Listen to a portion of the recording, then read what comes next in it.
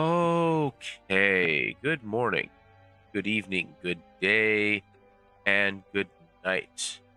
I hope you're all doing well today. Unfortunately, my camera software is saying no, so you don't get to see my ugly mug today. Or my face. But, yours truly, why is it doing that? Oh, greetings, salutations, welcome. Hope you're doing well, Star.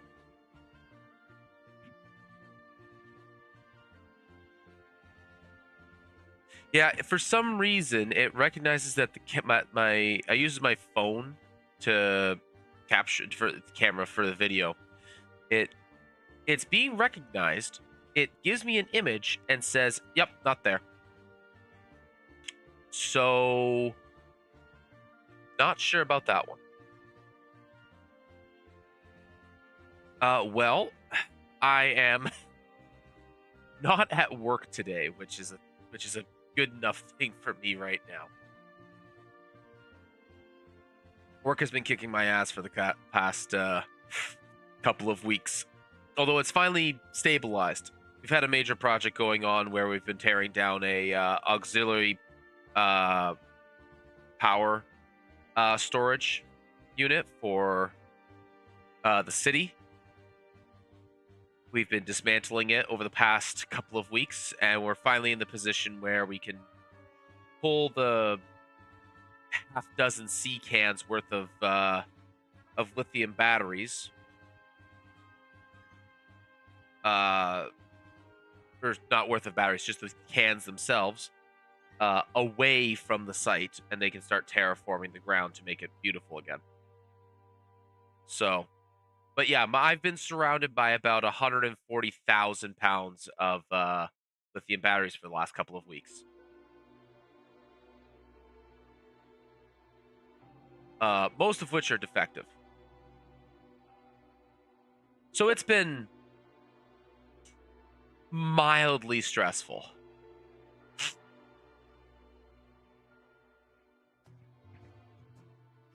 Also, I never actually took the time to listen to the Pixel remaster of this soundtrack, so I'm taking an opportunity to do so now. Because I loved 6. 6 was fantastic. One of my favorite Final Fantasies to this day. And we're just going to listen to its music, because I like its music.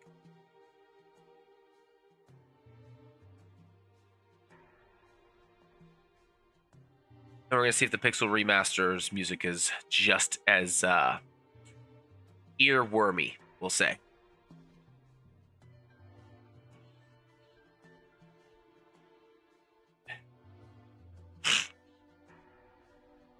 That's weird. Why is it doing that? The formatting for my chat is weird on the my phone. Yeah, whatever, it's fine.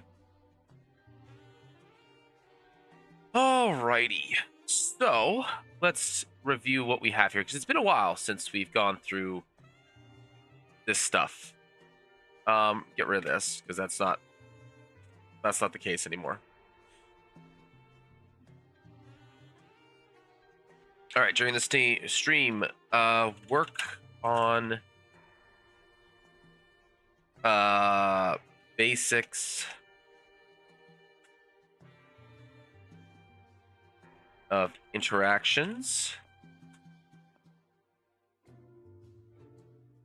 Nope.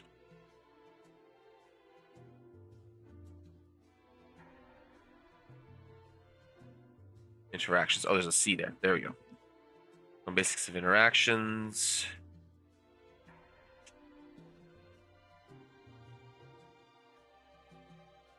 Combat general goals.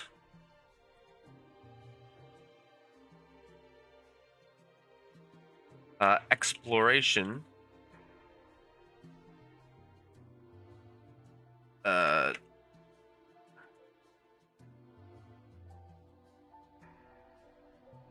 Exploration general goals.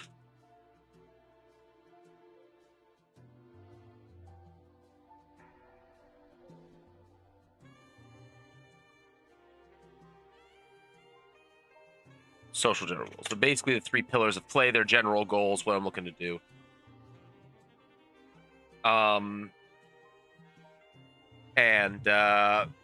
Yeah, so let's see here. What's this? Oh, that's just the okay.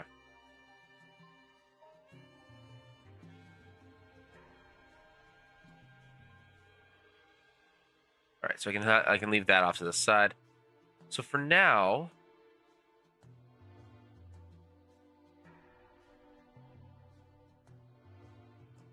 let's look at what we have on the character sheet for now. It's been a little bit since I've looked at this. So let's just go over everything real quick, refamiliarize ourselves with what's going on, and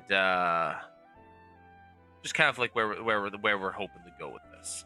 Again, this is mostly intended to be a brain exercise more than anything, but I kind of just wanted to come back to this because this is fun to me. And who knows, maybe we'll make something out of it. All right, game title echoes the elevator pitch. TTRPG that looks take mechanics of the Trials series combat and marries them with the storytelling mechanics of other TTRPGs, focusing on players using checklist to complete story beats and gain XP to spend on improvements and in the moment benefits.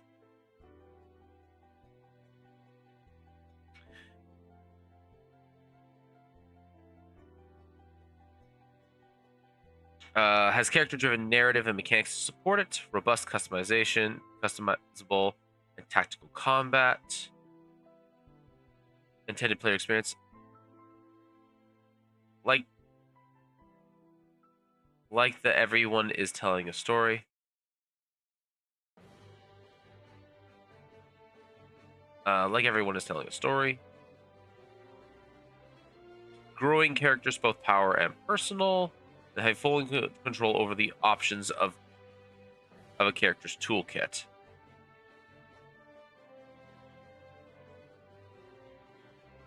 Obviously, this is meant to be a feel. These are how it's like supposed to feel. So it's meant to feel like everyone's telling a story, like the characters are growing both powerful in power and in personal ways. How it's supposed to feel like how you have control over everything that you in your toolkit. Inspiration is mostly in Trials Sky Chapter 1. Genesis TTRPG is a good one example. Savage Worlds and Burning Wheel are also a bit small things as well. There is some mild things I'm looking to take maybe from Draw Steel. Like I might take the social aspect from Draw Steel because Draw Steel's social aspect is actually like not the Duel of Wits. That's a Burning Wheel thing. I can't remember what it's actually called, but it's there. Basically, if you want something from an NPC, you make checks and try to make arguments, and there's pitfalls and things that you can try to appeal to make things work in your favor. Core gameplay loop: interact with NPCs, fight monsters, inter-party roleplay, exploring the world, customizing equipment and setup. Stand by. I gotta deal with this dog.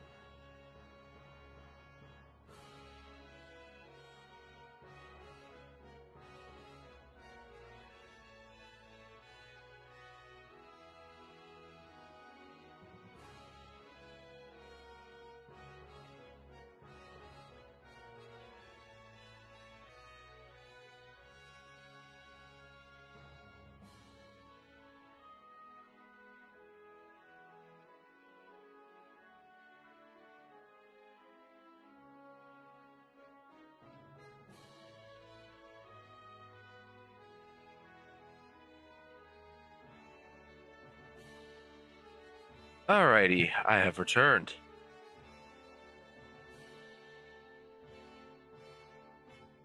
So let's see here. Loop structure: get job, gear up, do job, get paid.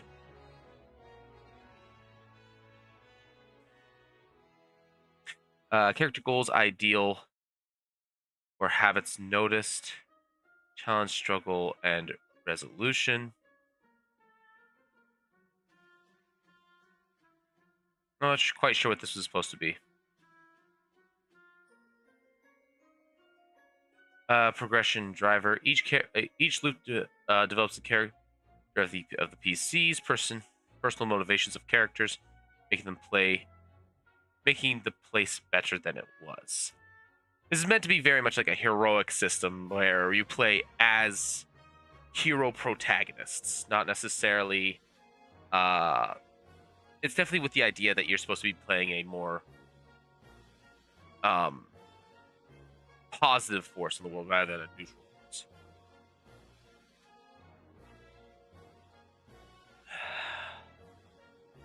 This is going to require a whole setting creation as well, which is going to probably be very heavily inspired by the Trails, by the Legend of Heroes series, but it's definitely going to be different still. Again, inspired, not copied. Core system. So dice rolling determines the results of chance. We're going to have the magic of the quartz system. Combat exclusive? Possibly. It may end up being that way. There might be some things that will be like, if you have a fire quartz equipped, you can do certain things. Or if you have a cold quartz, like a water quartz equipped, you can do certain things. Like you have access to certain things that you can do in general. So like if you have a fire quartz, you can set fires to, like, you can start a campfire with it or something like that. But as to what exactly I'm going to allow magic-wise outside of combat, I'm not entirely certain. I think I want to make that more of a... I think I want to try to drive that to be a more skills-focused thing, so that skills are a thing that are relevant to all characters at all times in some way. Pathfinder did a good way of doing this. There's a couple of other systems that have done this really, really well, where skills are a little bit more important at all times. So I just kind of want to push that. Rather than, I want to keep... Now, everybody does have access to magic, but I want to keep magic... How do I say this? I want to keep the solution of, oh, I cast a spell. I want to keep that from being just a solution that people just always have. Because that's kind of a bit of a... That's kind of like a small thing that I dislike about D&D, and D&D like systems, where, or just high magic systems, where it's just like, oh, I'll just cast a spell and solve this problem. It's like you're removing part of your arsenal. First off, like, you are spending a resource for it, so that's why I'm ultimately okay with it. But I really, really like just using skills. Just use the skills. Have someone who's competent and capable with your party to just do stuff.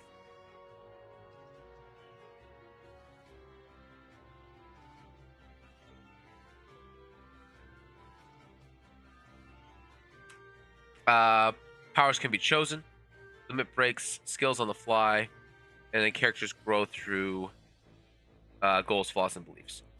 The big thing here is the limit breaks and skills on the fly.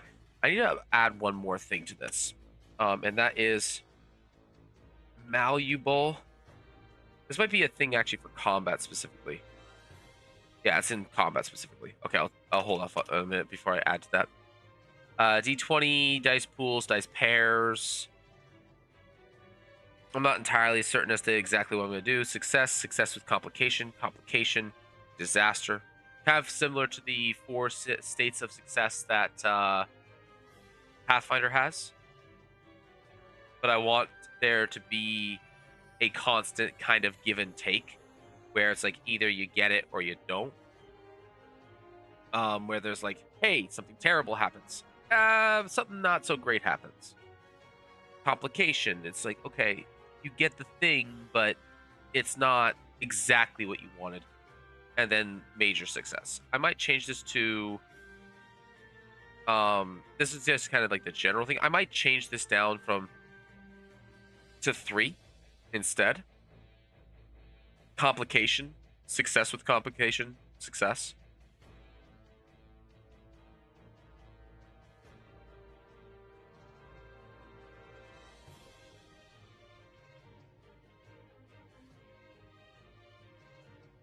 And this would be just in general. Combat would be a little bit different.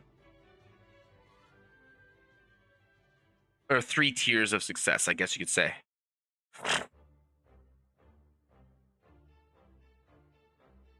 Context modifier, so we add/subtract dice. Pushing result in a direction by a step.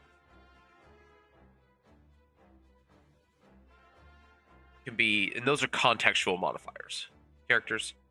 Stat skills, powers, backgrounds, limit breaks, personal traits, core for magic, race. We're going to get rid of race. We don't need that. That's irrelevant to this game. Core stats, maybe 6. Magic core influenced. Creation process, priority system. So you have wealth, status, skills, power, magic, background, and personality as two separate things. I don't think your background. I think your background might give you like one thing, but I think your background is mostly. I need to do a whole thing on how to create backgrounds for this. I think because backgrounds are going to be a little bit different with this because this is more of a character-driven game, and I think that as opposed to D&D, which is more of a ability-driven game, like a capabilities-oriented game, whereas this is looking to be more like a background, a story-driven game. Because D&D is not a story-driven game; it is a abilities-driven. Well, let me rephrase that. D&D is not a story-driven system; it is an abilities-driven system. Whereas this is looking to be more like a story-driven system with abilities on top of it, which affect the abilities, I should say. So background and personality, I think, are going to be important in different ways, but they're more malleable. Not more malleable. They're important for different aspects, whereas the creation process, specifically for the priority system, is going to be a lot more important for specifically your character's powers, like what your character is capable of. And then the background and the personality are going to be more important to the background is going to be much more important to the story aspect, and then personality is going to be much more important to the actual character development aspect.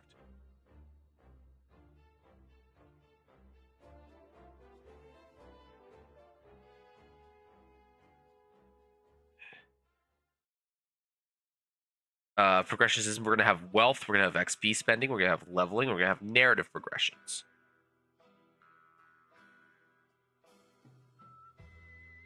So far, the Pixel Remaster music is kind of just on par with the classic. Like the real instruments kind of they feel nice. I'd have to listen to them next to each other in order to really separate the two of them out, because they sound like that's just we're just using real instruments instead of imitations with like the 16-bit,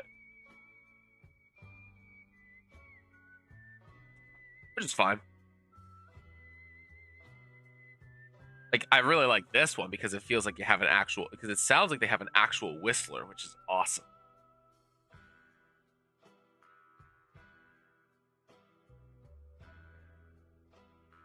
Playstyle differentiation. Choose between different priorities will make distinctions. Skills, power, magic, and stats will all play out differently. Combat system: to overcome monsters, create moments, to enjoy tactical aspects of it. Moderate complexity. I'm not looking to go heavy on complexity. I'm looking to go moderate complexity. Kind of a lot more of a.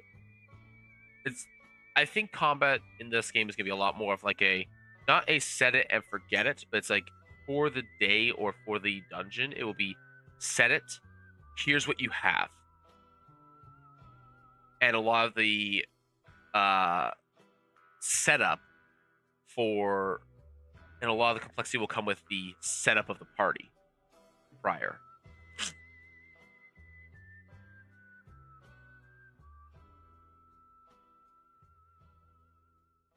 Or getting you there. But once you're there, it's going to be, but it'll also be a lot of like incremental additions as well. It's like you're not going to have a big pile of stuff that you have to figure out. It'll be, okay, I now add this to my arsenal. I now add that to my arsenal.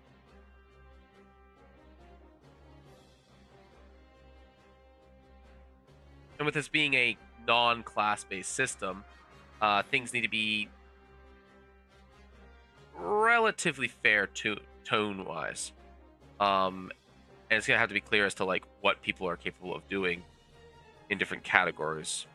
I don't know how we're gonna make it so people can do that. That might be more gear focused than anything.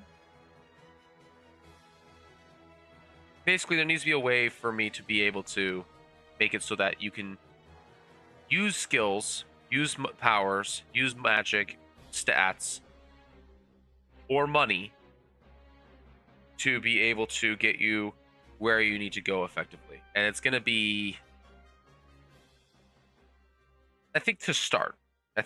To start, because we can always scale people up in whatever direction they need to go from there.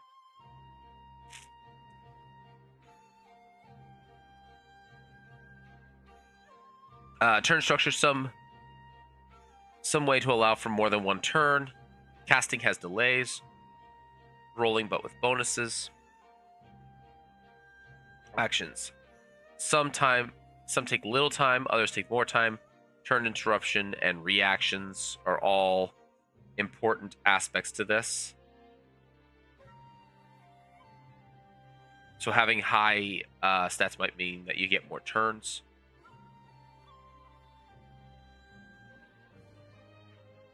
Damage system. Strong base with additives. Major forms of consistency. This is the big thing. The output is going to be consistent. Consistent output.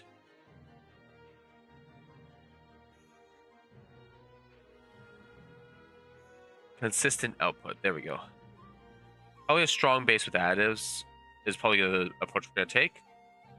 Just to kind of keep things in the more consistent system ways.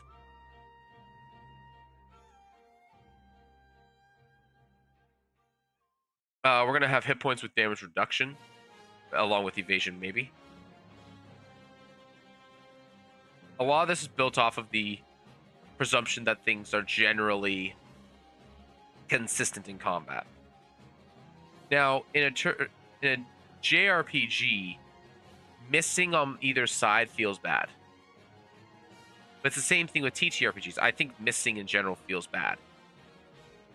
But you need to be hitting at least most of the time to justify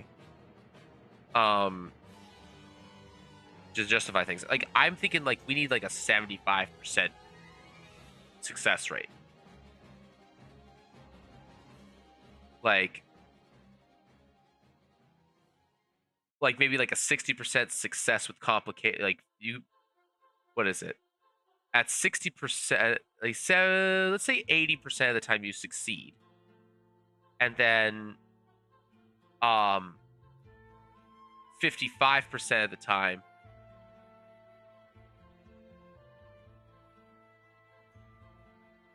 well, hold on. Let me think here. Let's say like the first 25% of the time, it's a complication. Like you miss. And then it's up to 50%, and then it's up to 75% of the time. So 50% of the time on top of that. So 25 to 75 is success with complication. And then last 25 is just success. Right? Like you have some sort of like means of success like that. I'm not entirely certain how I want to fresh that yet. But there needs to be a form of high consistency.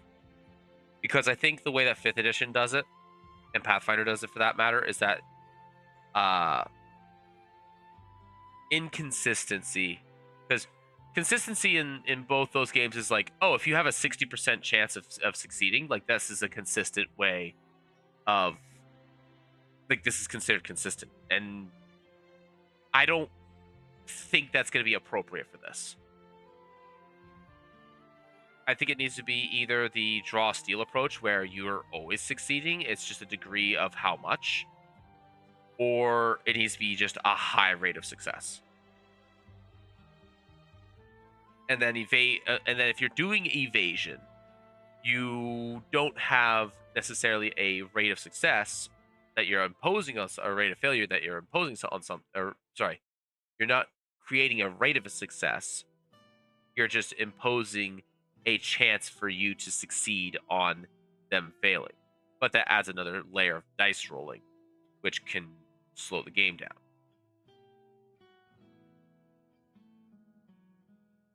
I'm not entirely certain. Conditions painful enough to want to remove a fight is expected to be longer than 3 rounds. Plenty, but not a lot. Maybe not like crazy number, but enough to keep things interesting on a regular basis. And I think we can always, and you can always add monsters that provide unique conditions as well.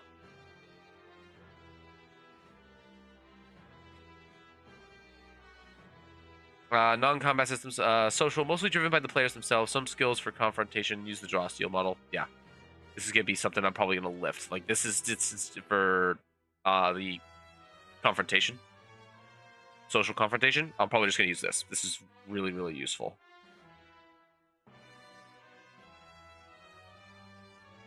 Exploration system. Skill checks for things that are meant to be dangerous or difficult. Repeating actions, dungeon turns, quartz gadgets, which will probably be the real way to deal with things outside of that because the I don't know what I'm going to call it, but the magic sphere that they're carrying, magic driver, not entirely name pending, is going to be derivative primarily for combat.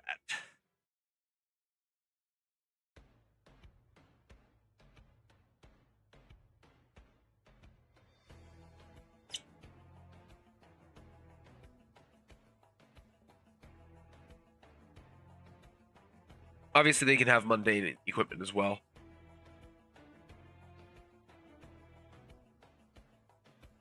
Puzzle systems rely on player insights.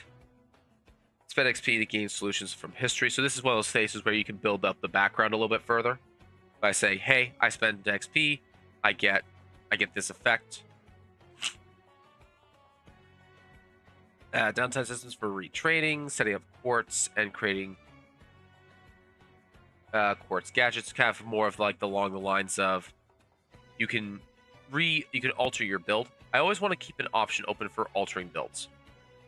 In the mechanical side of things, just because while most GMs don't mind, in my experience, there's always just some that are just like, no, if the game doesn't provide it, you can't do it.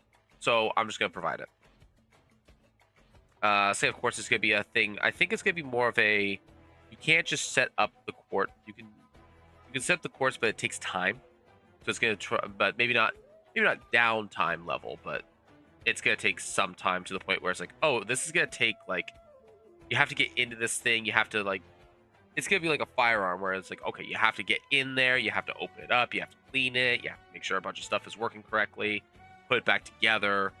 Swap out parts. It's gonna be a whole invasive process. So it might be maybe not downtime per se, but it definitely will be an activity that's gonna take more than just a moment to do.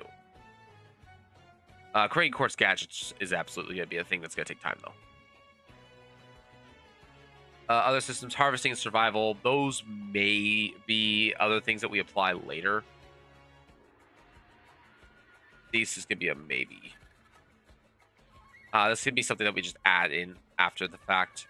The Trails system, the Trails games have not really about survival or harvesting a whole lot outside of quests themselves. Most of it is intended to be worry about the story, worry about what's going on, worry about the story, worry about the combat, worry about the exploration aspects. Don't worry too much about food and light. Don't worry about food, don't worry about light, don't worry about this, don't worry about that, unless it's meant to create a puzzle. And you can make the argument that that is just because it's meant to be a little bit more of a hero's journey, coming of age, a little bit more lighthearted in its writing. At least, at the starts. But obviously, lighthearted stories can get very, very serious. But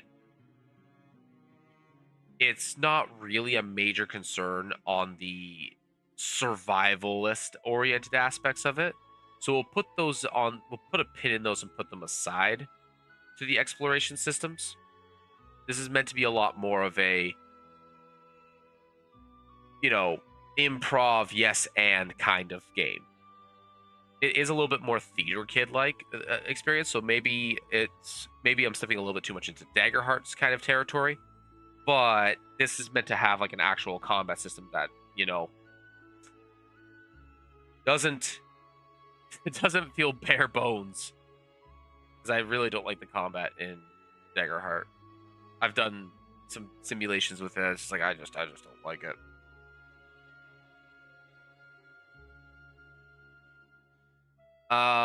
Magic is relatively new invention. Most forms of tech use it, starting from about the 1970s with a 6x tech advancement speed. We're gonna change this. We're gonna go 1870s, maybe, or not 1970s, 1940s, or something like that. This could be like, I could just throw this in the trash. Most forms of tech use it.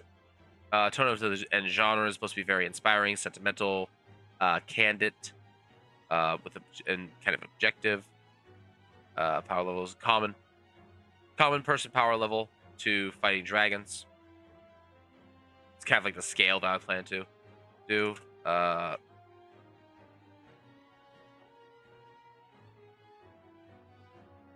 to fighting dragons. Themes: coming of age, good versus evil, nature versus technology, power versus corruption.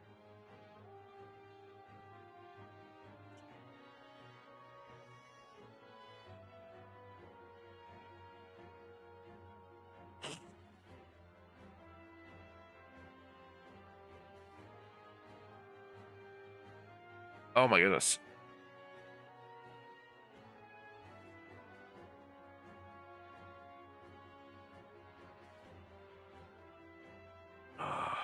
Apparently can't spell heroes. There we go. Journey. Hero's journey, good versus evil, all that stuff. Magic is unique elements. Magic is everywhere but by choice. Magic and technology are the one and the same.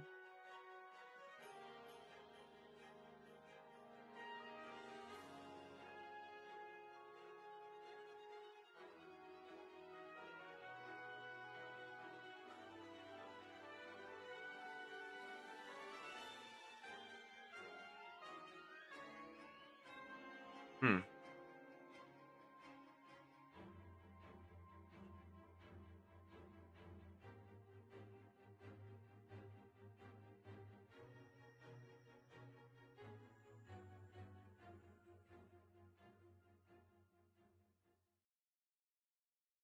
Interesting.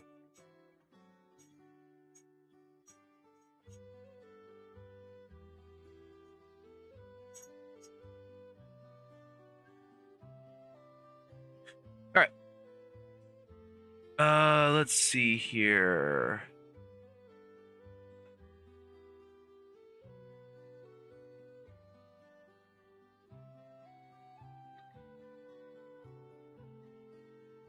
All right.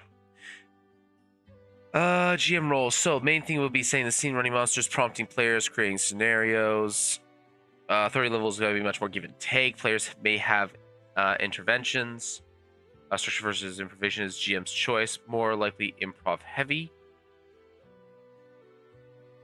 Tools provided will be monsters, items, gadgets, starting adventure.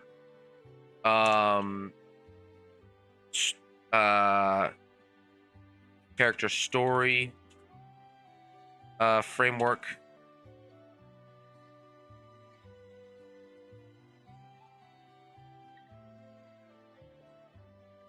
That's also another thing I need to make sure I put in there. Players roles. Play to the character. look for points of intervention. Narrative control. More than most games, adding intervention to make it about the characters. Characters versus player versus character skill. Spending EXP allows players skill to push through the characters. Checks to allow characters to have information they can act on. Progression and rewards. We have gold, XP, gadgets, reputation. Very appropriate for across the board, I'd say. We have EXP, we have gear, we have quartz for power growth.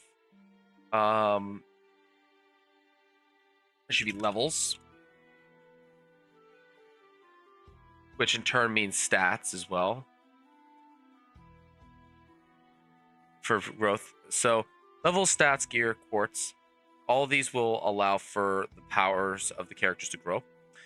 Progression style, EXP to milestone.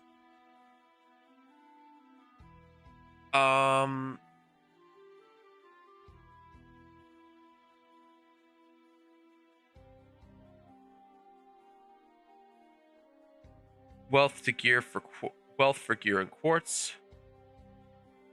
Next, arc and story. Equipment and resources, very much. Equipment importance, very much. Prog for most characters will be gear based, be equipment based in a lot of cases. Inventory system, body slot for equipment, max carrying capacity. I think we will do one of two things. Either it will be bulk or it will be slot for overall gear. I'm a big proprietor of having consumable items on characters. The problem is that a lot of times most games have items in one of two ways, which is they are either too expensive or they aren't good enough.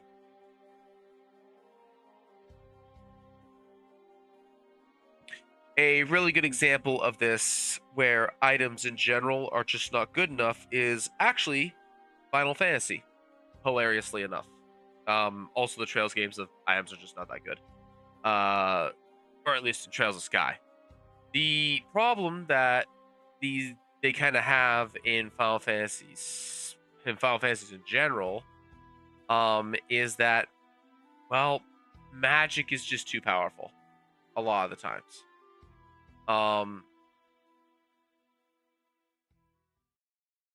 Or it's too efficient. A really good example of magic being, honestly, because the music's playing, is Final Fantasy VI. Like, the items are just not very good. You have to buy massive amounts of them in order for them to remain useful, because magic is just too efficient a lot of the times. And this is true across many other games. Magic is just too efficient. Which is fine if you want to have a game that way, but it kind of makes having items be more like a box to check off rather than a thing that you want to have. So I would want to try and make sure that items are actually useful. I want to make sure that you can't carry 1,000,000 of them. So we're gonna need to find that good balance. I'm also a big fan of, like, items being ridiculously powerful. Right? Like, if you want to spend your money on a consumable that's gonna just solve your problems, go right ahead. Right? Like, I love those kinds of items. Like, one of my favorite things in Mario RPG Legends of the Seven Stars is the fact that you can just buy a bag full of bombs in those games and just destroy everything with them.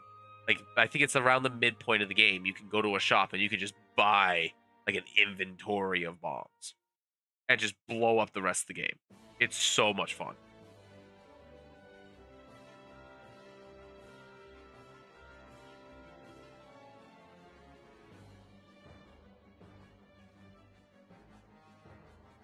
Economy is going to be gold, XP, and reputation.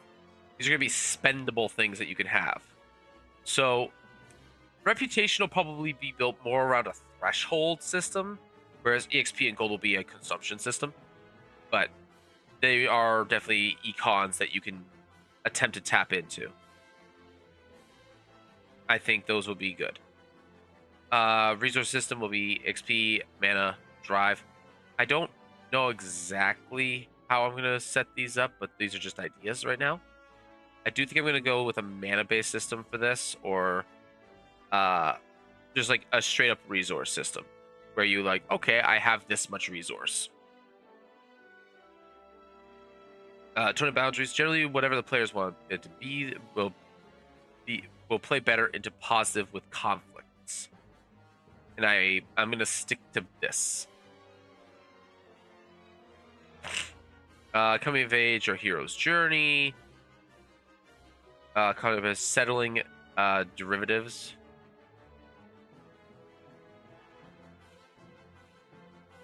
Oh, setting derivative. Content boundaries, yeah. Unique selling points. Key differences. Everyone has magic and martial abilities. Everyone has this.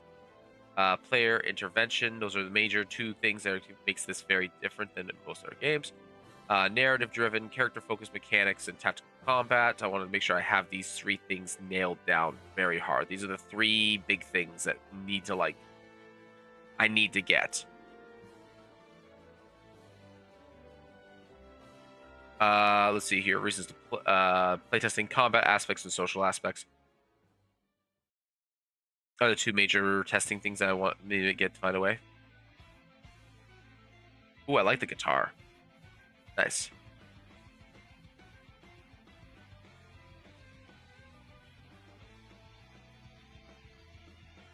Where's all the low end?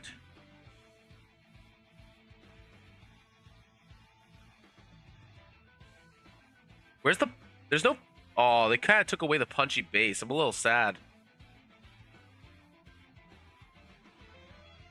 This entire thing, I actually kind of noticed that it felt like the low end was kind of absent for the music. I kind of wish it had the low end, like that punchy bass. It's there, but it's not that like punchy MIDI bass. I kind of miss it.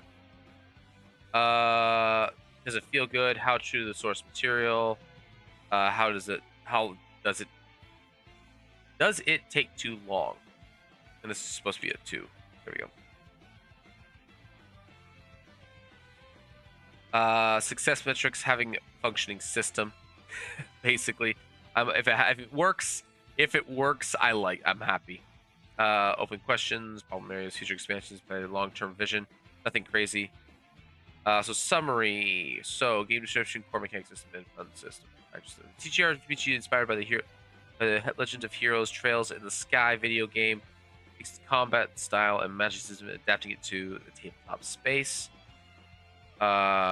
Furthermore, taking the general story structure of the series, the hero's journey, and applying systems to them to help prompt players and take action to develop the character in the game, ultimately overcoming themselves and helping the world at the same time.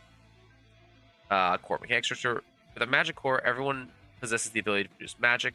Some may choose to invest in their natural talents, such as skills, and others might prioritize magic spells. Or even money to get them by. Might prioritize magic strength. Efficiency.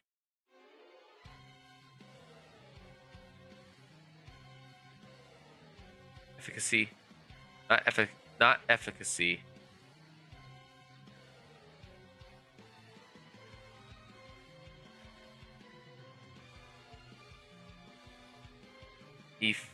Fish.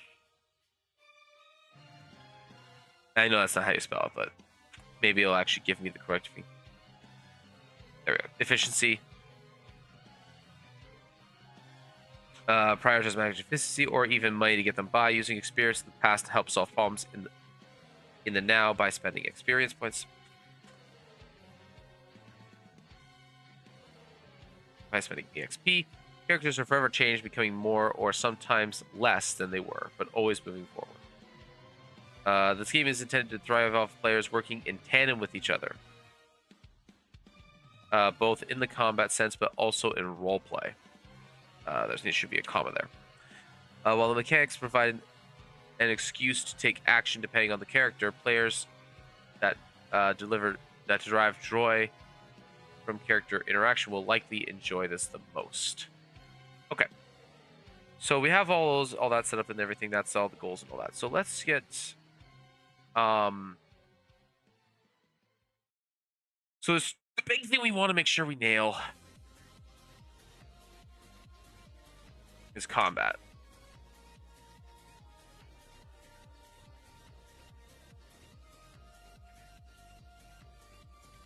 So let's get the basics out of the way. What the heck was that? Is that like an ad or something?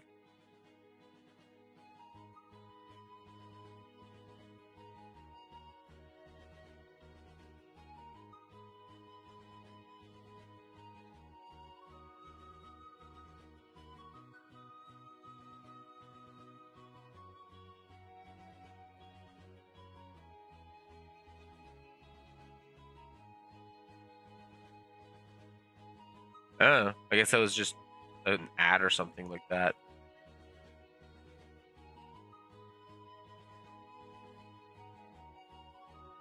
I actually kind of like this version of Terra's theme quite a bit.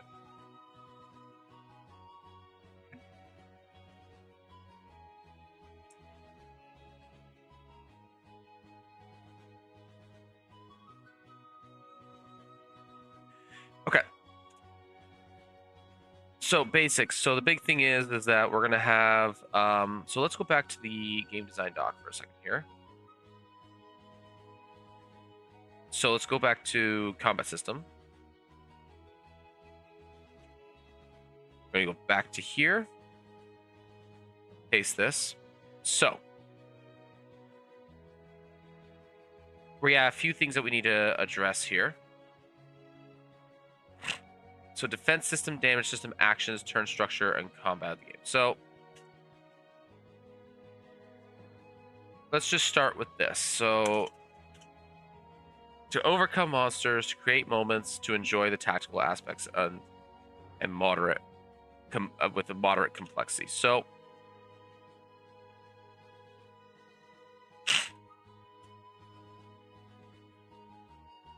we need to have enough stuff to keep things interesting at all times.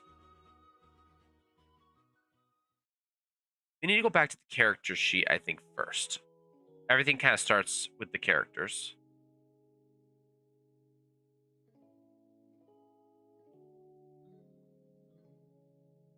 But things that we do need to have in here. So we need a form of interruption. We need a turn order. So we need some way. So let's go over what we have on the character sheet. Let's see what the characters have access to before we worry about combat itself too much. So actually, hold on. So they have. So let's look at it this way. Basics.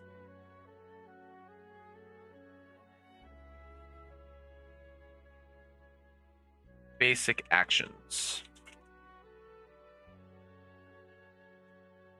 So let's look at some basic actions. So players obviously can attack. Move, cast spells.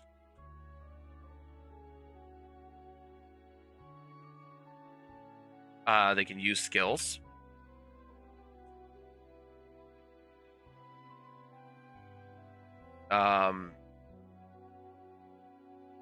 Use items. Powers. We'll call them ultimates.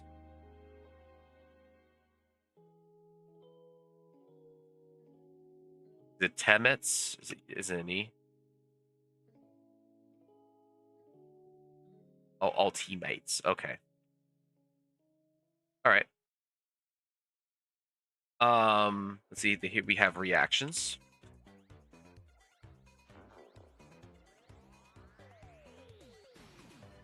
Oh, this is a really weird one. I'm kind of here for it, but this is a strange one. Reactions.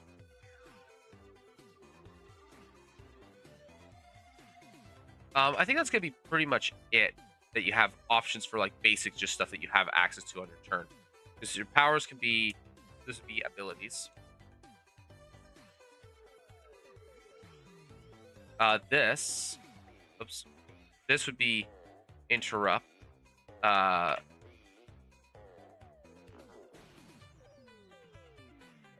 Okay, come on, interruptions. So this would be interruptions, reactions, natural options. Natural options. Items. Limited number.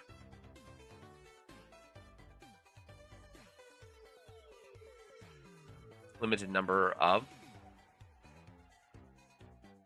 Limited number.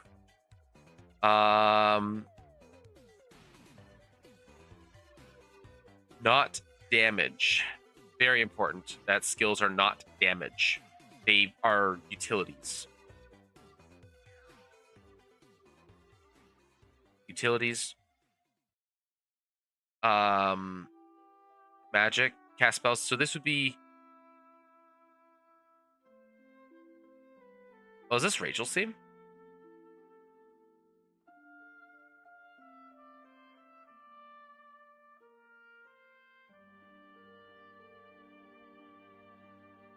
Or, oh, what's it called? Forever Rachel, I think it's called. Yeah, Forever Rachel. I love this track, man. So good.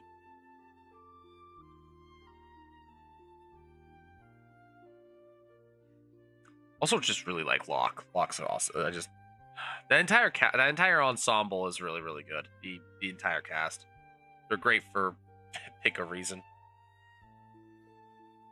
I feel like Realm and Strago could have had a little bit more, but whatever. I'm getting off topic. Locke is great though. I love Locke. It's a really, really good character.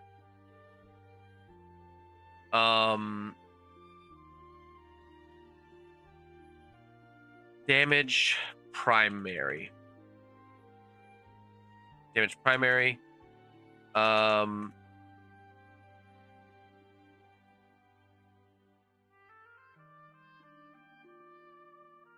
Utilities second. Move. Number of spaces.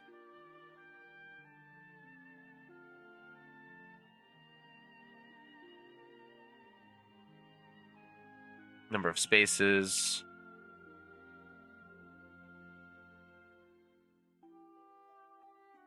Basic weapon stuff.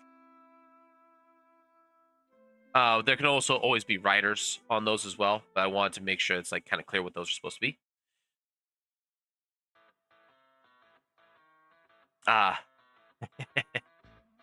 Everybody tells the truth in this place. Good old Zozo.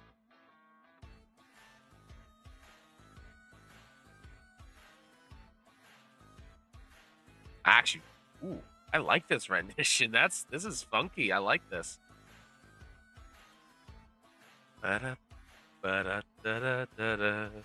Okay. Basic actions. So let's also add another thing here, which is set goal of encounter. So not always clean.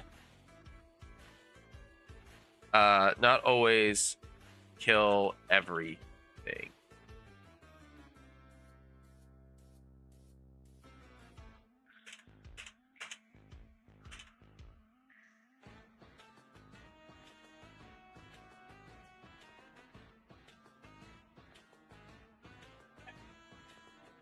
Kill hat set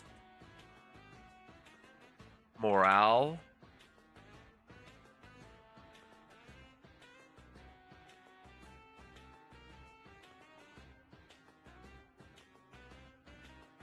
morale tracker for monsters.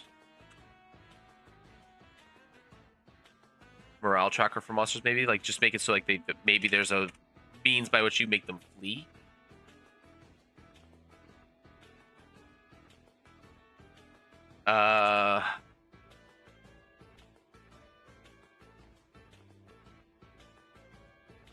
That's more of a setting question. Set goals for encounter.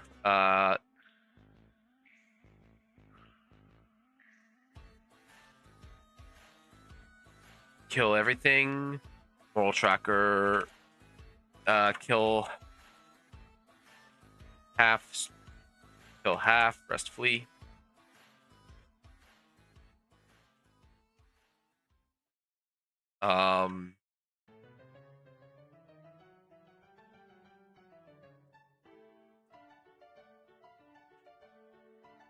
For players to move, create space for players to move. This is more of a different kind of concept than just in what that is, but the whole idea is to try and create moments for players.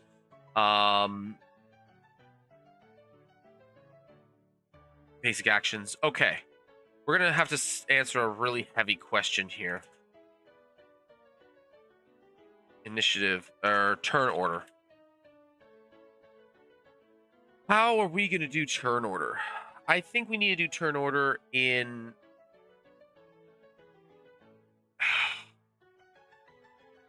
Not the specific ways, but I think we're going to need to create a... I think we need to make a resource. I think we need to make a action resource.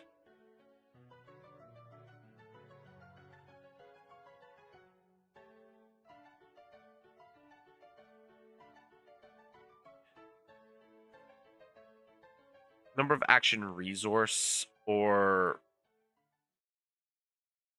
so this can be that rolls down. This can be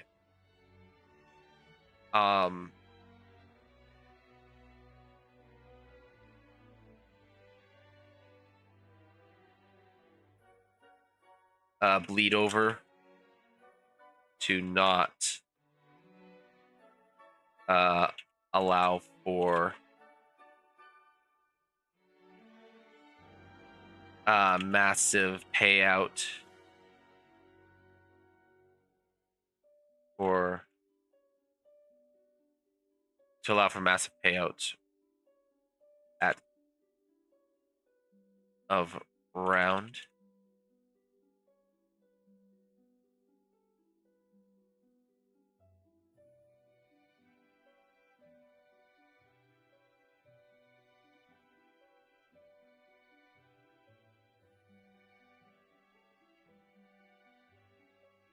Oh, that's right. There's like a whole like 10-minute opera, isn't there? In this game. Yeah, there is. Does this actually have this has like actual lyrics on it too, doesn't it? I've forgotten all about this.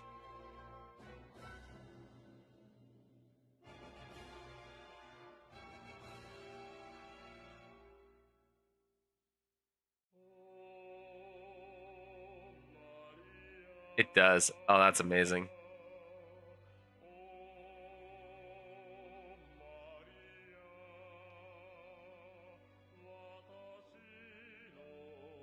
Oh, and it's in Japan. This is the Japanese version. All right, I'll leave it. That's awesome.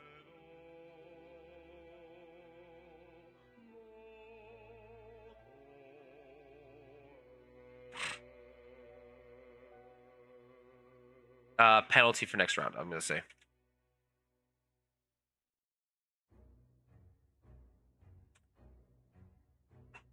Between rounds. This would allow for casting times.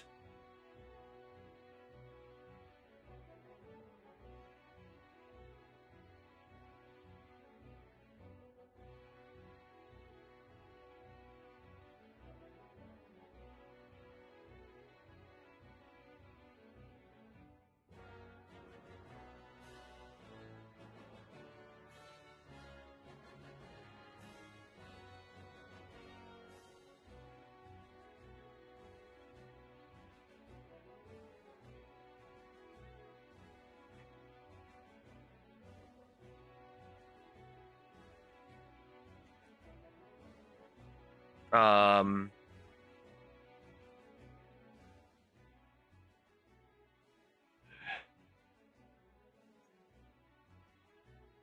Ultimate can interrupt and set new order.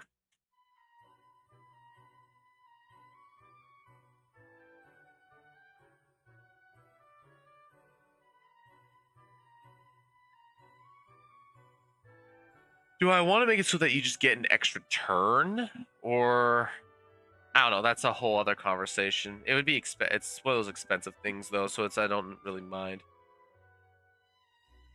All right, so we can get rid of that.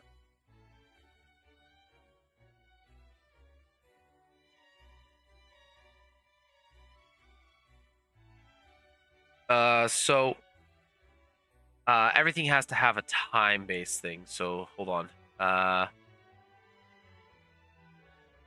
Basic actions. Go to the gate. Let's see here. We also need let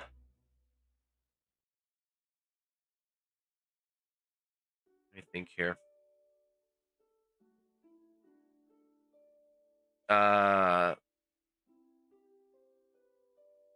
Action cost. Everything costs initiative.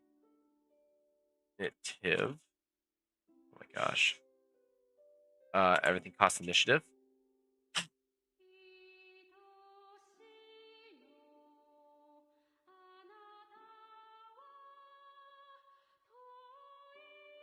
What else is there?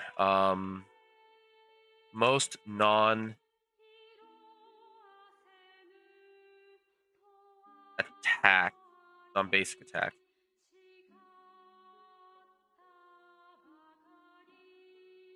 Costs something else. So, for example, magic will always cost mana. Cost mana.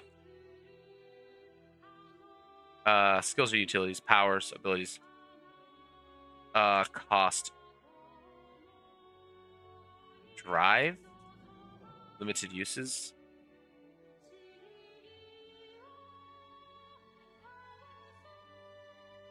Limited uses. Probably go more into the limited uses category. Ultimate interruptions. Want very limited.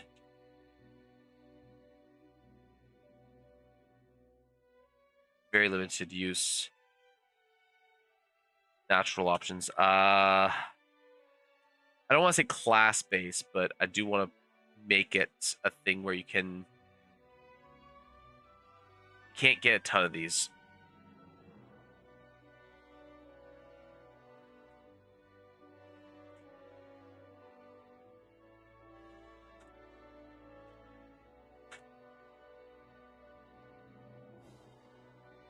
Kind of make a point of like each character has a reaction that they're good at.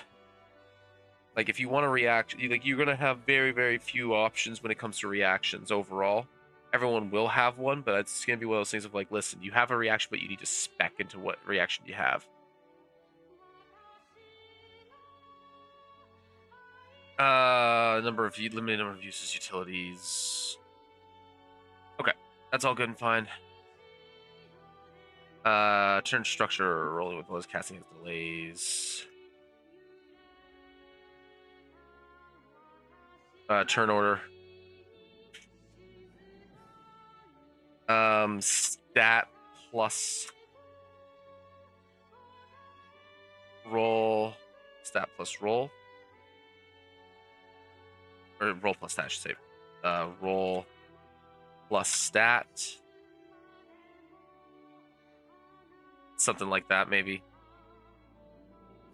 We got the actions taken care of. Damage system. Okay, we need to go with And we should actually put action cost down in here.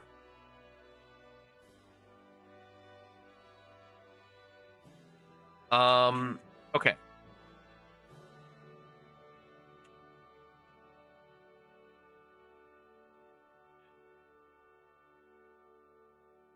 Damaging. All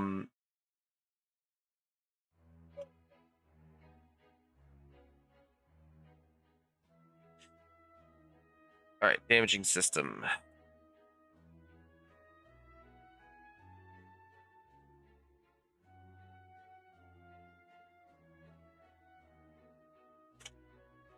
Put that there. All right. I think we'll just stick with the traditional die plus stat. I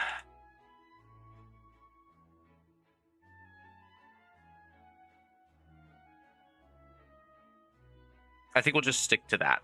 Keep the numbers from getting too ridiculous, and kind of stick to this.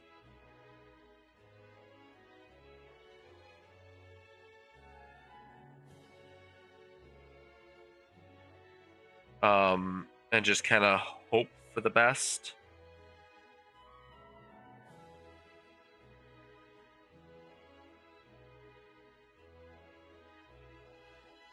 I don't really know beyond that.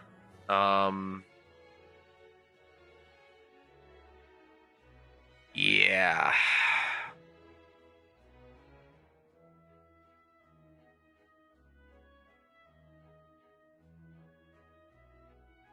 Actually, I need to check something.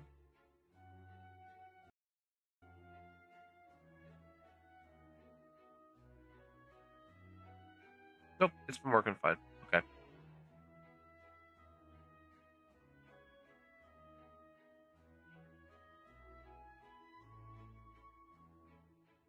Okay, just making sure everything's been working actually correctly. All right, traditional die plus stat for damage. One moment, please.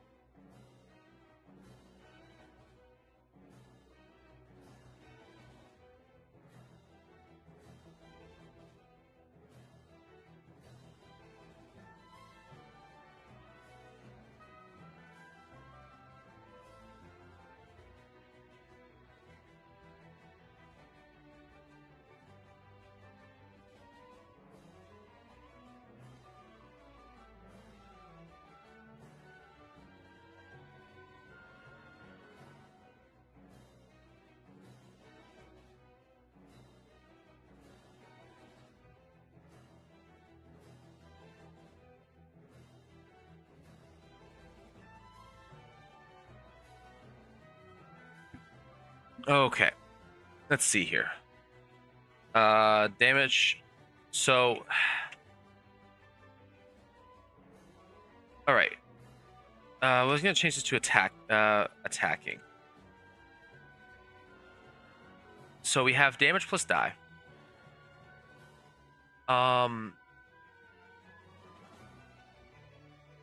We have DR from armor from equipment.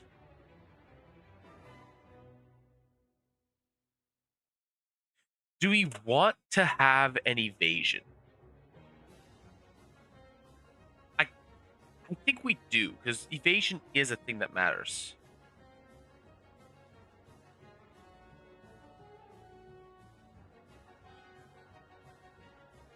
Oh yes, Altro's music. Forgot about this. I I want to keep the number of steps relatively low.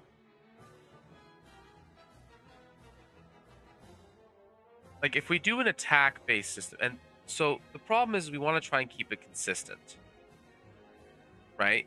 We want there to be a form of reliability to attacking, because attacking is the only thing that you have that isn't going to cost you a resource or a limited use. Because spell casting is always going to cost mana, right? Like that's one of the biggest things. So you need to have some form of consistent output for attacking.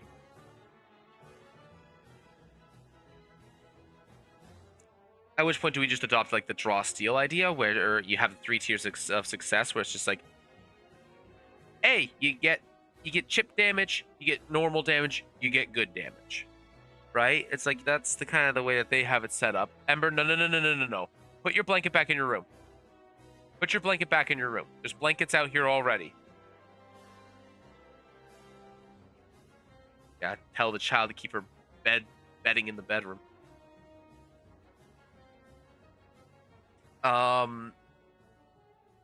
So do you just end up with the damage? So do you just say, I'm attacking this thing, I do this much damage, I in turn also have but it gets reduced by this amount? Because part of the thing about this game is that you can get your damage reduction like high enough to the point where damage is trivial.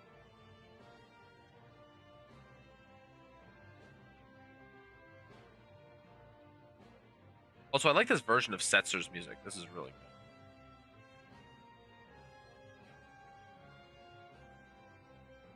So, I mean, we have 2 steps, right? Like that's the thing, is like you roll and check damage. So you roll damage, you check it against damage reduction. Reduce HP. So right now we have 3 steps.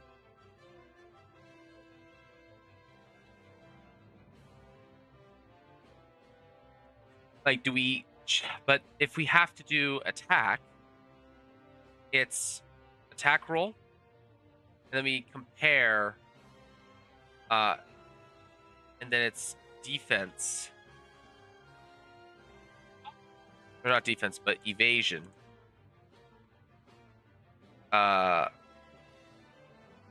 Check.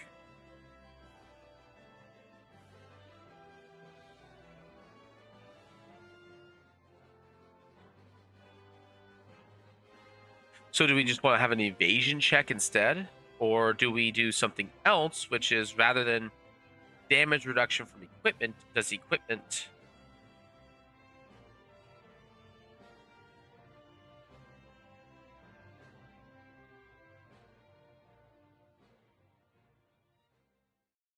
Does equipment increase HP instead of damage reduction? Like, because you have armor, you can just have more hit points? Do we do that instead? Like, I don't know if I like that idea.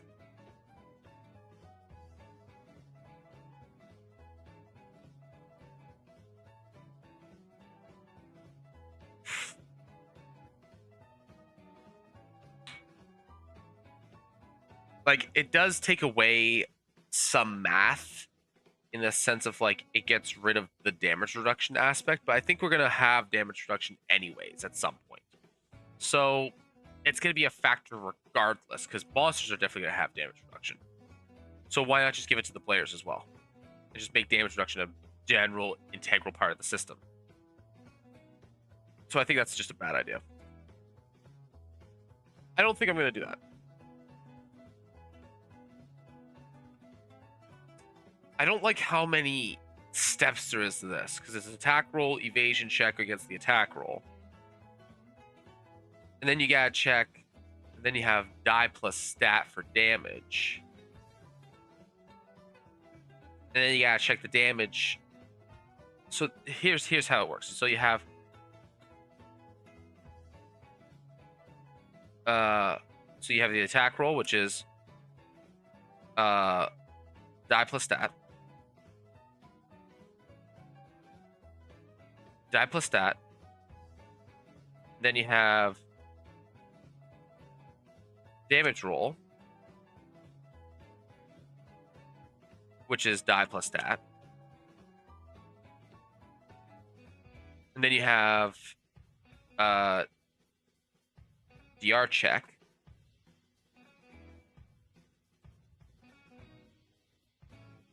And then you reduce hit points. So it's 5 steps. And you're doing math. You're doing math 1, 2, 3, 4. You're doing math 5 times along this way. It's like, I don't want it to be too ridiculous. Like, that's a lot of math per attack. And that's just regular attacking. And then we have to worry about multiple creatures when it comes to like AoE spells and things like that. Because if damage reduction is just an inherent part of the game, how do we but I don't want to not have evasion, right? I want dexterity characters to have a means of reducing the amount of damage they take.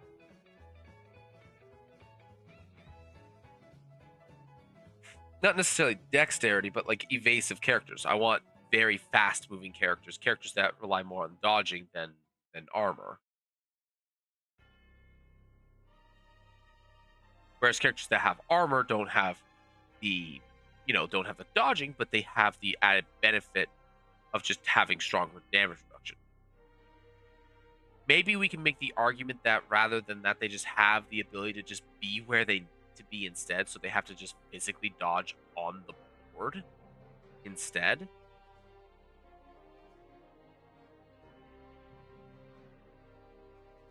Maybe that's the answer. Hard to say. All right. Because all right, we're gonna do this.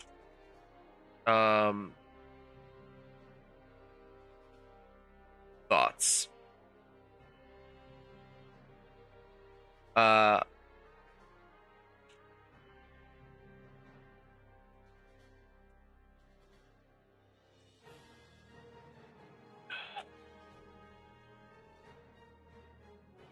Want less than 5 instances of math on an attack.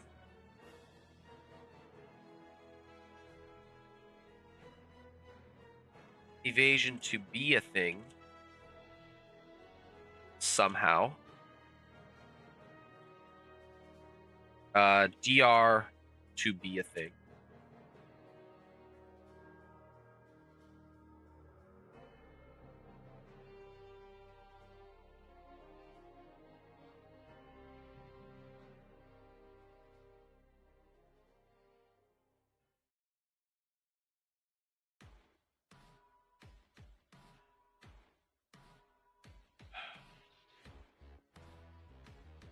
Form of reliability on attacking.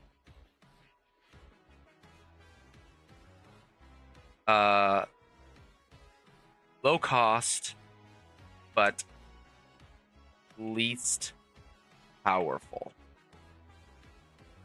most of the time.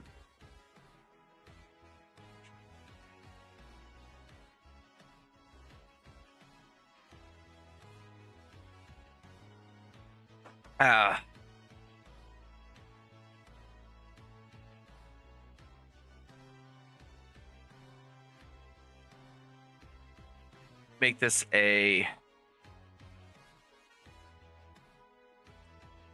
make this a movement thing that you dodge by literally just getting out of the way.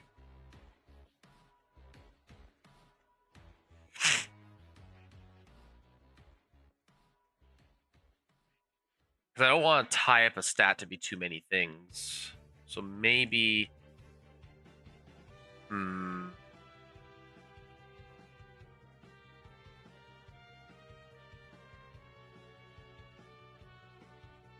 Going last would have its benefits. In a couple cases, maybe. I'm not sure.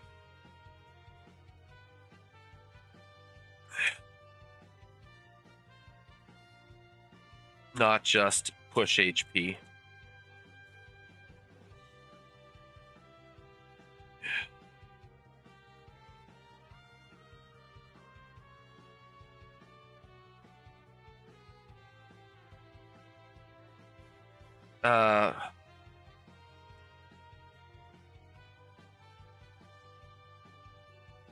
Want easy, quick results.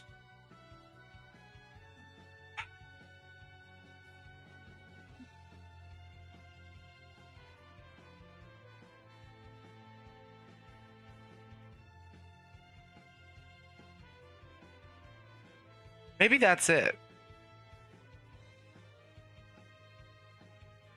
Maybe you just do damage. Like you just do damage. But how do we make it so that you crit? I want crits to be a thing.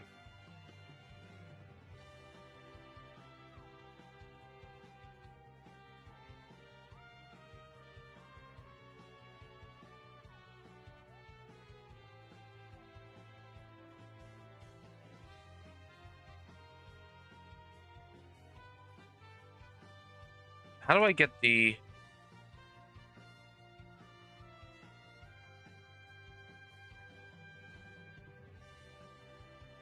Is it this way? No.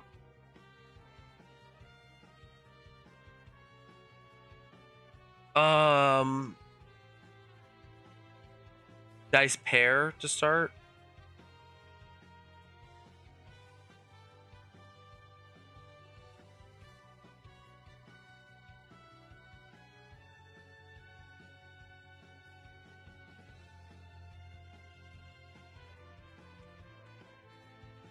And we just take the dagger heart idea, which is doubles or crits.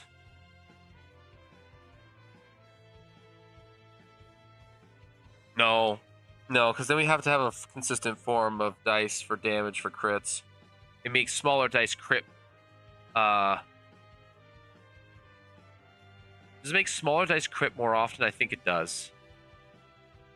Because it makes, it's one in number of dice facing that you crit.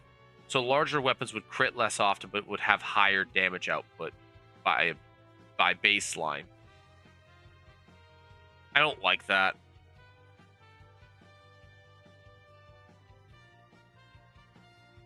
It just means that you don't crit in combat, maybe. But I don't like that. No, we want crits.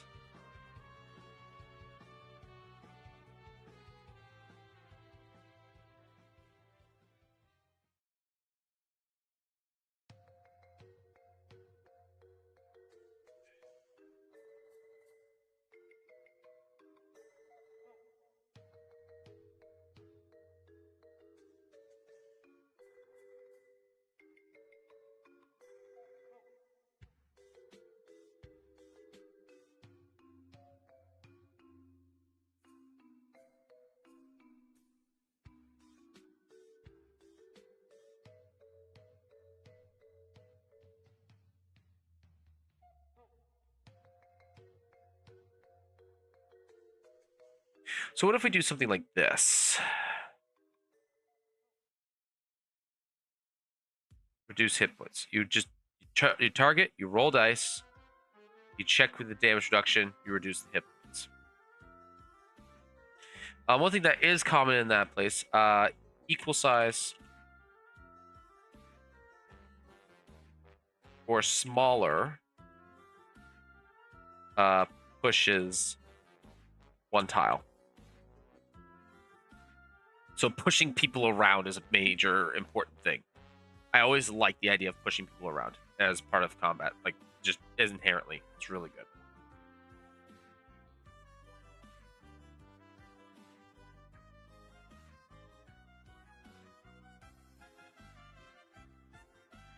Because that'll be a thing that spells inherently don't do.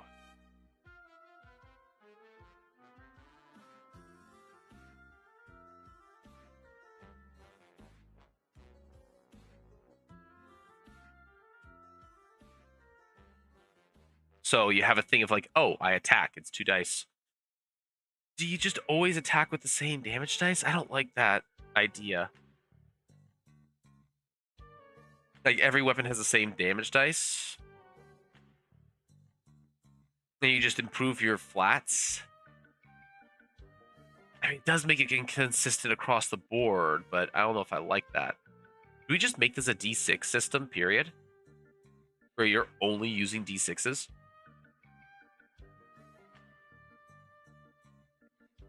That might be approach. Because everybody's always got a bunch of D6s. Makes it easier for people to play.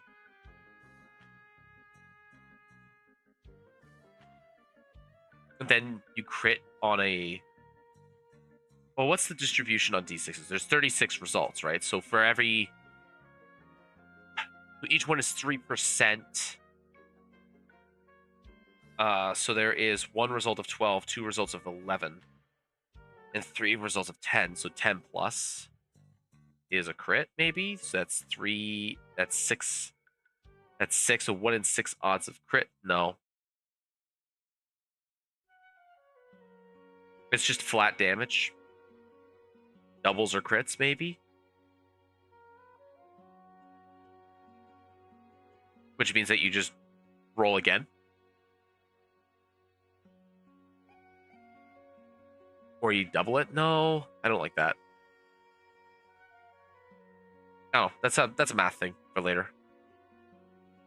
Or pairs and doubles or crits, something like that. Maybe. That's something that I feel like I have to address later, maybe. Because crits are just solely damage conversations. Maybe crit is something that you have to get given to you. I think it's an ability instead. Like, critical is just not a thing. It's a thing that you get as a statistical bonus, like you do something else to get it. Spend XP. Ooh.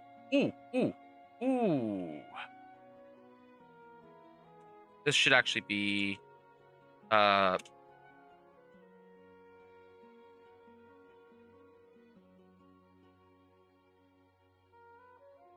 crits. This should be oh my gosh. There we go. On pairs. What if oh, I just had it. Spend XP. Spend XP? That would make people just kind of hoard XP though, wouldn't it?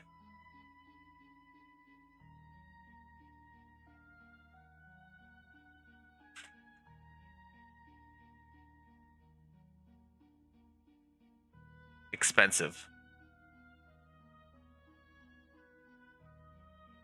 But then people would hoard it for that, I think. Well, no, because if they do, they would expend it for they would need to expend enough of it in order to level up.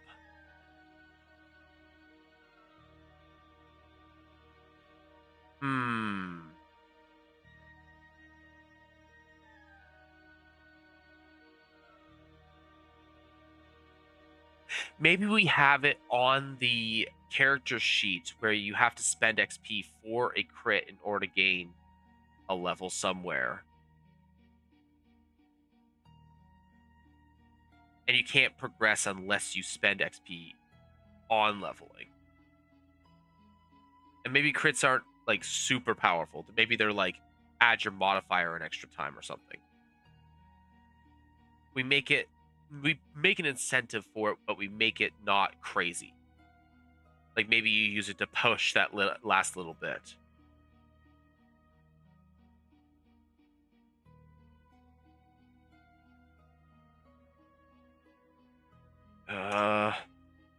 None.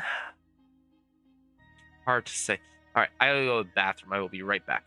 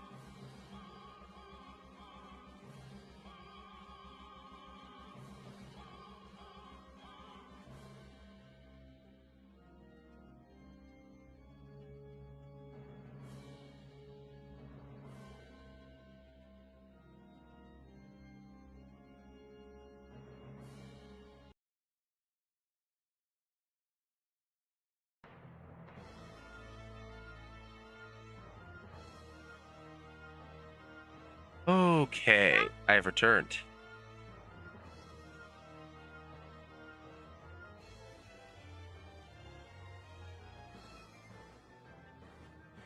Now, where were we? Oh, yes, crit idea. So I think I might actually just do that for, like, you need to spend XP on enough different things, and you can spend XP on a crit. But we also want to do... Oh, that's another thing we need to add to the initiative thing. Random benefits. Benefits on certain turns.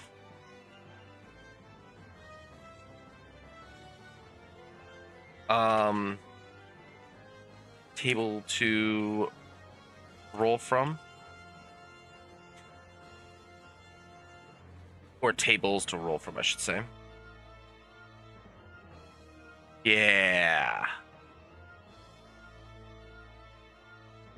So that's important. So that's where crits can come from a lot of the time. So crits will be turn-based, turn order-based. So maybe we can do more than one here. Maybe we can do something like they don't inherently happen. So maybe we get rid of this. What's the cross-out thing? Strike through. It's double ellipsy. Okay. Or not ellipsy. Okay.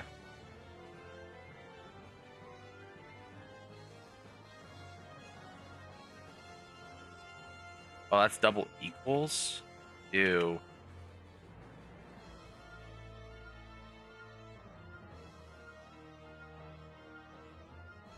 No.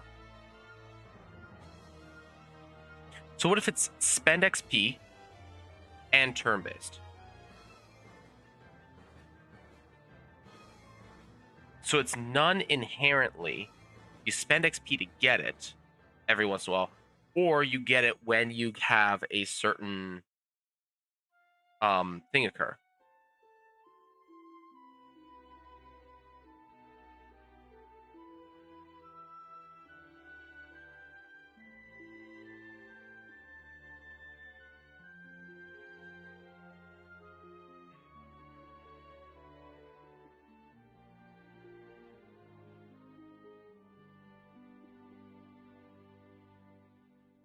That might be a really good way to approach it, actually, make it a lot more consistent across the board. Because then it's a consistency thing, not a forever thing. Or a random thing. Right? Like maybe we stick to making it a random thing off to the side. Or maybe, sorry, make it a consistent thing that you have to tactically gain rather than a rather than something that you just randomly get. Like randomly getting it might be okay still, but perhaps I don't know, it's hard to say because I kind of want there to be that form of consistency, and you can't just get the crit for no reason in this. Like it's a critical thing that you don't get it at random.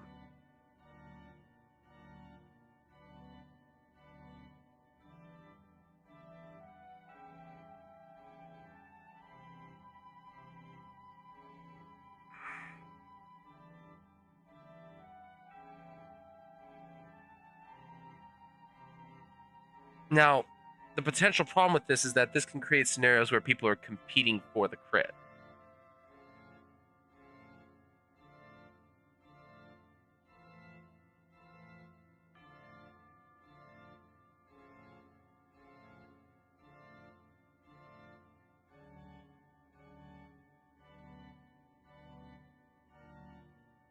I think we'll have to have a solution for that.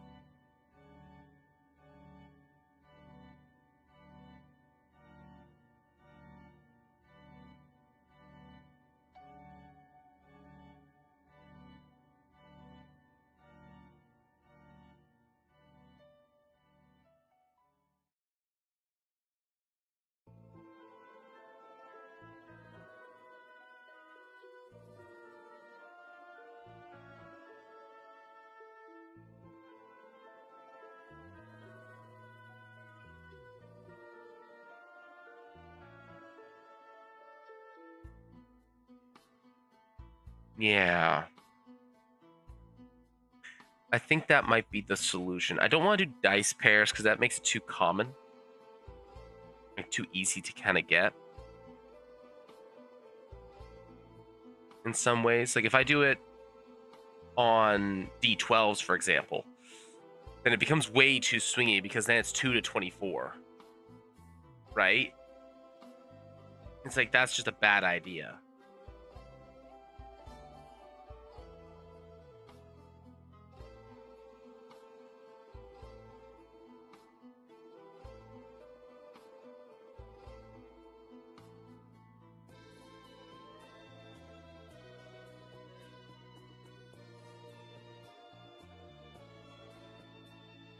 And yeah. Okay, we can do that. That kind of works actually. Maybe. Overall. Yeah, I think I can kind of see it. We can worry about that later. So this allows for consistent output, strong base with additives, defense systems, HP, evasion maybe. So all right. Note. So you don't have evasion, you have position. And having a higher dexterity, which would grant you, like, just say we use the classic 6. Having a higher dexterity would allow for you to have more initiative. And if you have more initiative, you can spend small amounts of your initiative along with your move to be able to move more often so that you don't get attacked as much.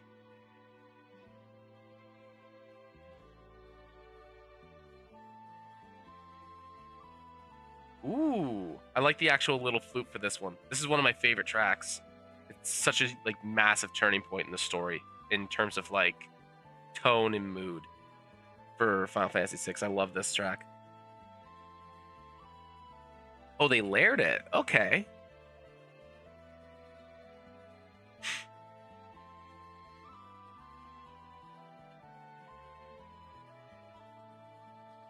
Conditions we can leave for another time afterwards.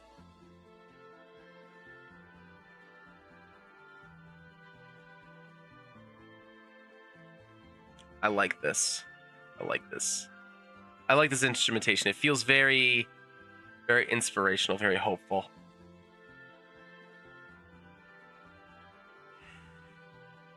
It's been a lot of the same throughout most of the soundtrack, but I really like it for this one specifically. There isn't any real like low end going on though. It's a little bit change. Oh wait, there's something there.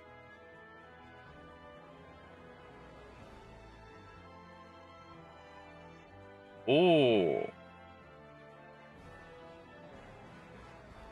that's new.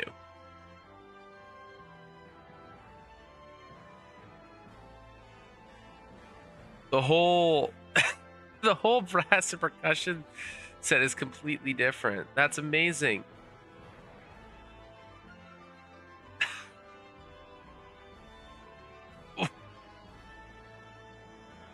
Oh, I love that. That is that was a good change. That is, they didn't change very many of these, but they changed that one. That makes it so much bigger. I love it. It's so good. Brings it. Oh, that's so awesome. I love that.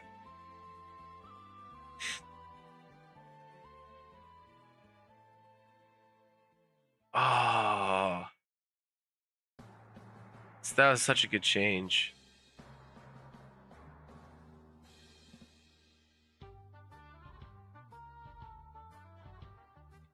What's this? I don't remember this.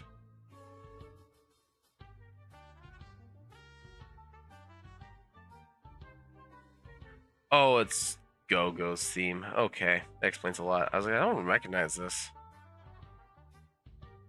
Okay, so let's go back to the character sheet for a minute here. So we have a long list of things that we could potentially need for this.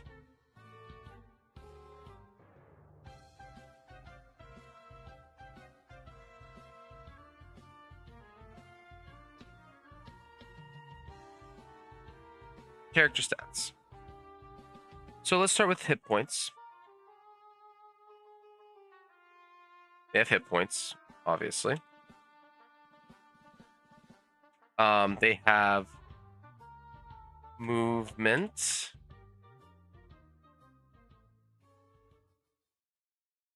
Number of spaces.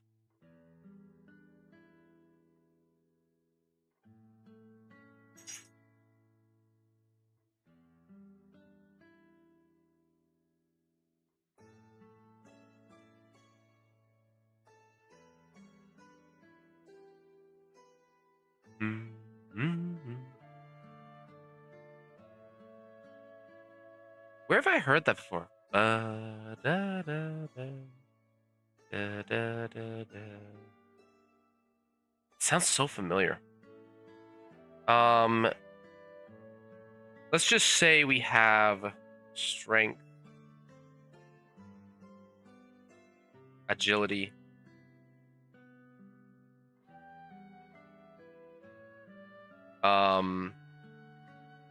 let's actually do something real quick here.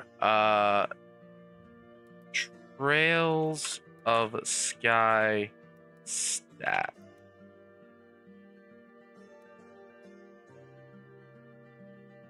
Stats. So let's just look at the attributes in this game.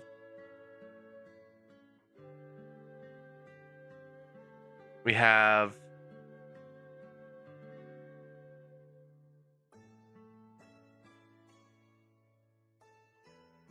so let's see what these all do in the base game. So they have hit points, they have energy points, which is and then they have craft points, which we're going to address that in a little bit. We're going to go with mana points. We'll go with energy.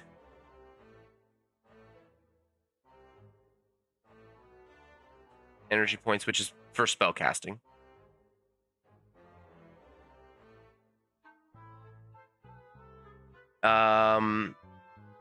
They have strength, magic strength. So what if we went with just a magic stat? We have turn speed, which we can put as agility. For now, dexterity is the recurring stats paramount for hit accuracy and equal important for everyone. Compared against opponent's agility to determine the chance of hit success, and dexterity is only provided through quartz in Trials of Sky. So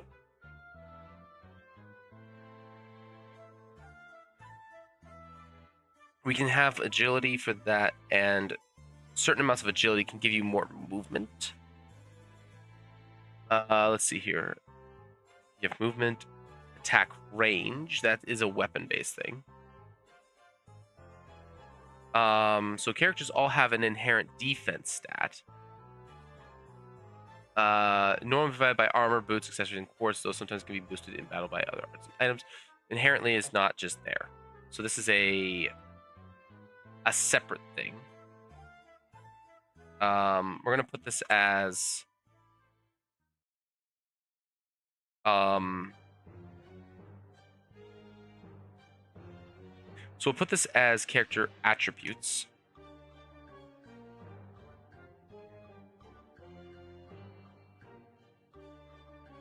Stats. So we have defense.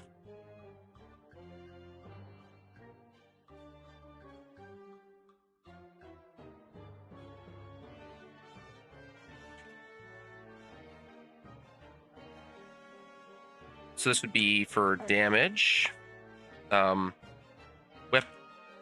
physical damage.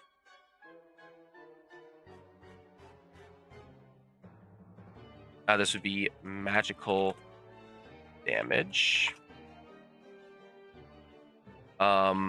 Movement and initiative. No.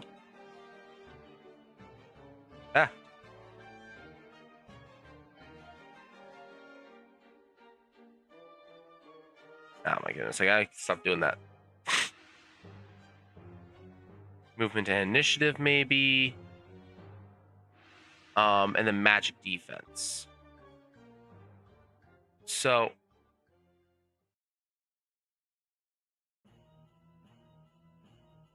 we have spell defense.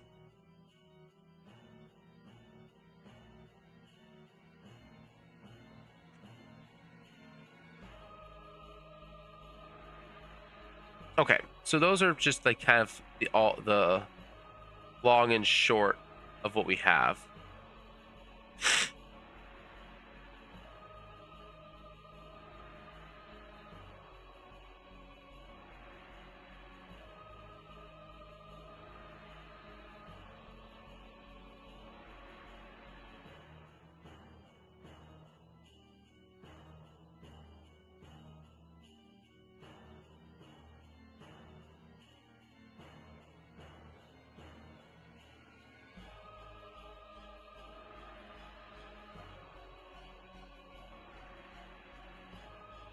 So,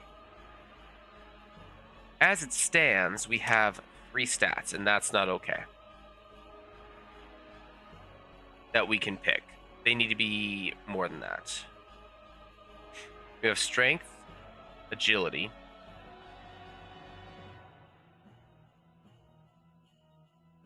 We have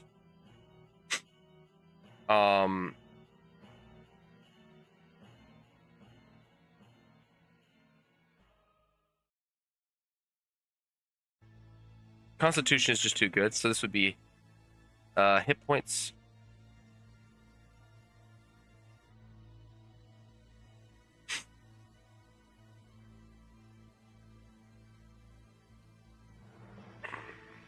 And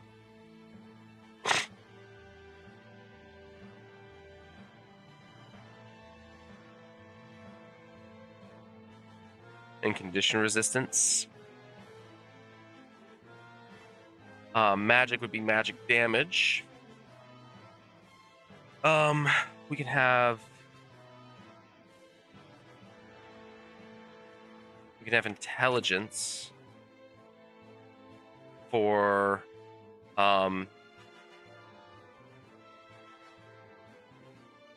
energy points. This would also affect a bunch of skills. I don't want to have more than too many more of these. And we're going to have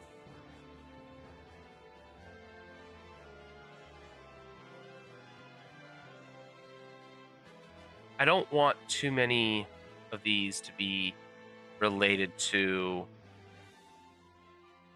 Actually, what if magic is a skill and not a stat?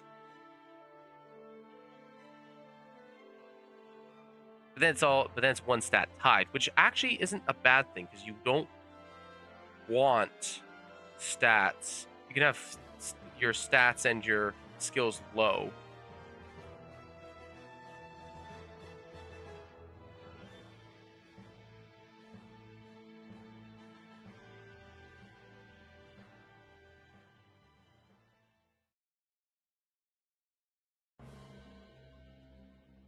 I was gonna say that was Kefka's Tower, wasn't it? Yeah, it was.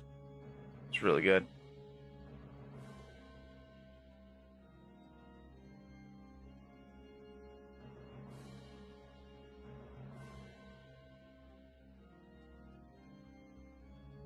Okay.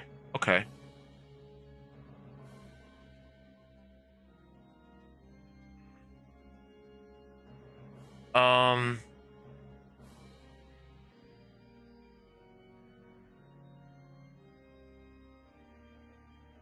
I mean, I guess we do actually just want the core 6. We can just keep this as dexterity.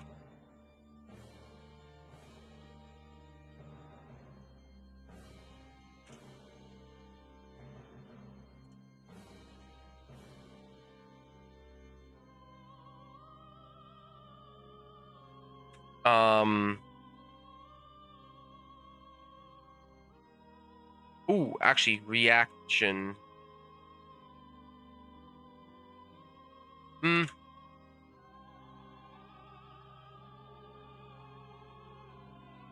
Oh, come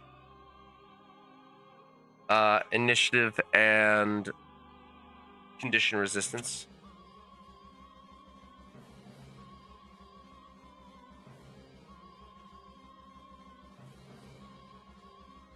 So social.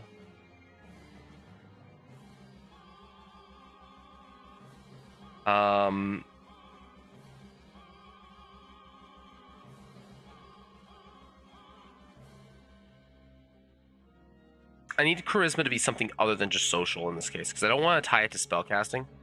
Spellcasting in this sense is more intelligence based. How do I make charisma interesting? I don't know. This is another question for later. Maybe it's spell defense.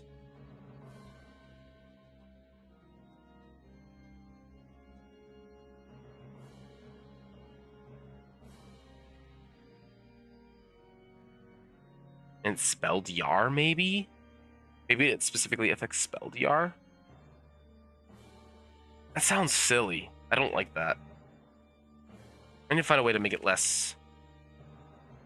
But it's a social game more than anything, so maybe it's not actually worthless to have for that reason.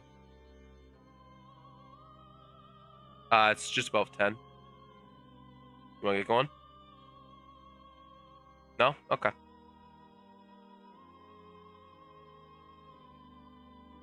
Sorry? Oh, okay. We can worry about that other part afterwards, I guess.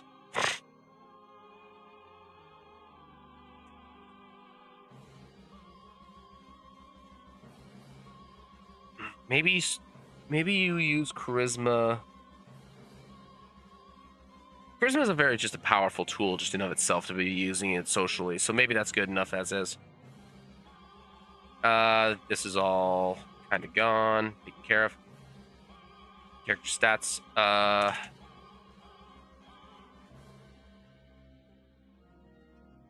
Equipment slots.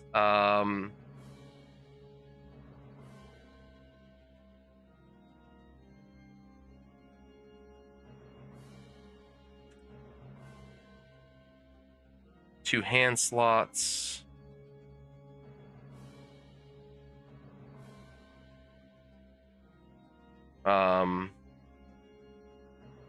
Body, boots.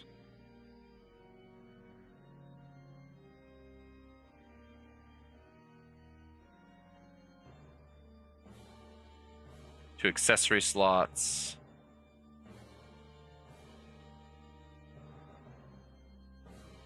Maybe we don't even do boots. You just have armor. And you have two. And you have 3 accessory slots.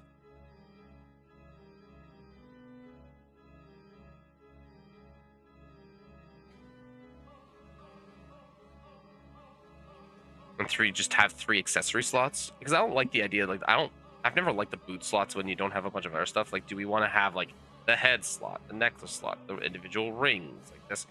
Do we want to, like, do all that? Or do we just make it so it's, like, you have your weapon, you have your armor, and you have, like, 3 accessories, which can really alter things.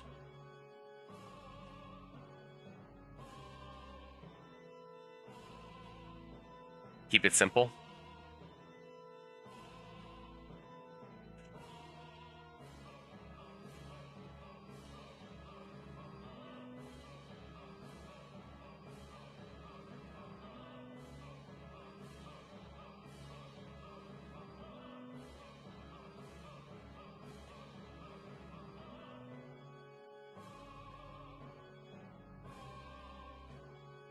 And effect. DR and restrictions. Restrictions.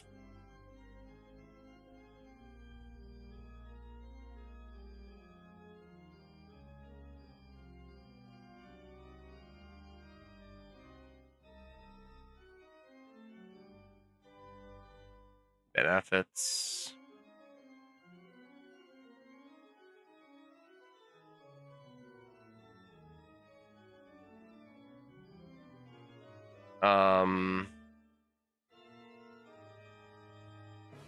We have the magic core.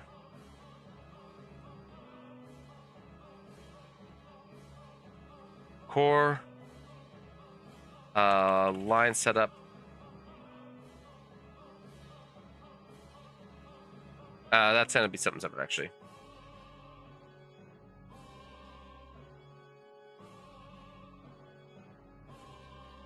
Are these 2s or 3s? These are all 2s, right? Yeah. Magic core. So this would be line setup. The line setups. We can get rid of this.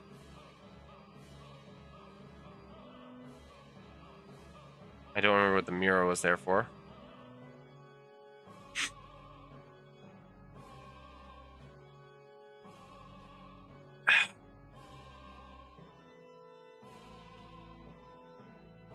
All right, current core. So line setups.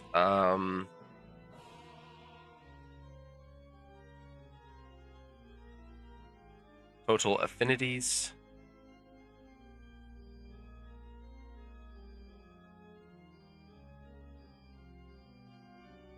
Total affinities.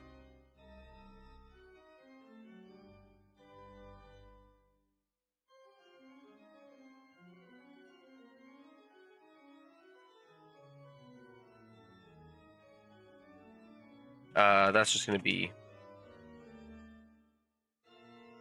A, B, C, D, E.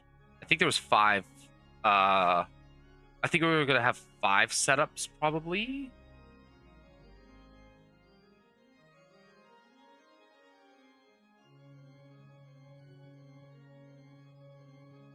Yeah. Only 5 setups. Total affinities, so that would be just like magical stuff. Defense. For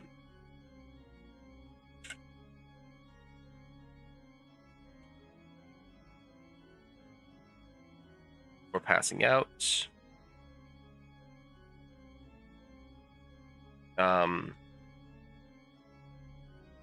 Cool for spell casting. Number of spaces for movement.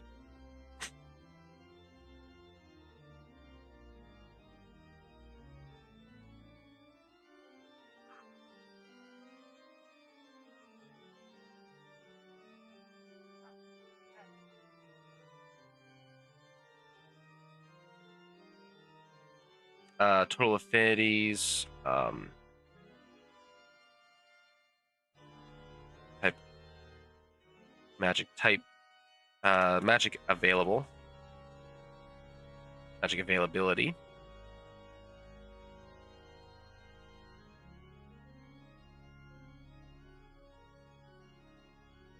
Spell list. You can put that at the bottom.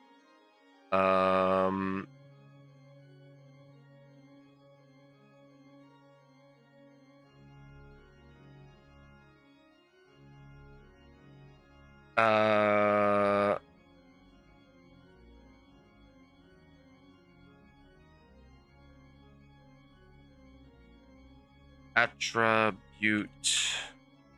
No. Come on, learn a spell.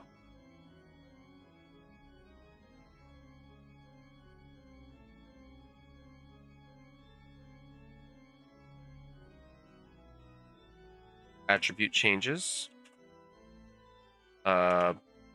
Based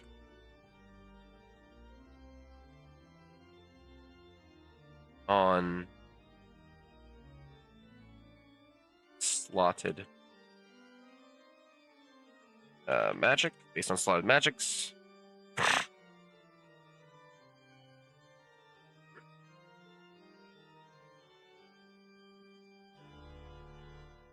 All right, skills.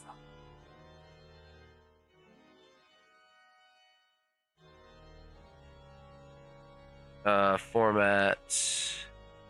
Here, formatting. Oh, nope. Nope. Inserts. Okay, nope.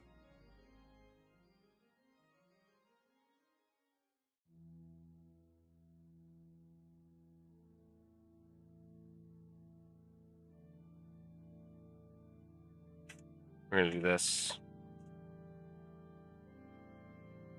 All right. So skills.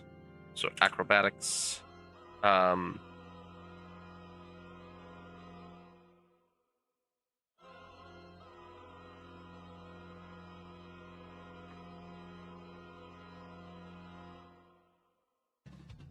Next, we're gonna do this actually. Dex. Movement. Based. Wow,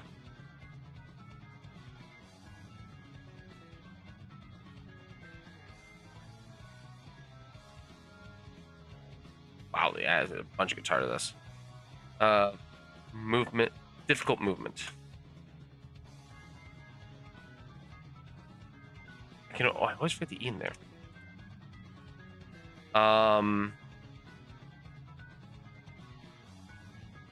Let's open this for a second here.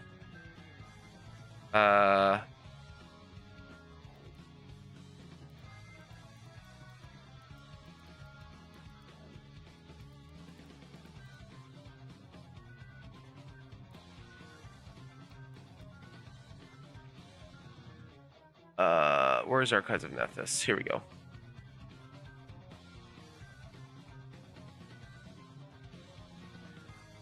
All right, so acrobatics allows for tumble through.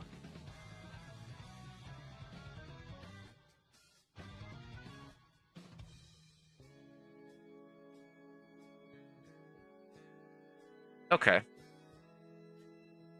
Difficult movement. Move through spaces, through occupied. That's a good idea. I'm doing this to steal ideas. Move through occupied spaces. Breaking falls.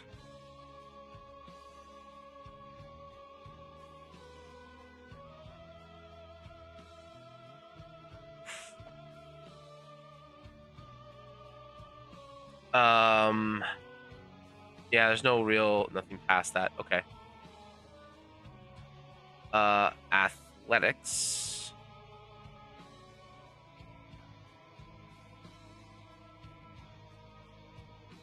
STR. Push. Pull.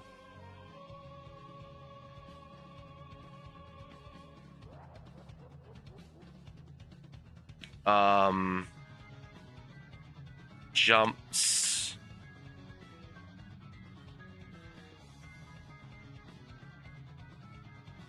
Trips. Disarm.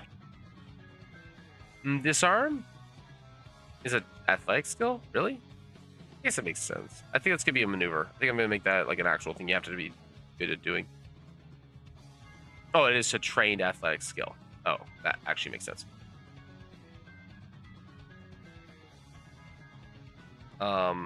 Disarm.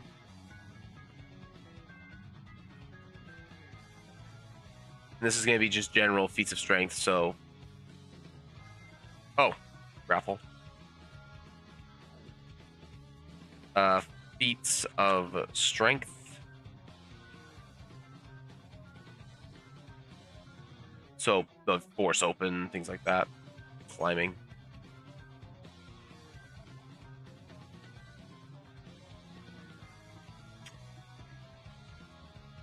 This would be a Starfinder. What would be computers? Although, do I want computers? I think I might change it from computers to tech.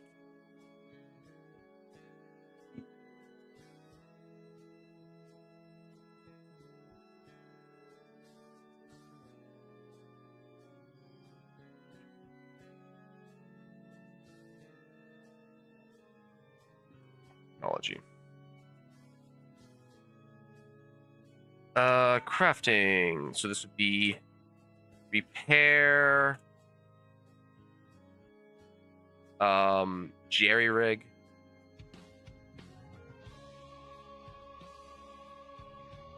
like full. Yeah.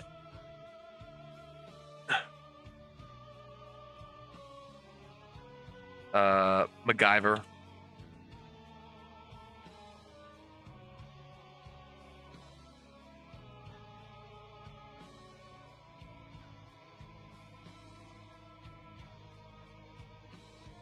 Oh, it's MacGyver. Okay, MacGyver. I believe crafting is also up. Repair, MacGyver, creating items. So literally crafting. Oh, this is also an in-base skill.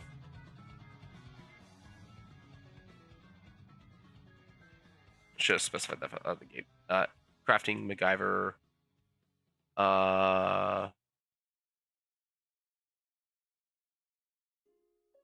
They also have it for identify alchemy. I don't think I'm going to use it for that, but yeah.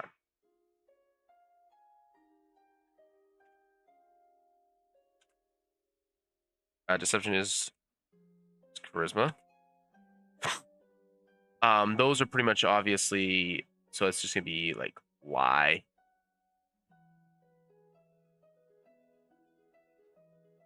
So it's a faint lie.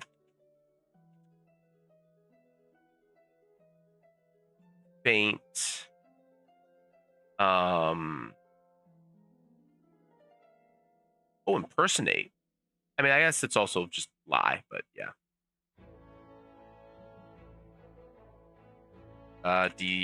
Distract. Distract. Lie, faint, distract.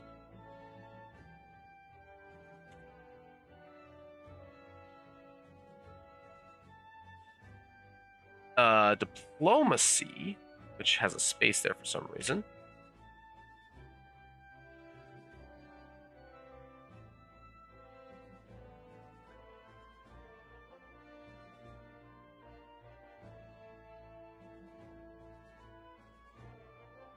And then we can always talk about like feats for skills and things like that later. So like you can invest in skills and you get more skills, and as you get more points into skills, you get access to different features of things that you can do. So this is gather information, make an impression, and request. So gather info, make an impression. I guess it'd be that would be better. Yeah, impress and request. I think I might remove request actually. Gather info and impress.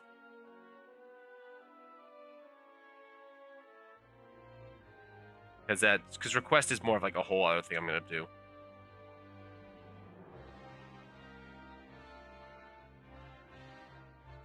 All right, intimidation. Pretty self-explanatory. You can strike fear.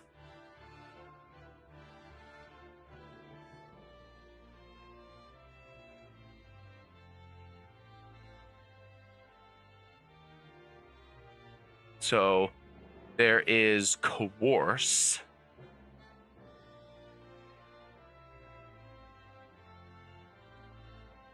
Which is like a negative.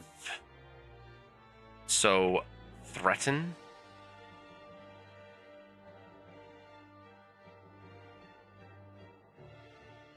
Be coerced, demoralize. And demoralize. I'm keeping that for sure.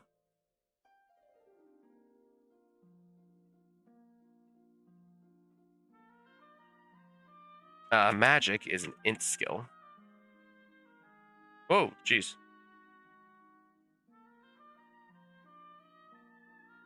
What did I just do?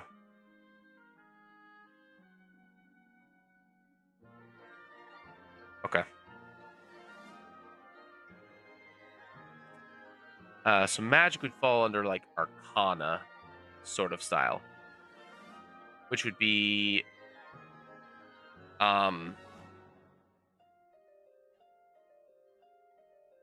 magic,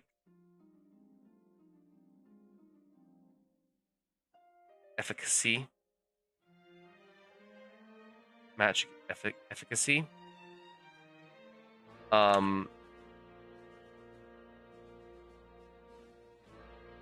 Be identify magic items, creatures,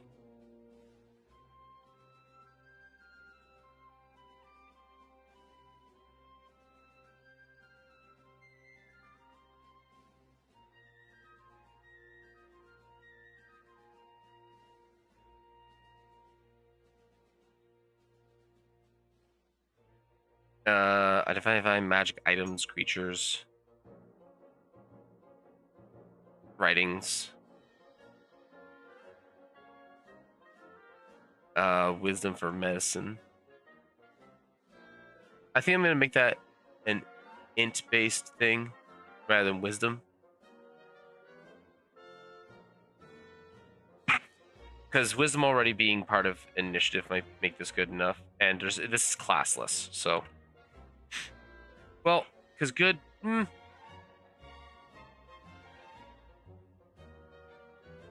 do I want? I don't know. This is subject to change. So this would be first aid. I'm just gonna call it first aid.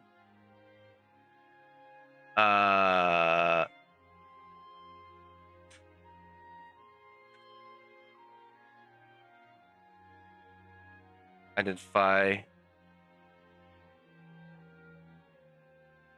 and treat poisons, diseases,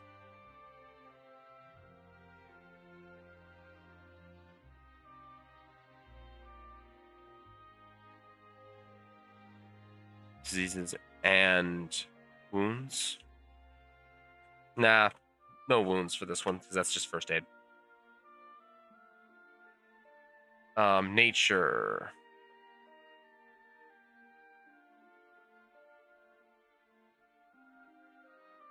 Identify natural natural items, creatures, writings.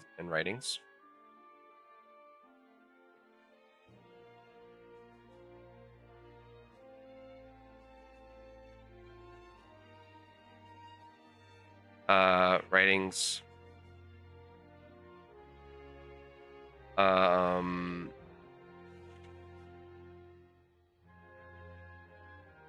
Handling animals, natural items, creatures, and writings.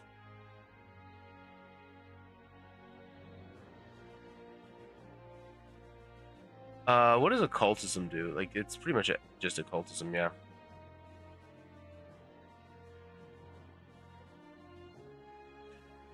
Oh, and I should actually fix this.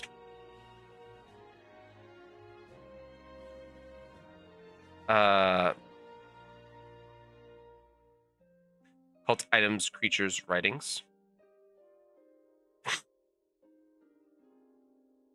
Oh, we need this also. Copy. This is also important.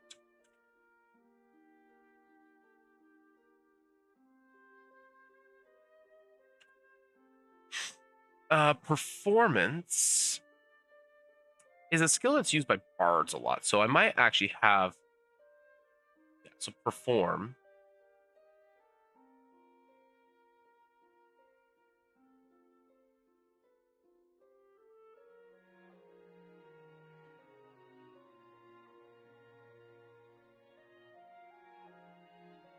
Entertainment-based interactions.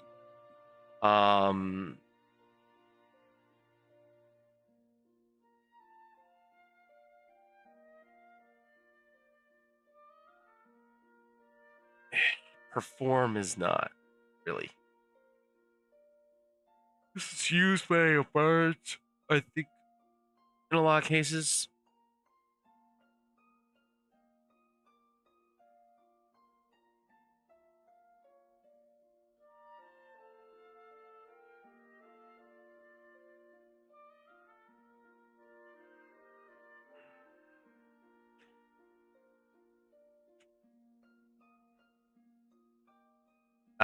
Piloting. This would be a dex-based skill. Driving.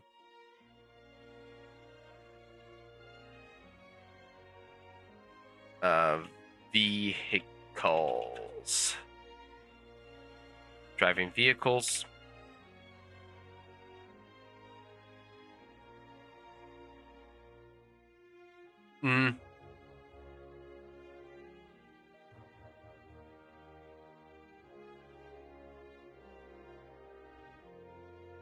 Vehicle maneuvers.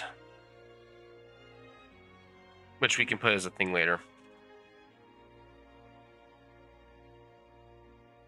Religion. I believe religion also works for you to try and call for aid as well. No, it's just the same as a cult for the most part. Okay. But I am going to put that in there. This one will be wisdom based, however.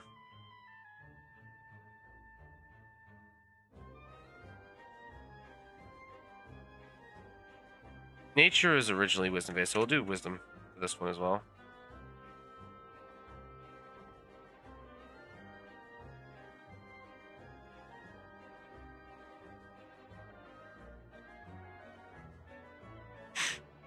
Just keep them as is for the time being. Identify cult items, religious. Religious items, creatures, writings. Divine. No, that'll be a separate thing. Divine intervention will be a separate thing.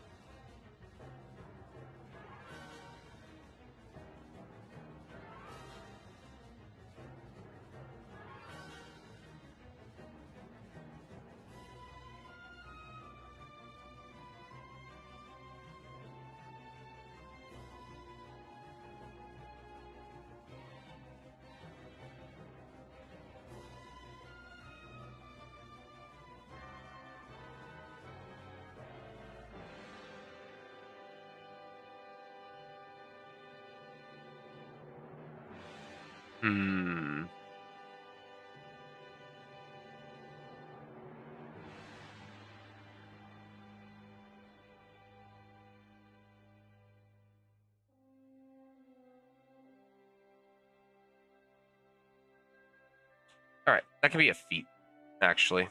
Like a special skill benefit that you get later on.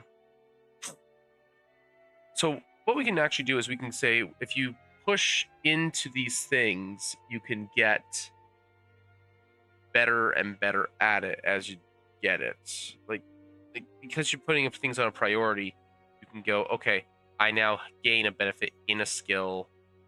It's like your priorities also affect your level ups later on. So if you put a big thing in your magic, it's like, okay, when you level up, you get more towards your magic, towards your core benefits. If you get the excuse me, if you do the skills, you get more skills stuff as you progress. If you do the yeah, like your initial choices might affect later on or something like that.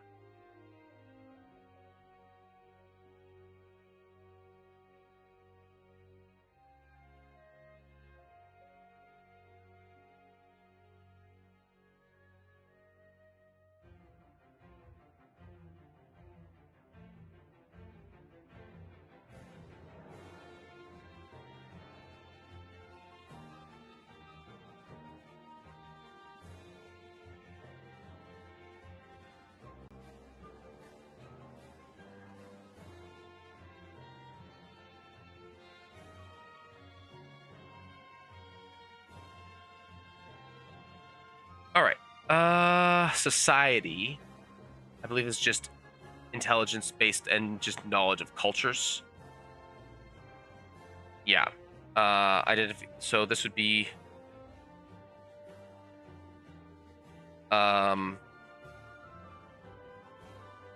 this one's a little bit weird. So this is culture, understanding cultures, military, not military, organizations, factions,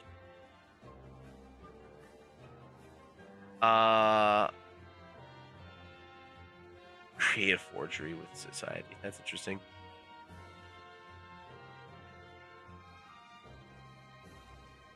I'm gonna say writings as well. Not really creatures, but factions.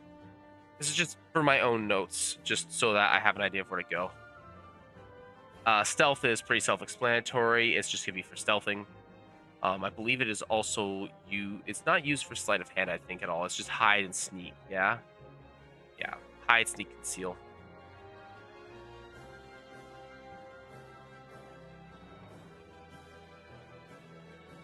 Hiding,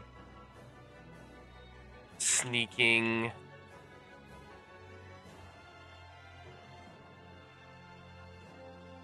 Basically it.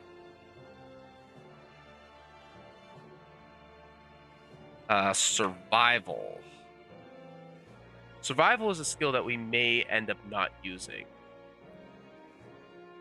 I will be right back. I gotta go back.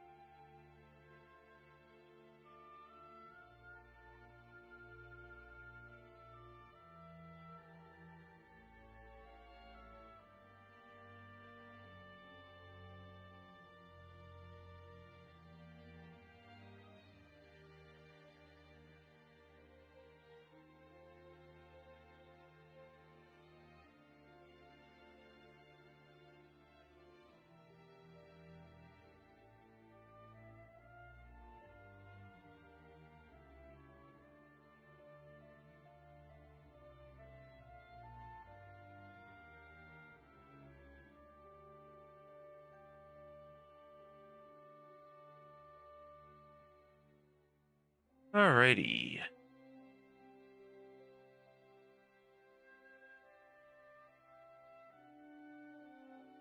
Survival, sense direction, cover tracks, track. I mean, these are actually very useful things. So,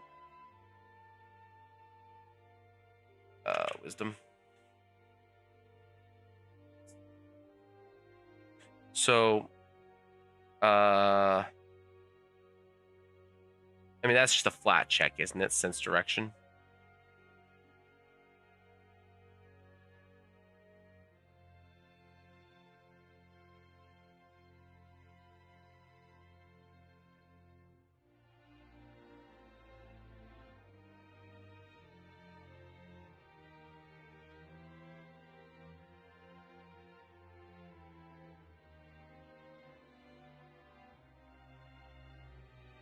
Navigation.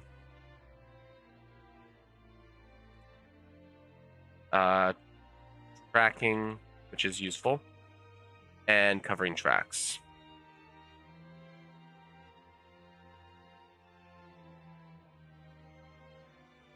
And covering tracks, technology, and then thievery. Technology would definitely be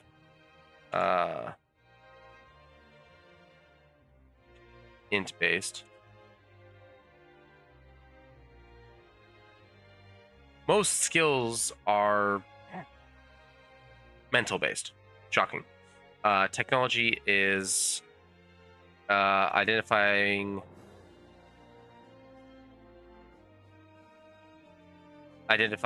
technological items.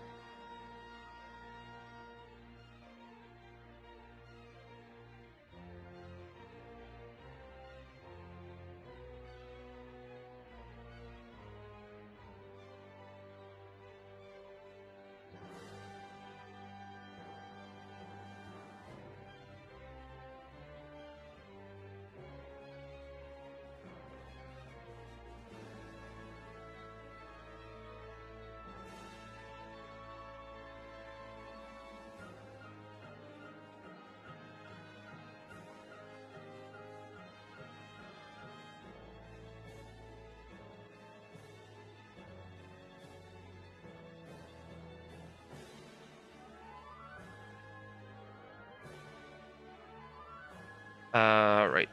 Identify technological items, creatures, writings. I'm going to call it, well, writings is right, but let's go code. Everything's going to have code of some kind.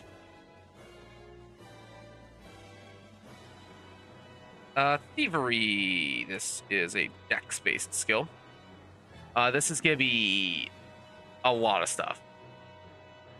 This is going to be, pick, palm.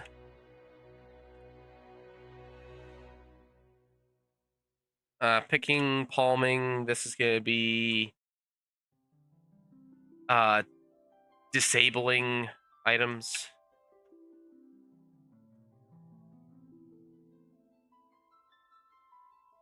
Disabling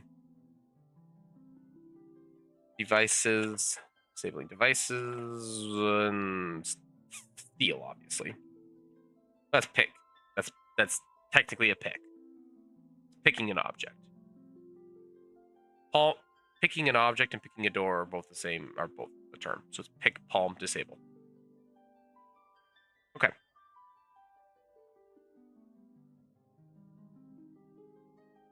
Context skills. Let's see here. Localization, brand, persons.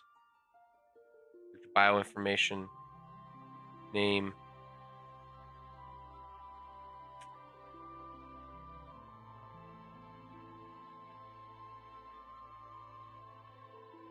Oh, I get it.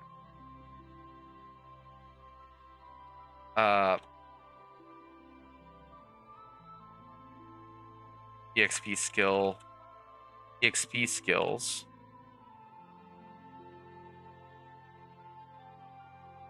Localization, brand, and persons. Okay.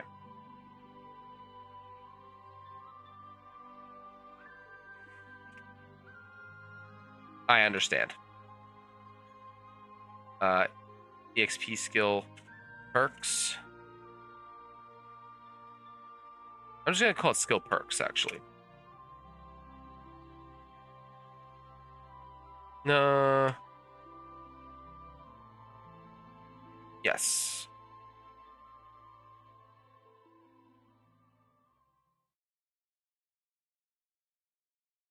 All right. Yeah, it's just an ad. What else do we want to listen to now? You know what? Let's just do.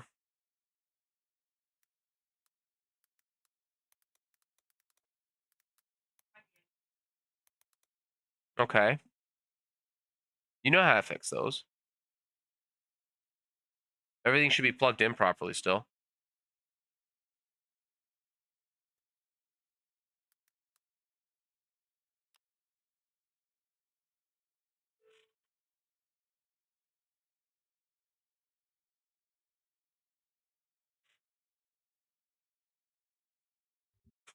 All right, there we go.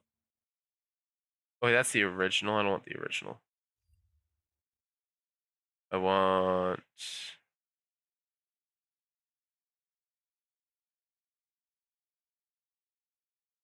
All right, fine.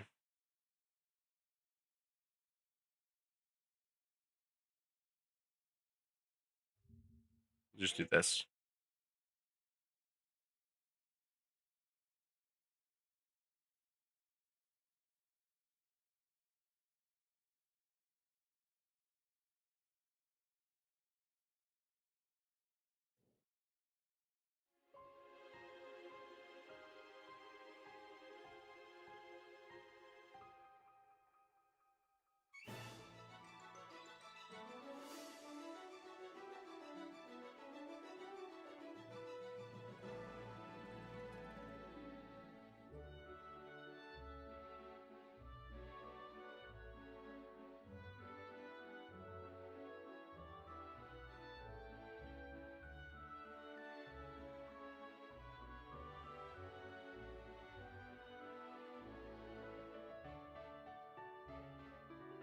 Okay, let's see here.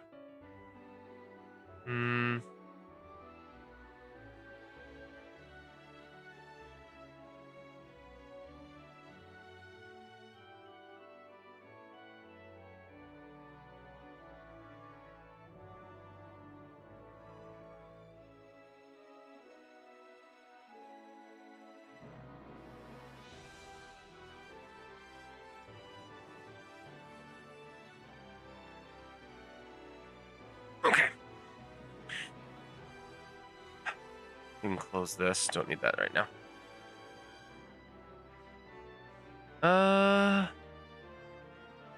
Let's see here. Okay.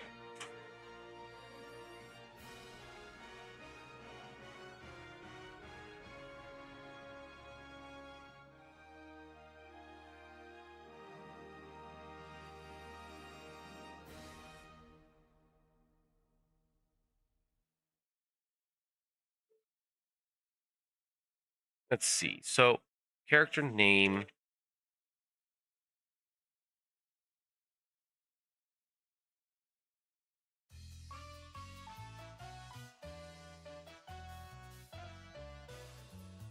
Turn this down just slightly.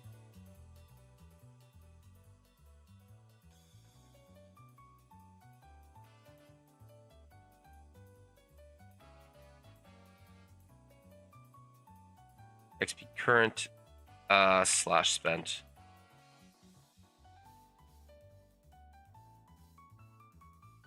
Level renown. Separate. Okay. Name PC.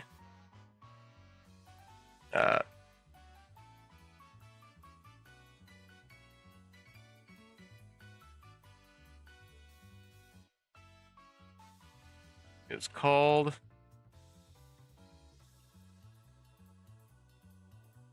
Name of the player. Age.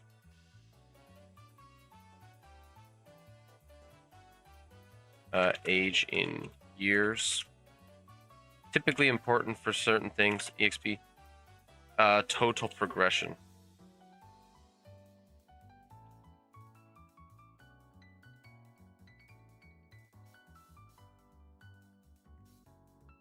Actually, no, that's not gonna have that there.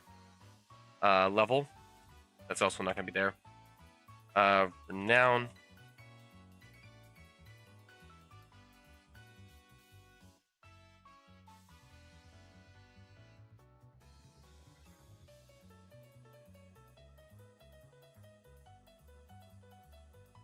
General public.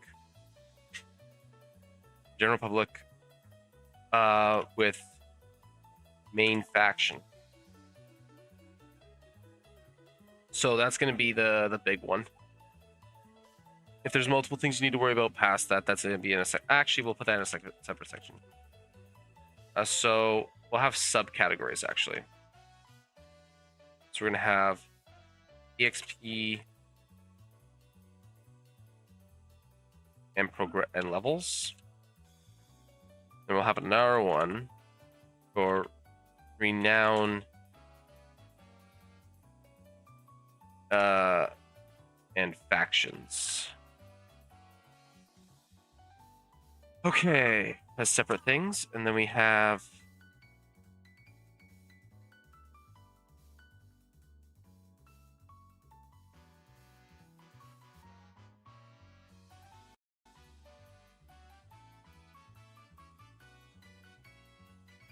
all right, and then we have powers. We're gonna call them abilities. We have abilities. I'm gonna reorder this.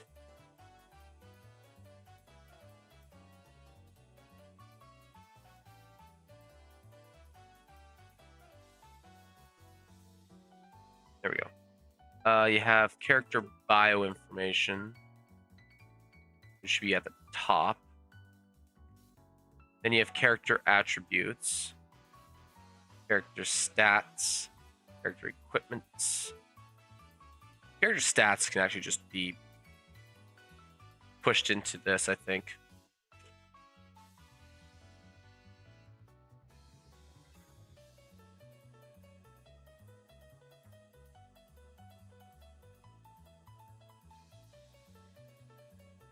Physical defense, magic. I'm not gonna call it spell defense. I'm gonna call it magical.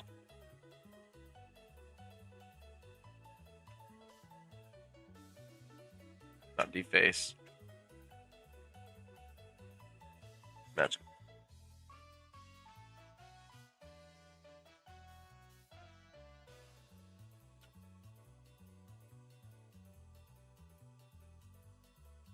Reduction of physical damage. Is this, how long is this track going to set up for? Oh, it's only set for like 5 minutes. Okay. So they do repeat a little. Okay. That's fine. Hold on. What's this? Why is this the same?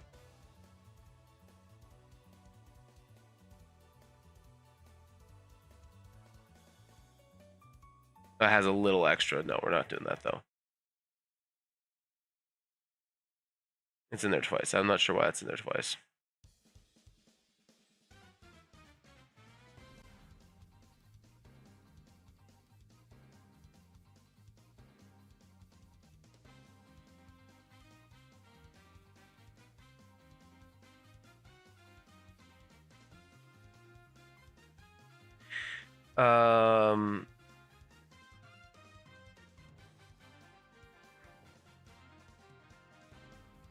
Reduction of magical damage.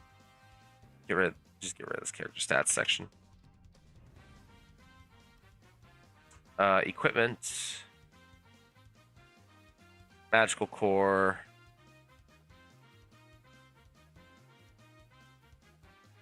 List based on what is it? Affinities. Based on affinities. All right.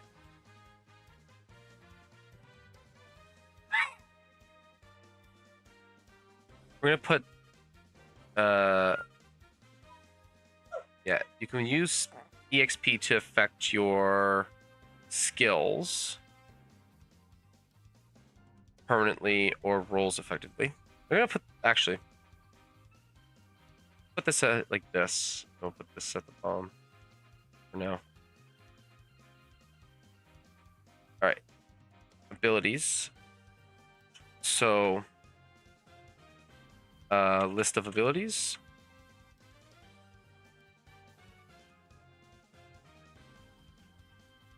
List of abilities. Each has their own information.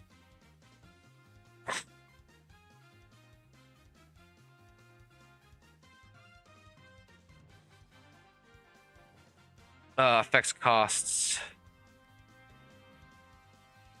We're gonna have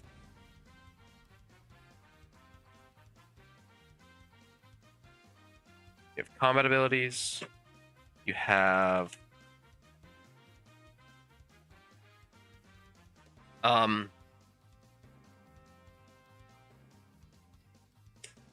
skill.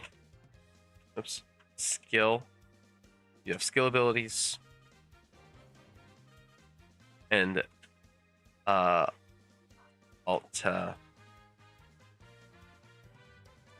abilities, which are the limit breaks.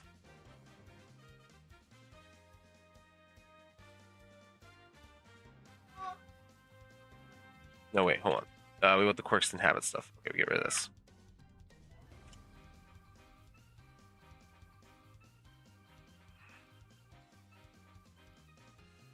Same. Each has its own information.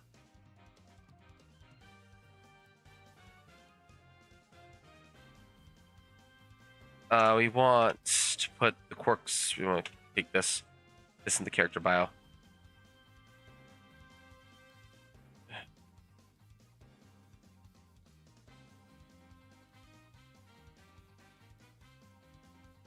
All right, so we have quirks, habits, and goals.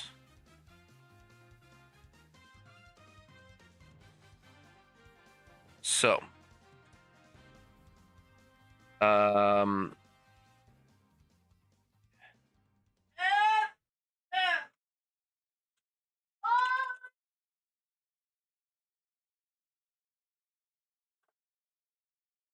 things the character does. Character has.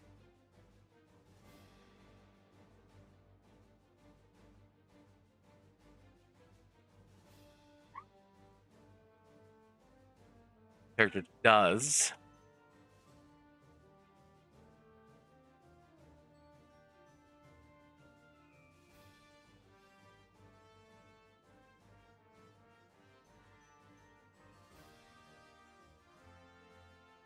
Wants. All right, and I can worry about what they want to do and things like that and whatnot later. XP and level. Okay, this is a checklist formatting. There should be a task list. There we go, task list. So how do you? Okay, and then you just click on it. There you go. Okay. So, EXP levels. So, context skill.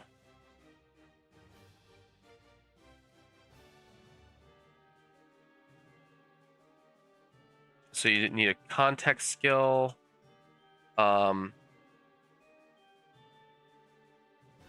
Critical role. Critical.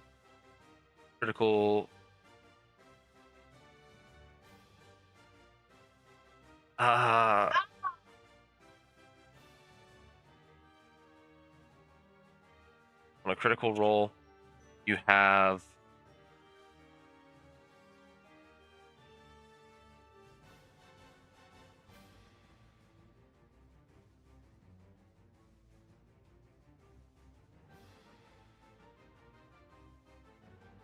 attribute.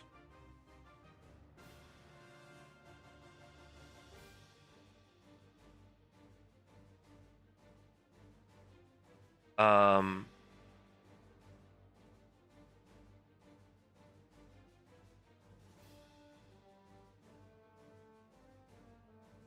background perk. I'm gonna call it a story perk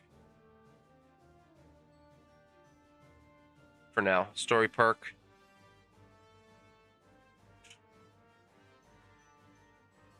I think we're gonna do. I think we need like. Oh. 2 context skills. 2 critical roles. 1 attribute. 1 story perk.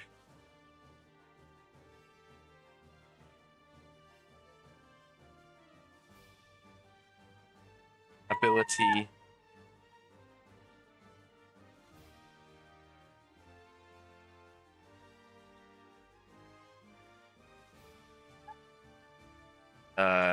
Ability gain.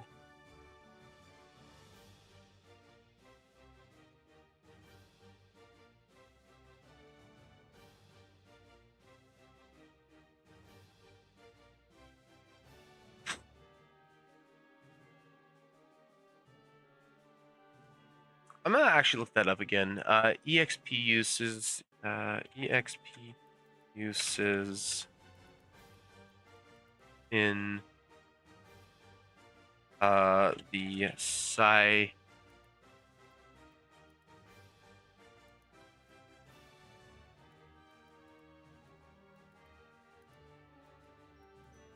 cipher system.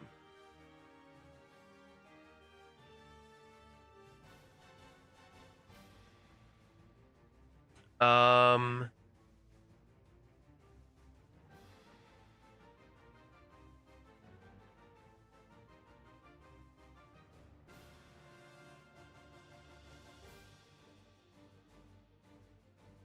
Okay, so these are like the major ones. So let's see here. They have.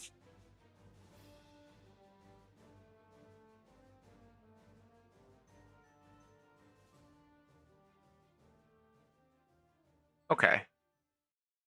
So these are player progression specifically. So player progression for this would be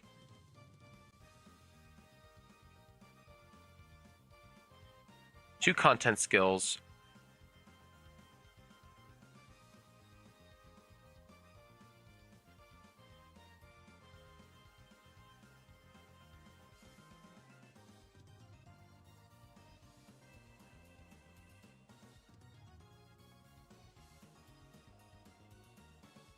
Oh. EXP number of number. No.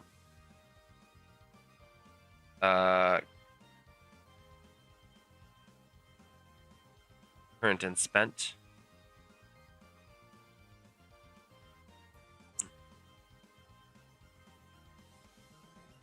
Need 2 context skills.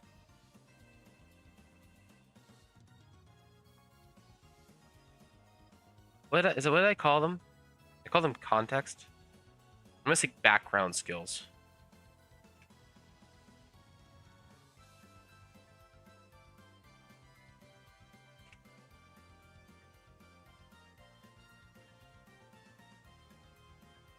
Background skill. Do 1 background skill actually. 1 attribute, 1 ability, 1 story perk.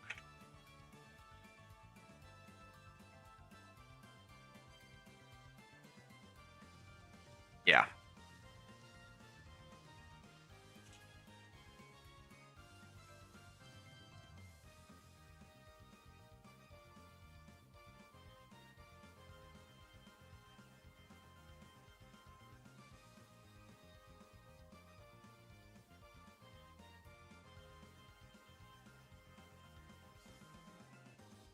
Total effective power. Current and spent, you can have background skill, attribute, ability gain. We can make rules on how much you need to spend total.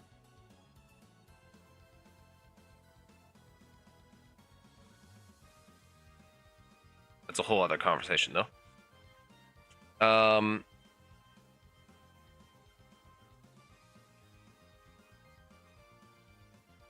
Faction.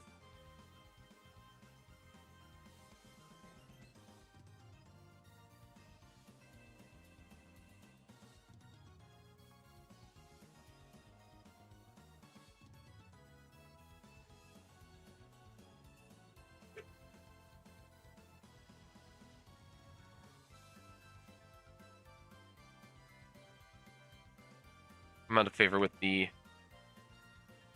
location. All right.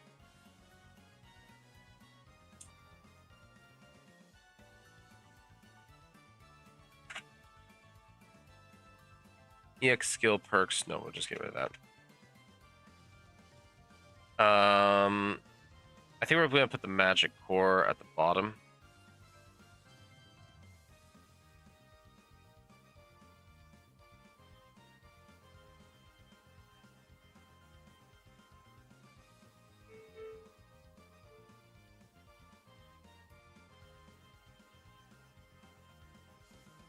Above that.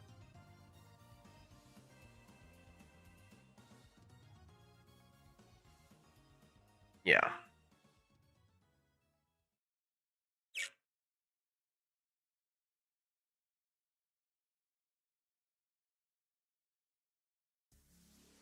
We can worry about order all that later, but that's just so that I have it easy to find.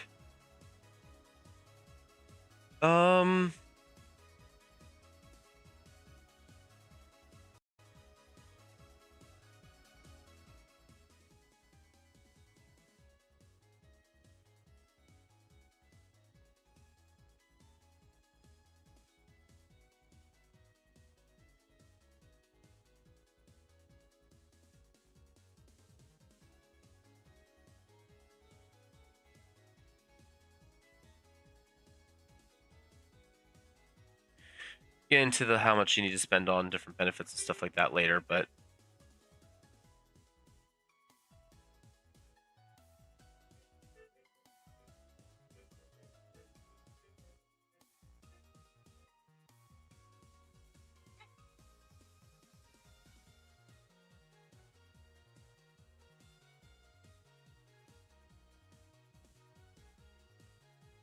okay.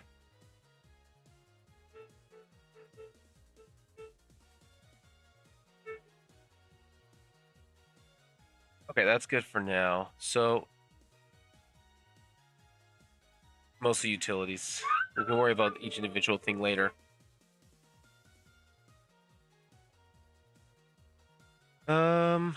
Let's see here. So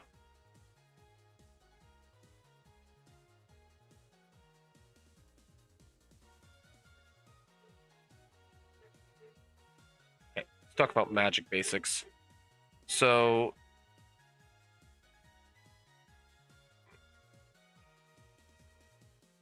has access to magic.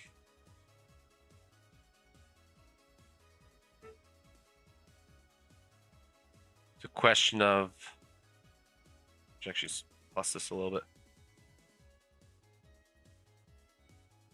Oh well. 5 different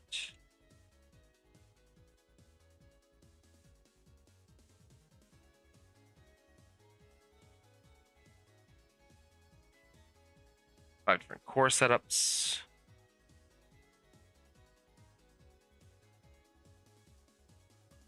Let's just make those now, actually, real quick. So we have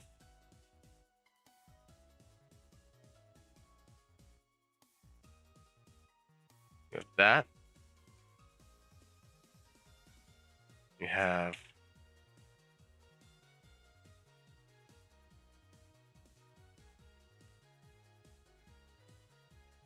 actually, and then you have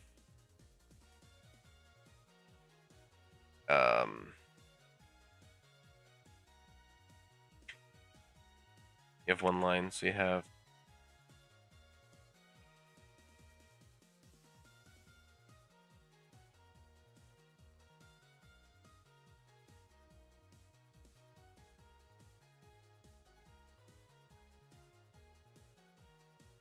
1, 2, 3, 4, 5, 6. So you have like this.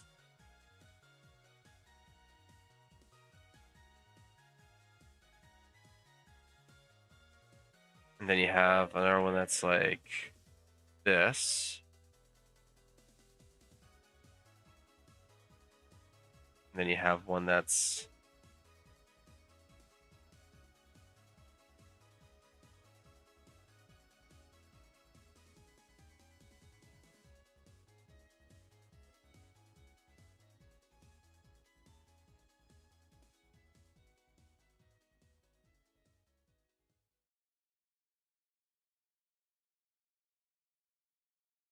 we'll do that. Oh, that does that? Okay.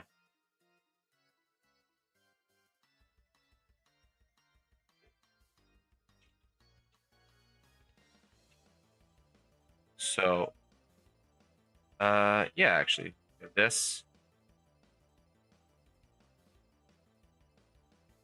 You have, and then you have the last one.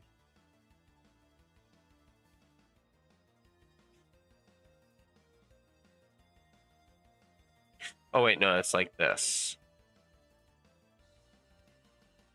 Cure it up.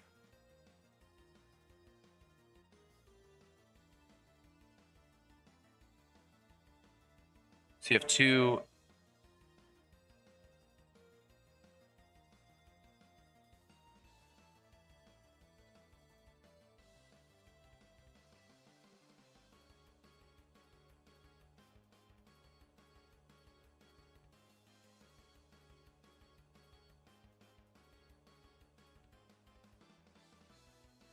If I do this, does it get rid of it? It does get rid of that. Okay. Okay.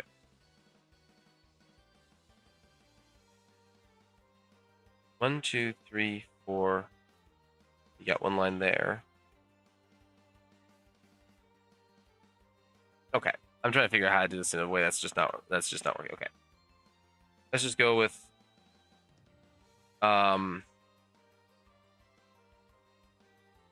you have one line of 6.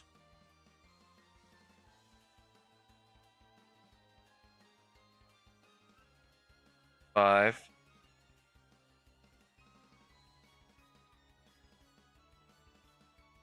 2 lines. 5 and 2. So ultimately, it is actually double dipping on the first one.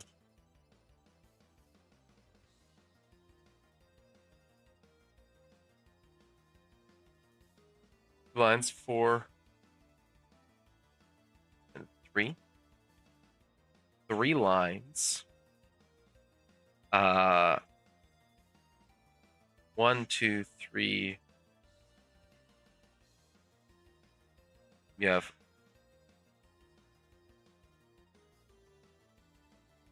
I need to see this. Do I have one like that? This here somewhere.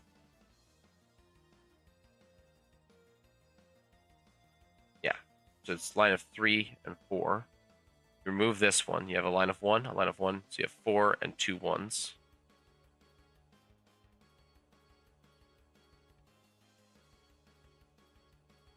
One and 1.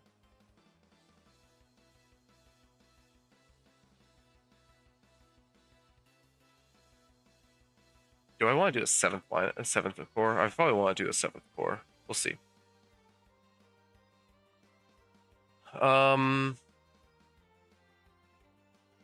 3 would be 2, actually 2. 4, 2, and 2. You can't have a 1. 4, 2, and 2. 3 lines. And it would be 3 and 3 and 2. Hold on. 1, 2 to be 3, 3, and 1.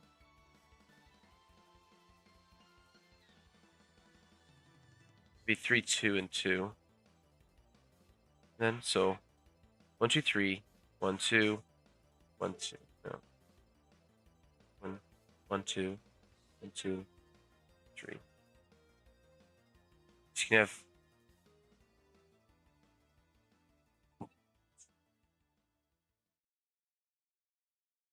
there's gotta be a way for me to do a 5th combination here.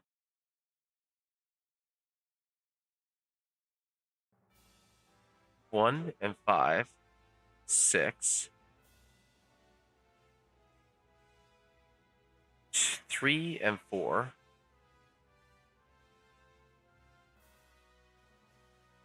1, 2, 2, 4. Oh, wait, 2, 2, 2, 3.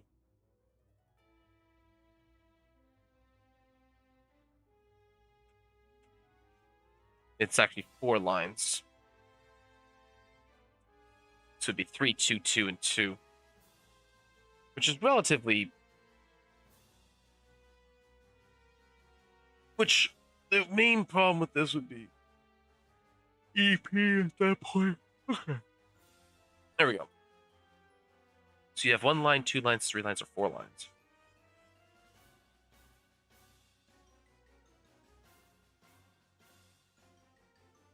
Okay.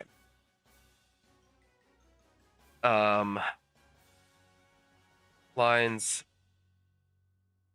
Longer line. Come on.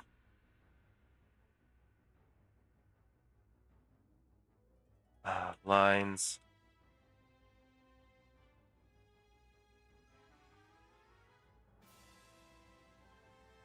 For more affinity. Allow for more. Not for more, greater affinity. And and energy.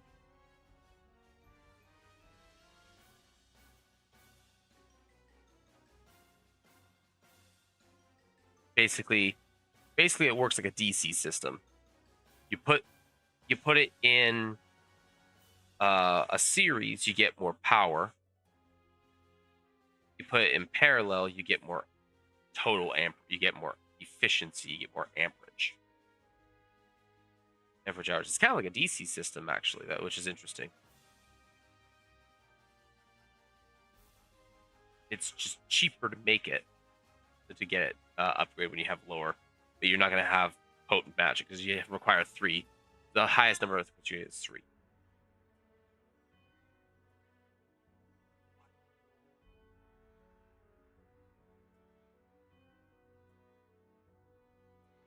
Okay. Okay.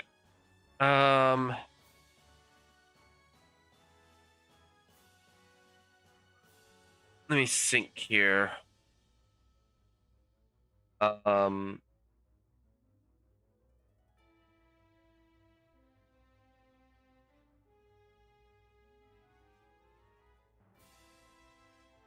Based on affinity. I should actually make this more list. Is not R. Is based on affinity.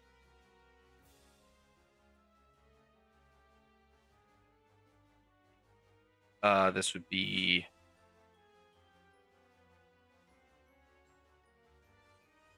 A, B, C, D, E.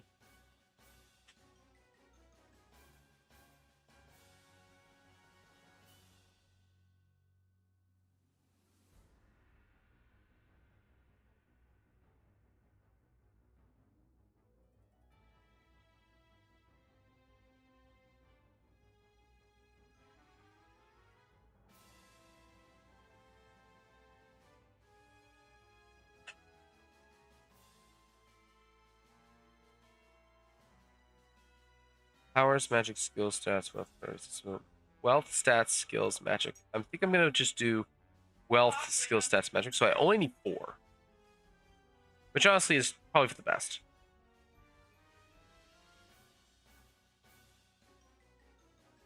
Because 4 feels character sheet stuff. That just feels a little bit excessive.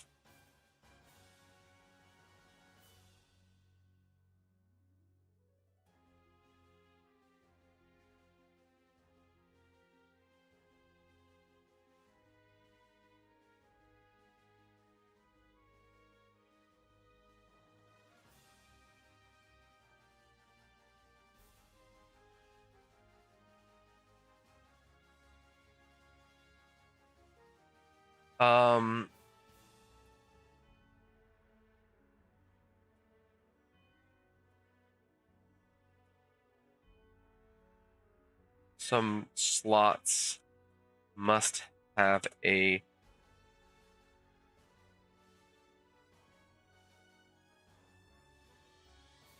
I don't know how we're going to determine that.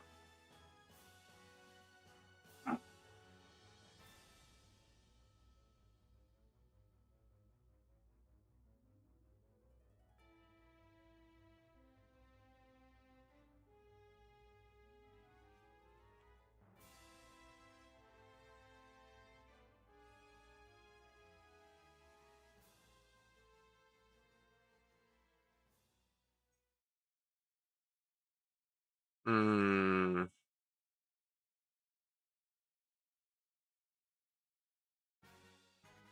Some slots must have a required affinity. I kind of like this demand.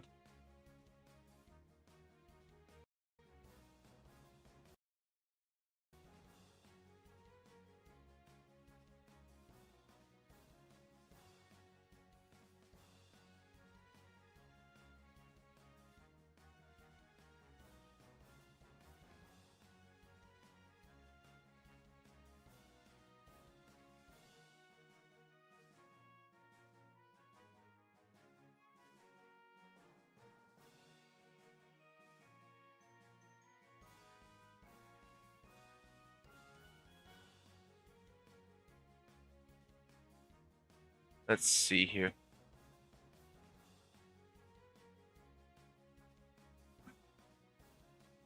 Do I need anything else in here aside from just like oh. Uh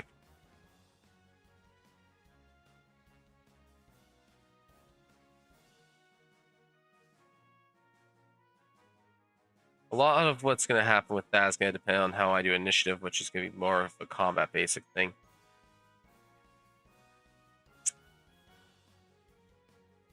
We're looking for consistencies. We're removing crit options from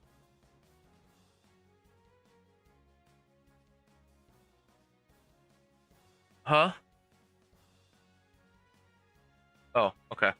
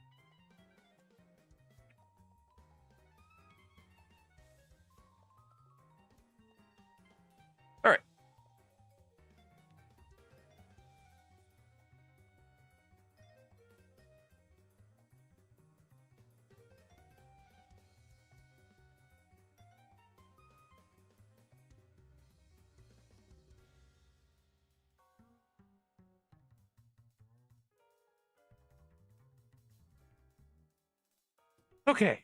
Let's see here. So let's go to let's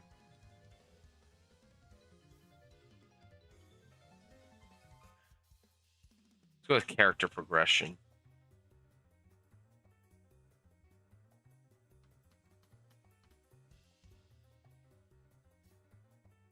Let's just do something else here, actually. Make a folder called that.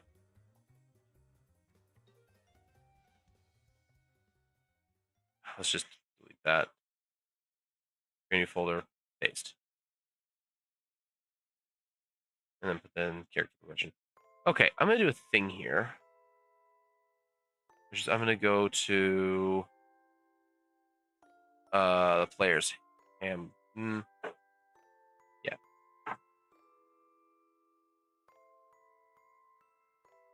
And just look at table of contents here.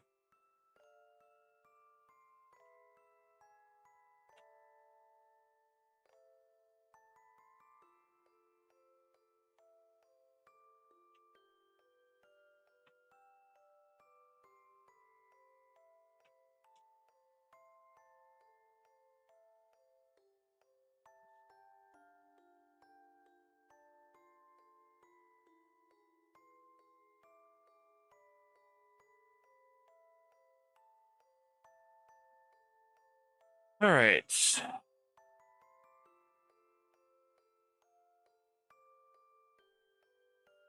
So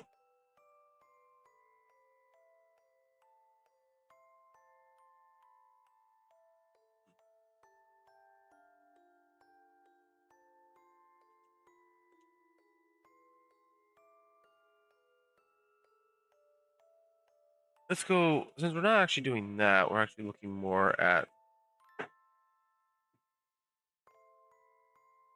rules.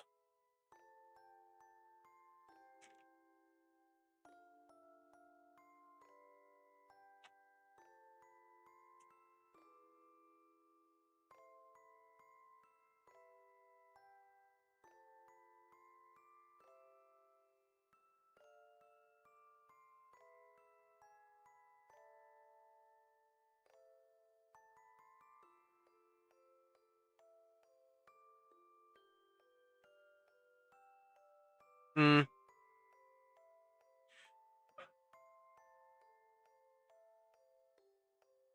Okay. So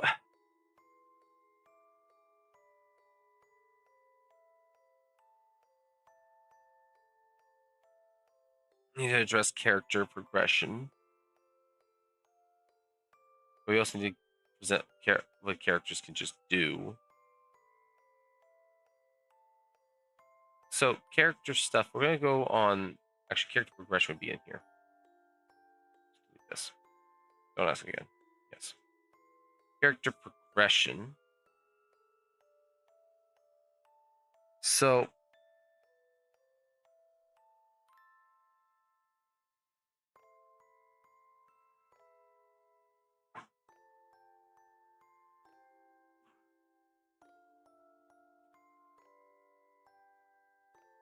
gain EXP.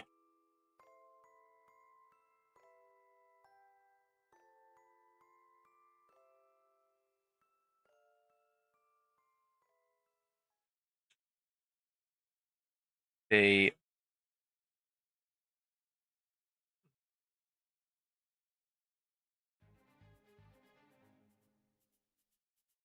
habits, quirks,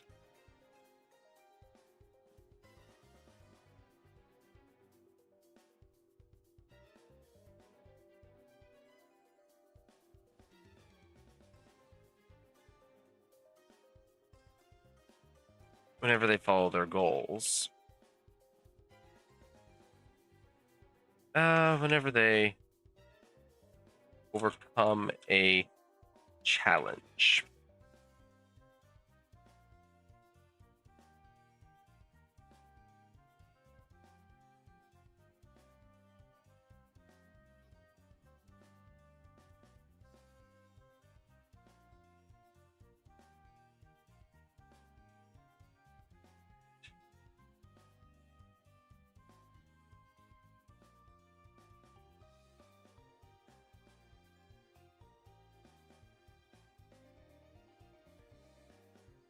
feel like if they had failed, they would have lost.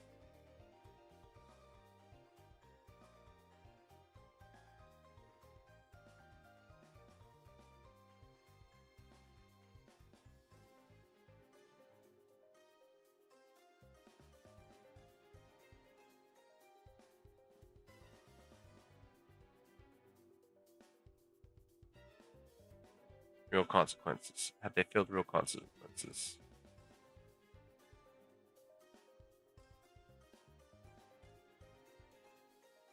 Um,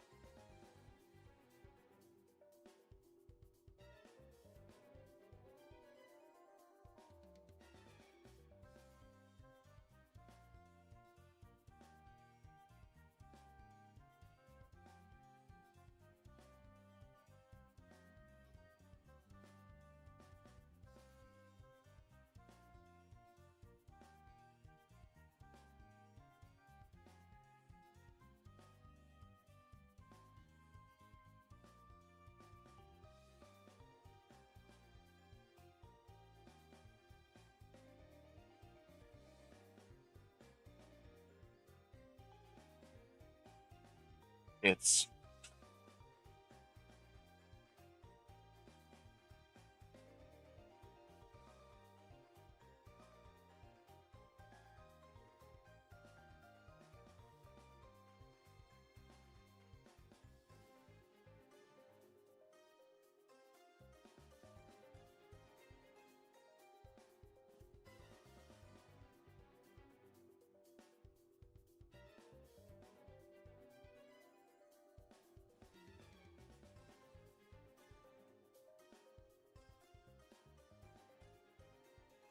it's 6 EXP to each character over the course of an adventure.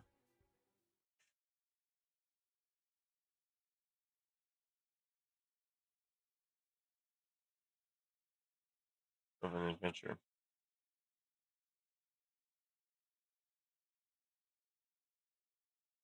Let's say 6, just for the sake.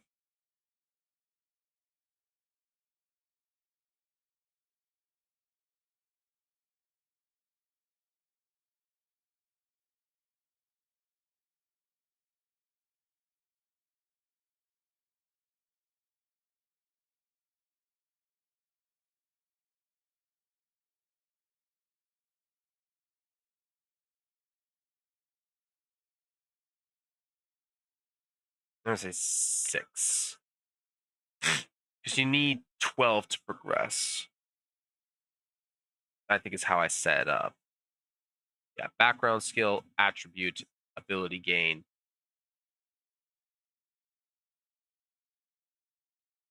Ability, story perk.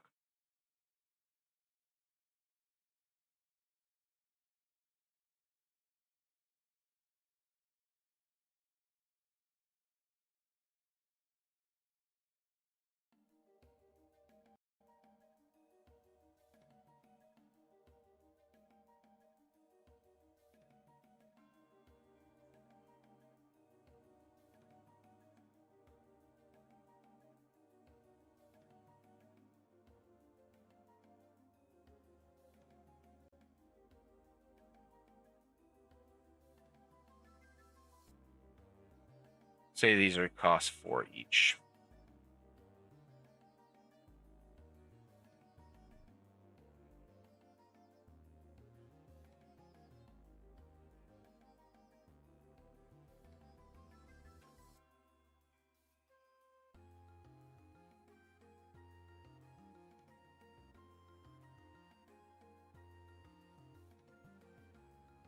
Speed of reroll. What else did they have for 1 XP in here? Player intrusion. Narrative complication or advantage to the scene, such as suddenly finding a convenient piece of gear.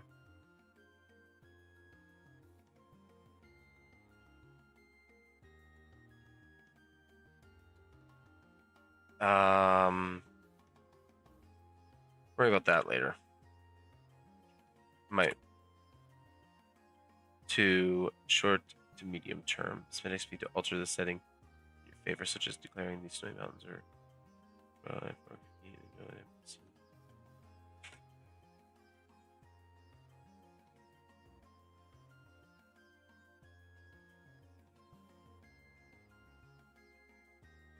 gain.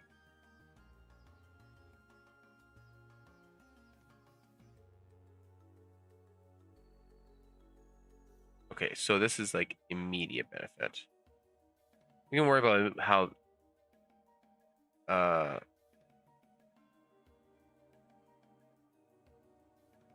now benefit.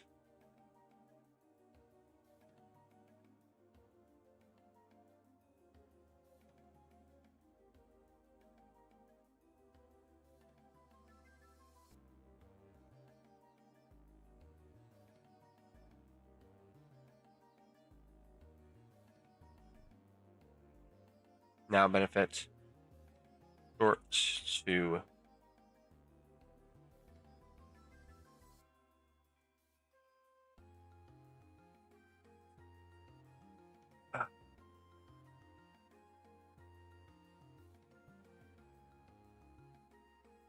short to medium benefit. Or it's usually a long-term benefit, so that can be something like boosting defenses, permanently adding 2 points to your recovery roll.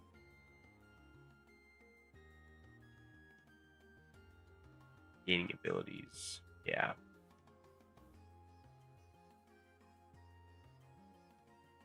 That's character advancement.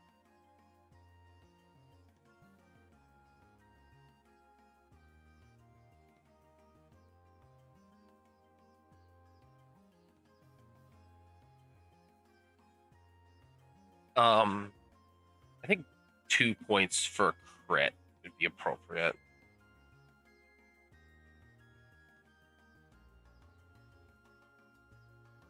I think 1 for... Actually, 1 is probably fine. You just make it not insanely powerful. Like, crit adds... Like, you just double the damage result. No. Add your modifier again.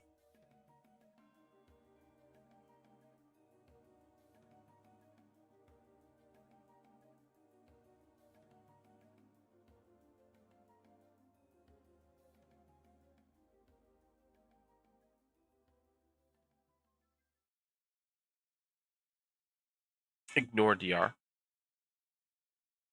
So this can be reroll.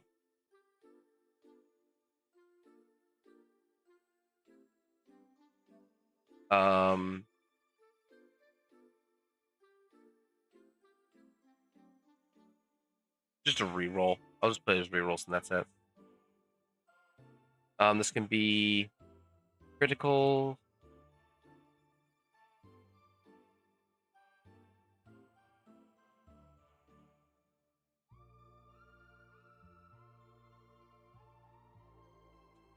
There we go. Critical strikes.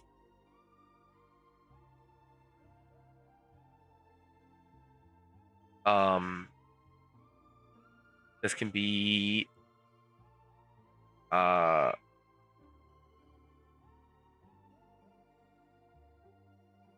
story perk. I'm gonna call this story boon. Make it a little bit heftier. Story perk.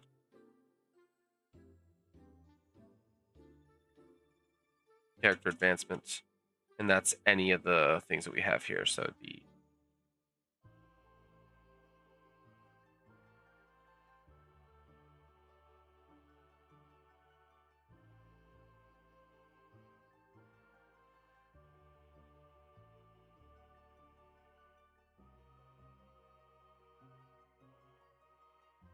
background skill. I'm just gonna say skill, actually. Story perk. Skill, attribute, ability, boon.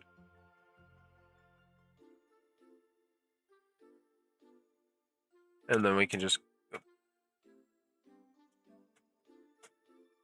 And then we go into what each of these are.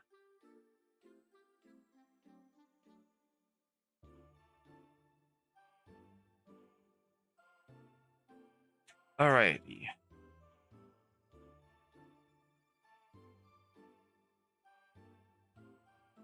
Short term.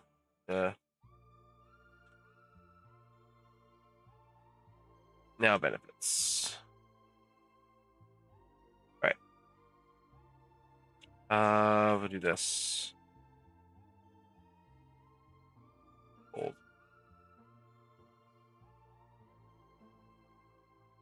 Reroll.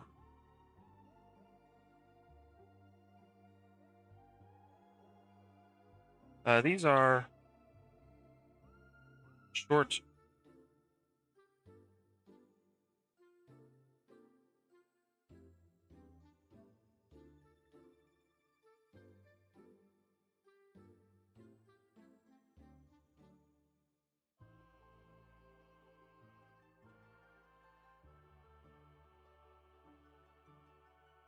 I might reorganize this. That you gain now, and you gain now.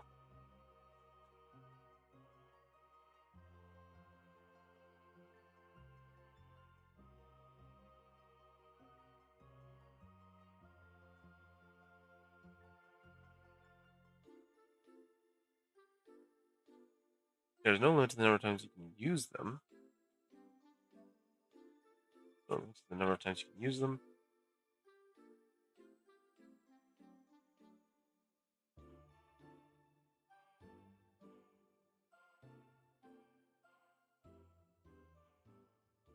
That you can gain now. Now, by spending the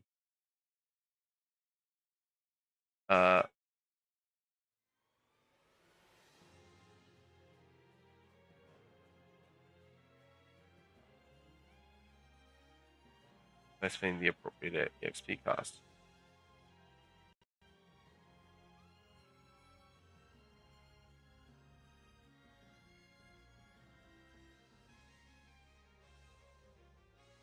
There's no limit to the number of times you can use them. Use them.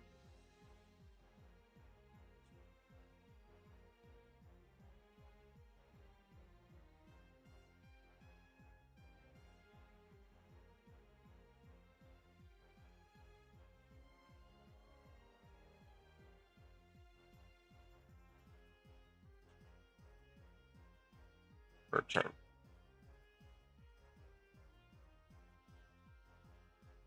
Reroll.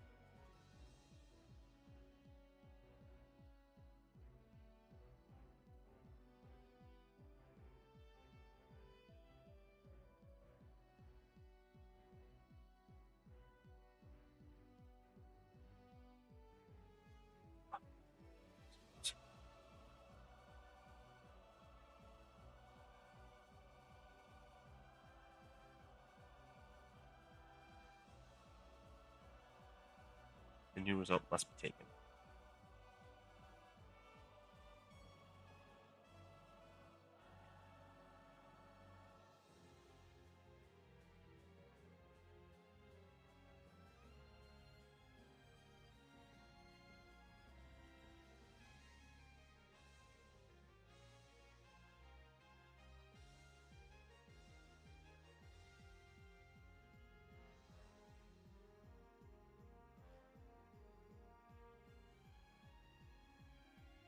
Oh boy.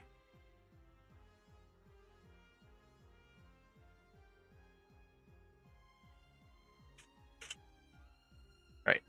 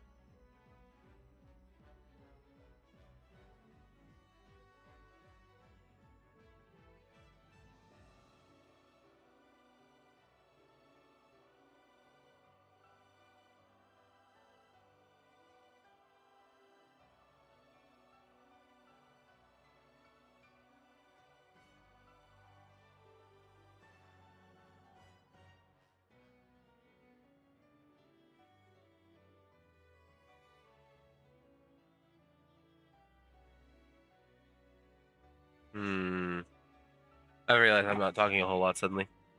Skill cost equal to attribute. Interesting, though I have no idea how the rest of the system works. So the idea is that in order to progress, you would have to do all four. So you have to increase your ability. You have to increase your. This should just be skill, not background skill. You have to increase your ability points. You have to increase your skill. You have to increase your attribute, and abilities should actually be is like a new feature that you would have in this case. Also, welcome. So in order to gain a level, you have to have all four. Is kind of how the setup I'm setting it up for is.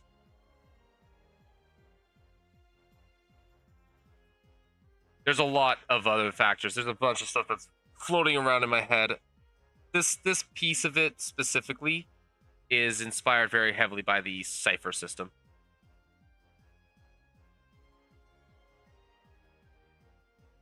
Oh, excuse me.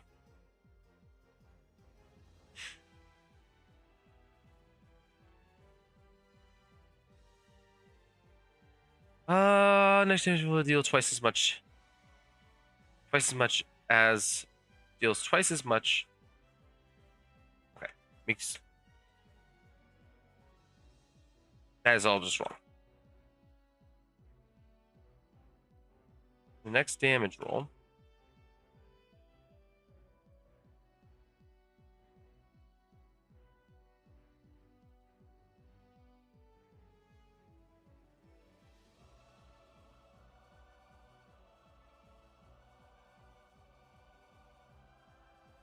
Double.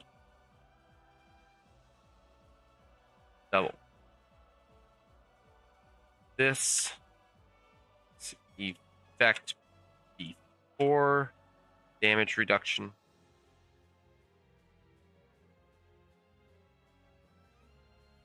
This takes effect before damage reduction. Okay. Level CRPG stable.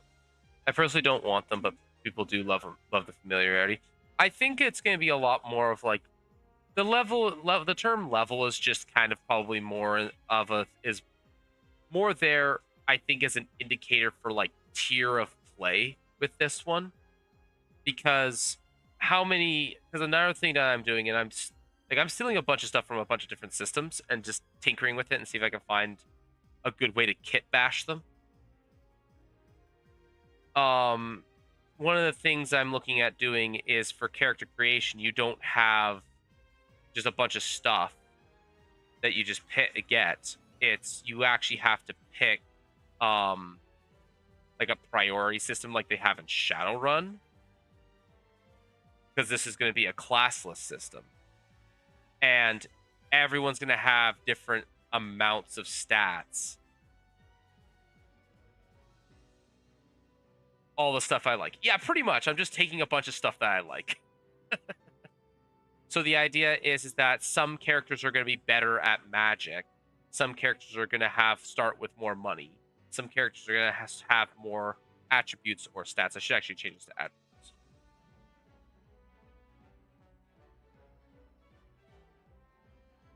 Some characters are going to have access to more skills, or their skills are going to be more potent from the very start, so that they have access to more skill-based abilities.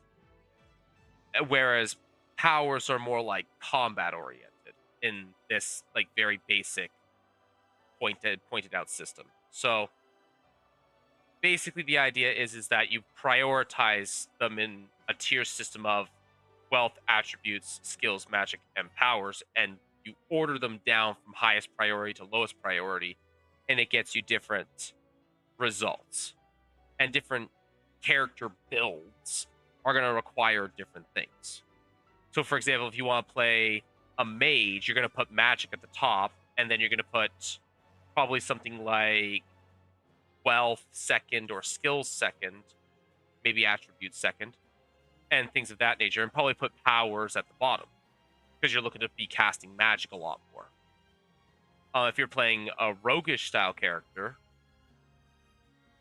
you're going to be looking to probably go skills first because you want to have really, really good skills and you want to have access to the skill ability tree and things like that. If you want to play a character who's just, a classic fighter, you might actually go wealth first so that you can get the best possible gear right out of the gate and then go attributes second because you're going to be reliant on a couple of different abilities.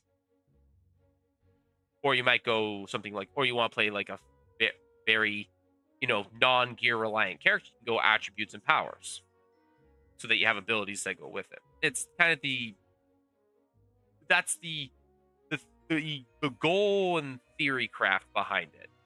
No idea if I can actually make it work, but this is more of a thought experiment and a thing for me to have fun than an actual system. However long you want to stay here for. If you want to get going like in the next 10 minutes, then we can get going in the next 10 minutes. Okay.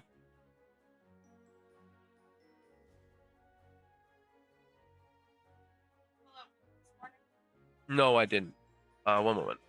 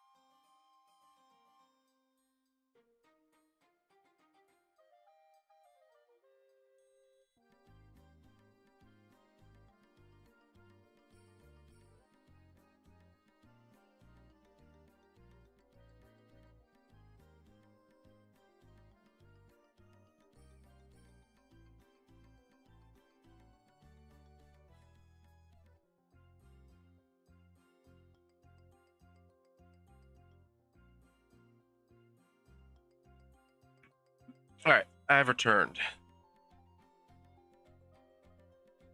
Or a list of stuff your character focuses on is great. I'll be saying that. I actually lifted it from Shadowrun. It's a really cool idea. I like it a lot. So, like for example, if you're familiar with Legends of Heroes series at all, this is being kind of based off of the Trials in the Sky game. So one of the things that happens is in that game you have the magic system's actually really really smart. It's kind of like the materia system from Final Fantasy VII, but actually good.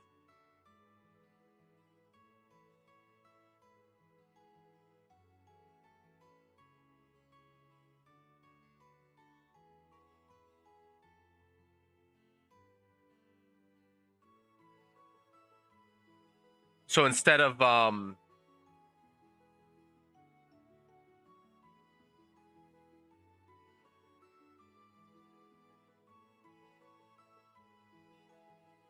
fair enough.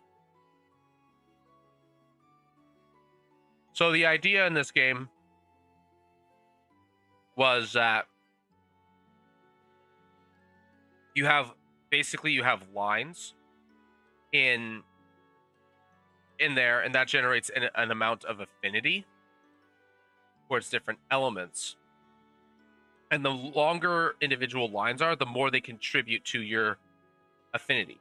So you don't stack, like, so for example, in this one that has 2 lines, you don't stack the 2 different gold affinities that you have here. You just take the better of the 2. So having a longer line means that you can stack all your numbers together more efficiently. So if you have a higher priority on spell casting, you would have the strongest, which is a single line. And if the weaker and weaker it is, the less efficient you can get out of that.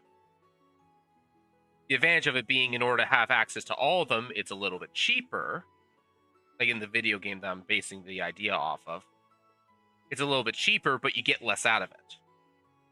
So for martial characters, it's really good because you can spend less money on magic to open up the slots so that you have more access to support spell casting, lower tier magics, and as well as your ability to get better attributes, because attributes are still tied to this as well. And then, whereas a spellcaster would have to spend a lot more money to open up individual slots further down the line, but they get more out of it because they get higher tier magic.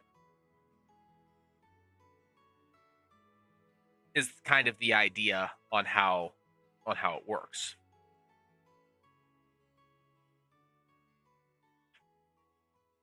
But yeah, and then right now what I'm working on is the EXP spending system. So the way that's, which I'm lifting from the Cipher system.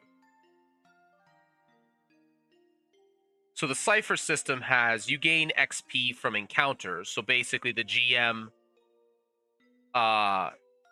gives 1 to someone. Basically the idea is that you gain XP because you're in an encounter. You're succeeding against the encounter. Someone gets an experience point because they did a certain thing that was important to them in that encounter, whether that was following goals or whatever have you. And then so the players decide which one it goes. The players to pick who gets one, and then the GM picks who gets the other. Is kind of generally how it goes. And generally the idea is that everybody should be getting, what a rough estimate of, however much XP they kind of need. I'm just setting some basic, like, some guidelines for how much, just so that I have numbers and stuff in place so that I can go back to it later.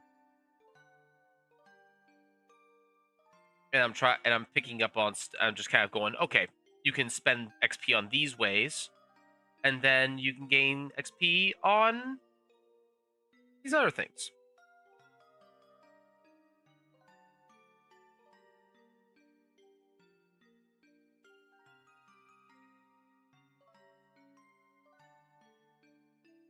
2d4 damage reduction.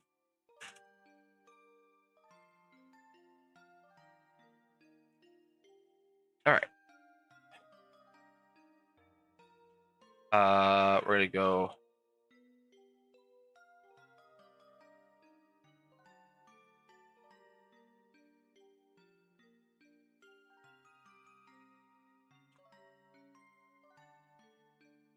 Blind's thing sounds a bit complex. It is, but it sounds more complex than it is in practice.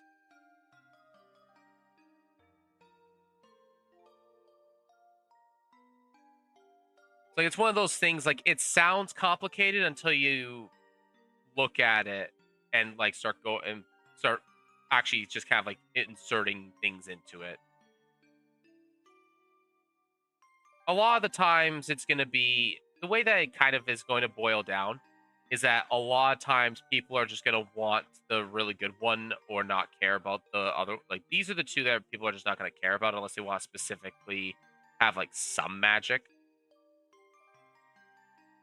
A lot of times either you're going this to have like the best spells possible, where you're just looking to stack up the numbers as high as you can, or you're gonna take this one and it's just like, I just want as many attribute bonuses as I can get.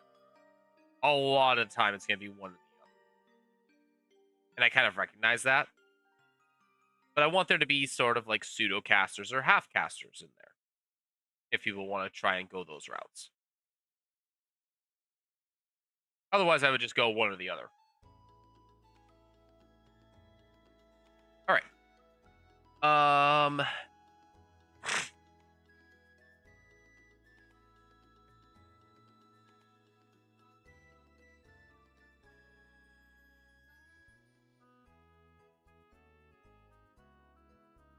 These benefits are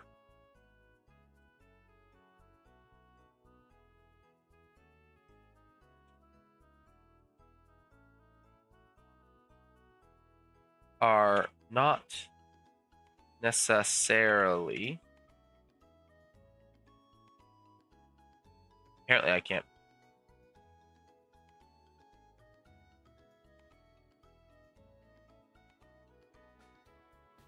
Actually, no. These benefits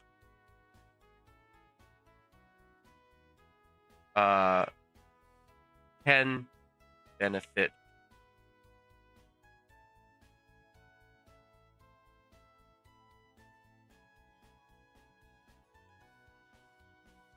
benefit you in the immediate, but can benefit.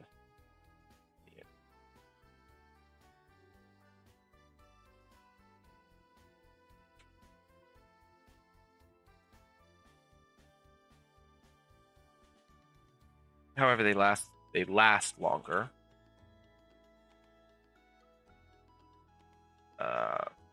Than just the turn that you. They last longer than just the turn that you use the.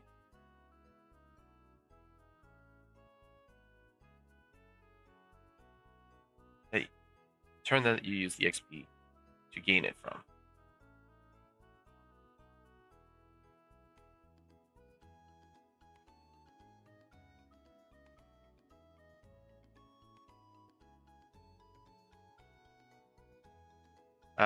These may even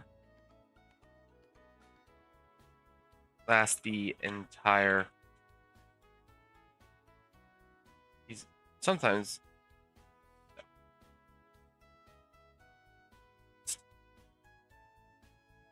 for an adventure, for a scene.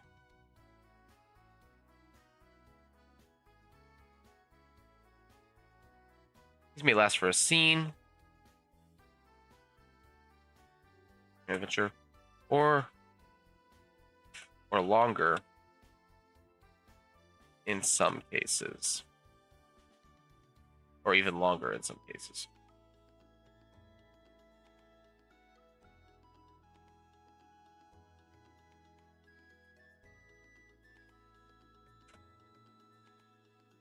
I know a guy.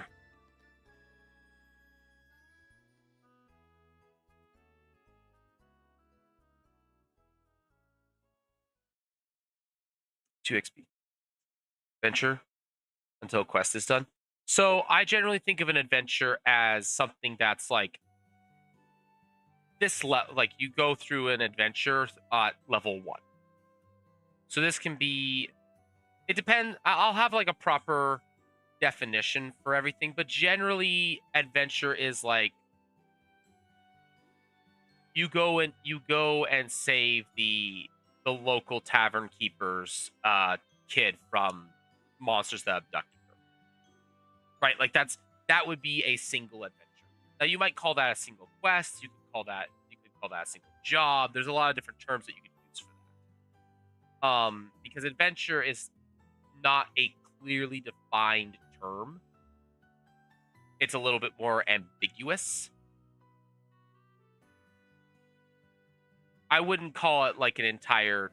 You could call it an adventure like an entire tier of play, for example. So like you could say that it would be enough to fill up all character advancements, as well as the idea. I haven't written it down yet, but the idea is that you're spending half your XP on other benefits outside of just your character advancement. When you consider that you can spend 1 on a reroll and 2 on a critical hit, like it becomes very easy to spend, let's say, 12 XP on other things outside of your character progression very quickly. But the idea is that this is not this is a benefit that you just don't get in the immediate. That's why it's short to medium. I think long term would be like your entire campaign would be like a long term benefit.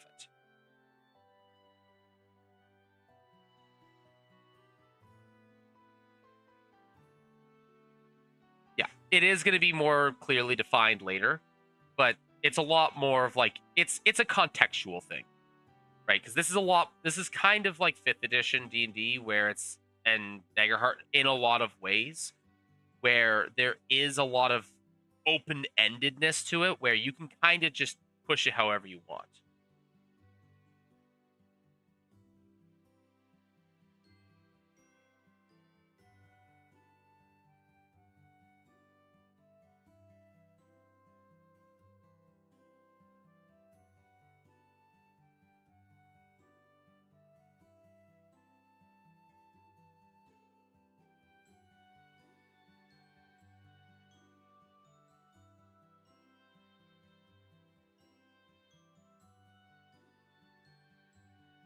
Past that, I'm just gonna call it neutral for the time being.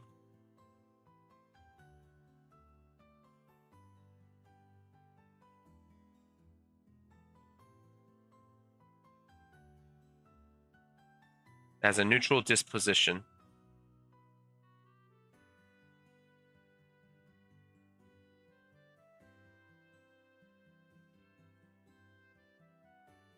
So it's more of a fuzzy rules. I sort of get.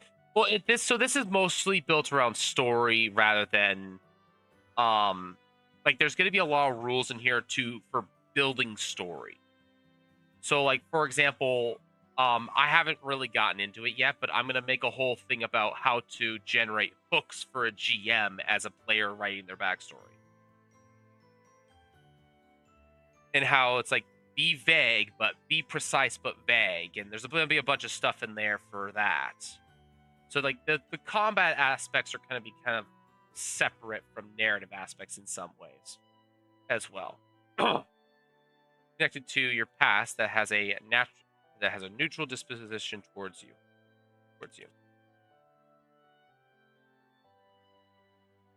Uh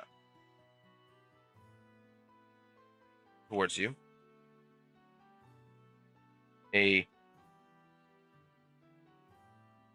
Towards you. Positive. I don't have proper terms for this, yes, but positive. I'm going to have a whole thing for it. Positive if you spend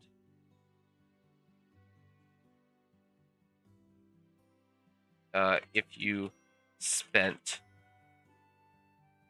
3 EXP. Positive if you spend 3 XP.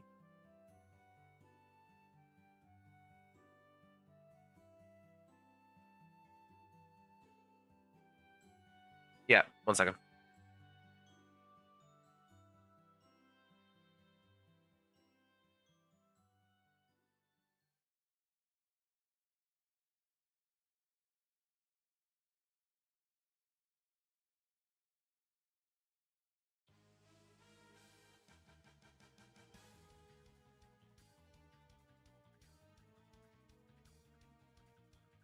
They conveniently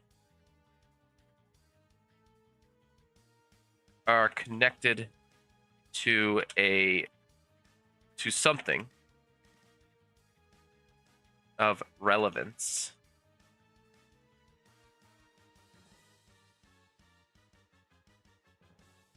They are conveniently connected to something of relevance to the current point in the story.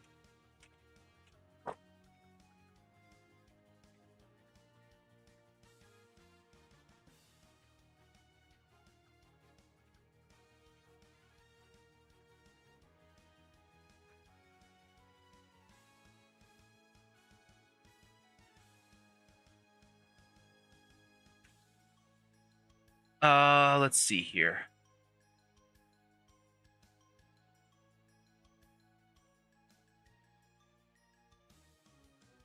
Let's see here. How do I describe this idea?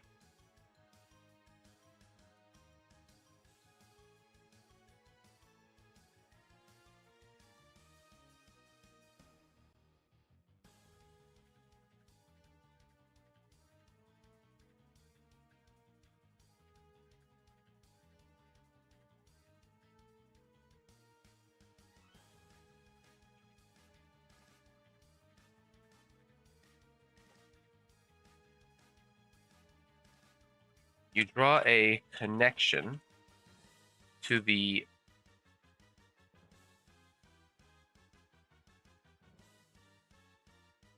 something. I have an example for some of this as well. To something of relevance.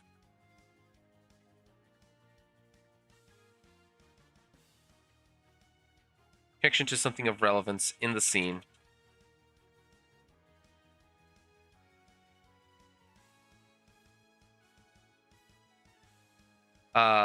Oops.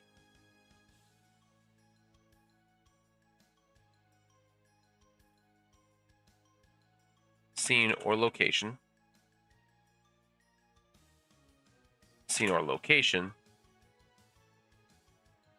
Of relevance in the scene or location to something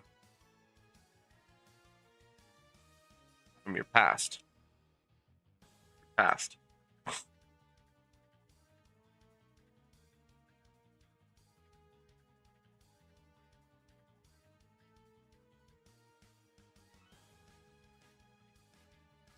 Granting you an advantage on checks relative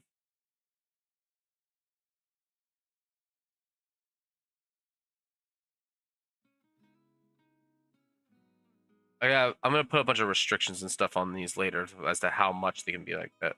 They can help you. An advantage on checks relative. How do you feel about different XP costs based on the character's priority list? I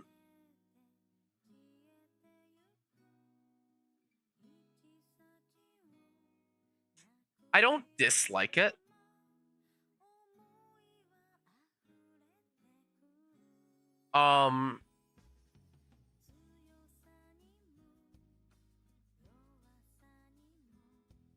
Although I have a different idea. I have an idea that might incorporate that and make it a little bit different. That might be useful in a different way. And I'm actually gonna change it from critical strike to critical roll.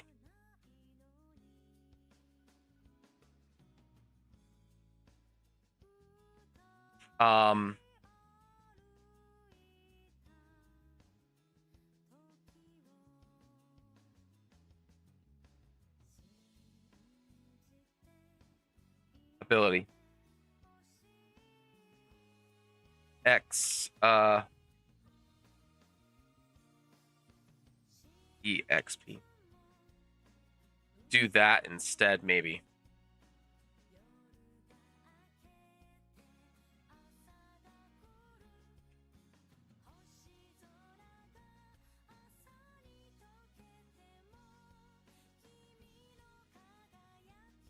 Some abilities have maybe.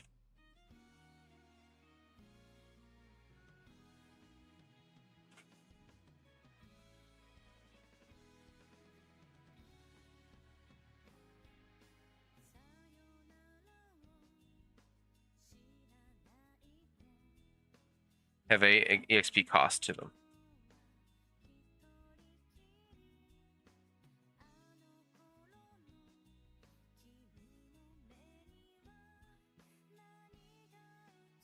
I don't think I like the idea of EXP costs based on priorities itself.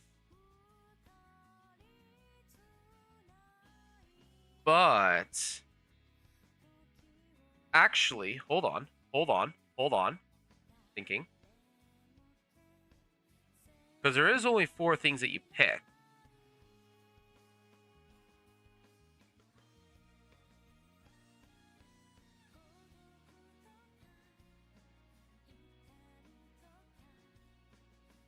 Maybe that works. Because obviously you can choose a skill, like your priors would be skills associated with skills, attributes associated with attributes, abilities based on abilities, and boons would be based off of wealth. Hold on. Did I have 4 or 5 things in there for a priority? Powers is going to be something separate, I think. I think I'm only going to have...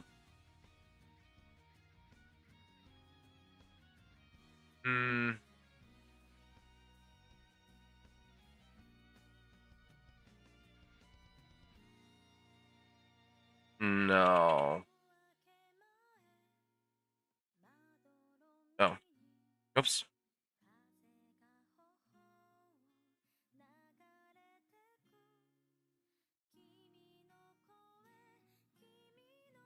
Equal powers for everyone. Equal access to the number of powers that you get. Just how good they will be different. Maybe that doesn't work. Maybe there does need to be something defining it beyond that. This is meant specifically for the creation process. Progression is a weird thing. I'm not sure.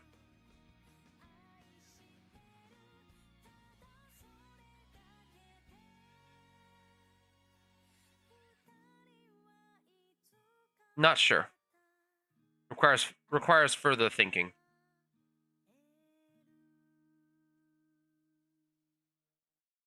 Some abilities have X because these tend to be very powerful and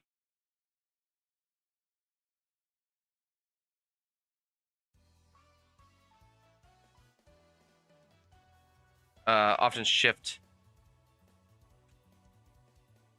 in a dramatic way. Ooh, actually.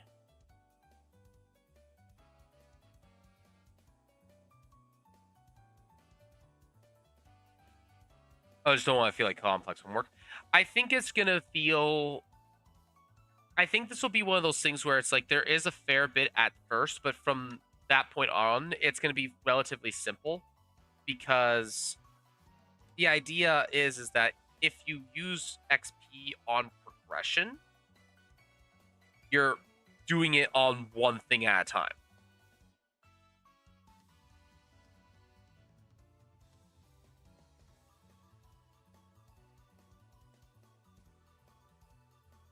Right? You're not like building a whole level.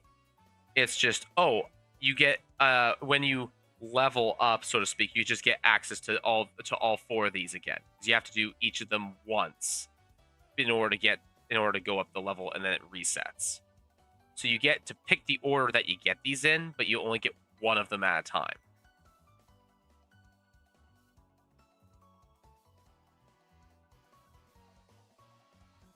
Again, this is a lot of kit bashing and just sort of slowly working my way through it, see if I can make all the ideas work.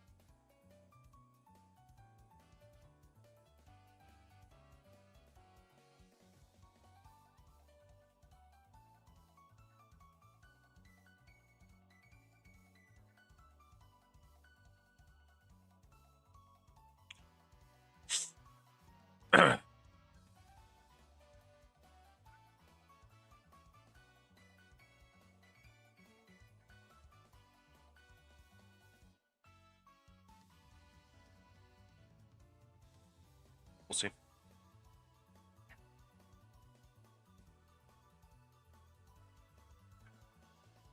Let's see here.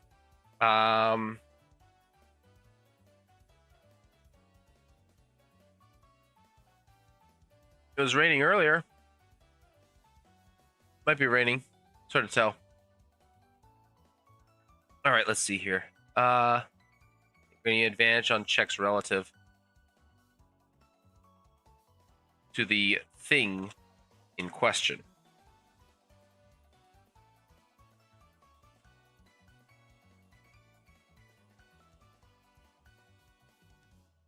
It's gonna be something along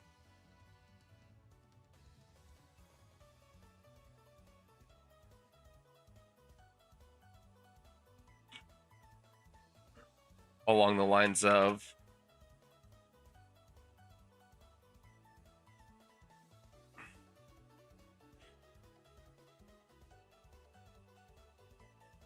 this can be something along the lines of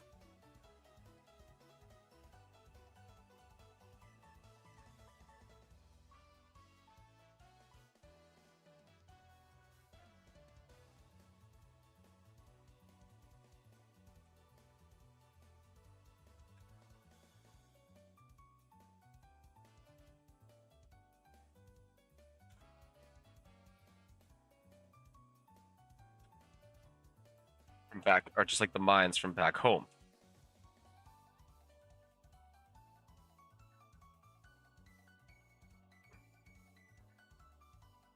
In the question, with approval, but things in question.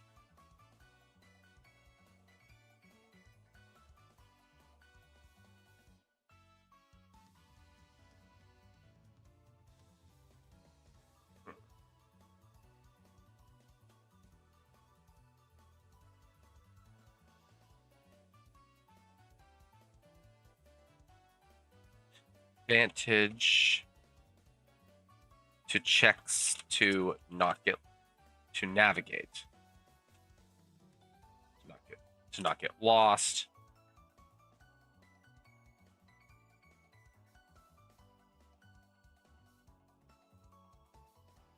or perhaps to guessing the, or to knowing the possible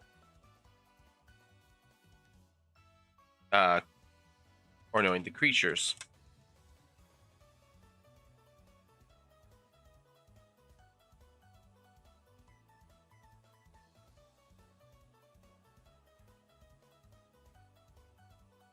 While in this specific place.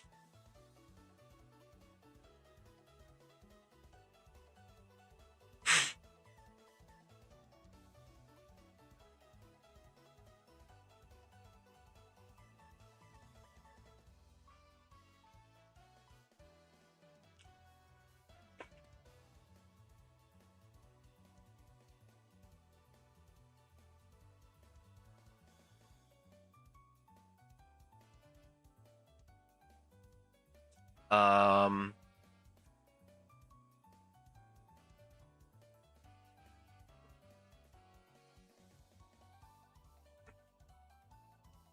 Alternatively,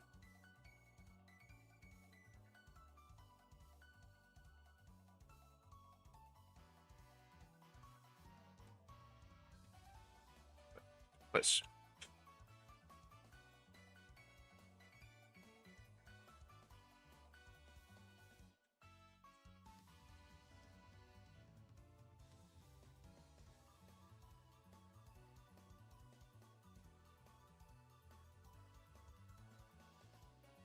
the design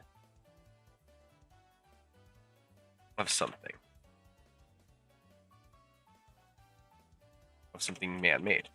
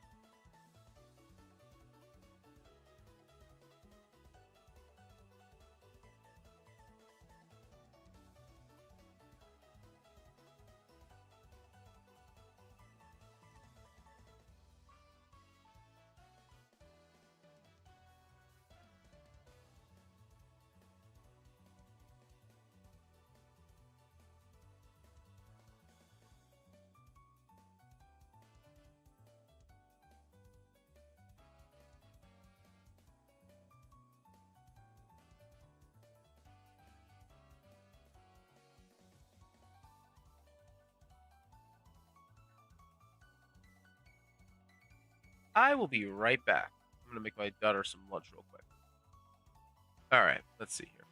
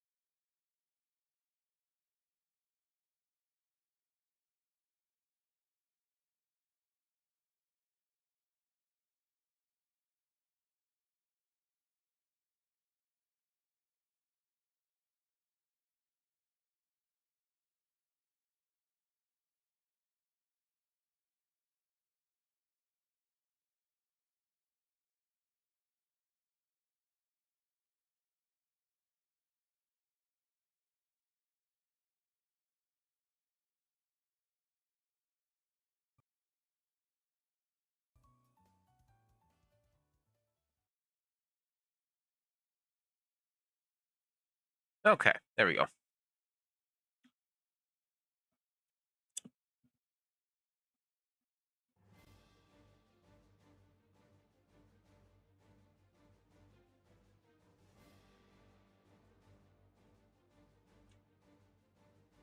Alrighty. So, or it could be that you recognize the design of something that something designed man-made.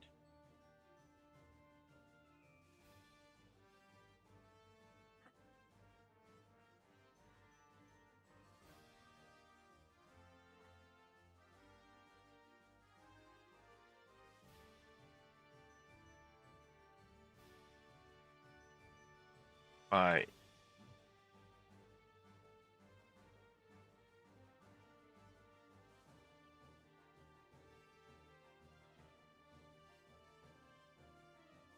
identifying or operating it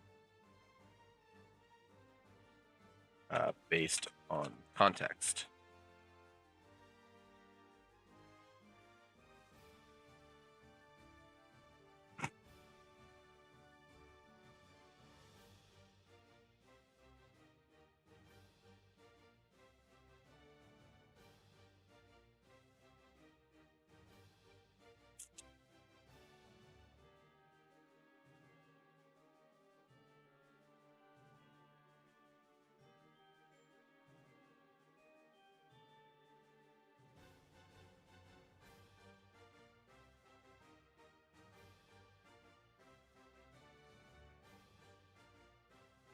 Must make to the GM.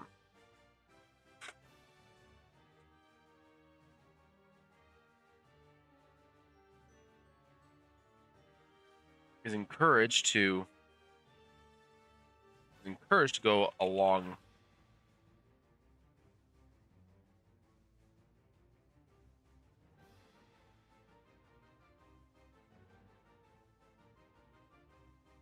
with the suggestion or double down on it. To go along with the suggestion. Is encouraged to go along with the suggestion or make it work. Or find a way to make it work.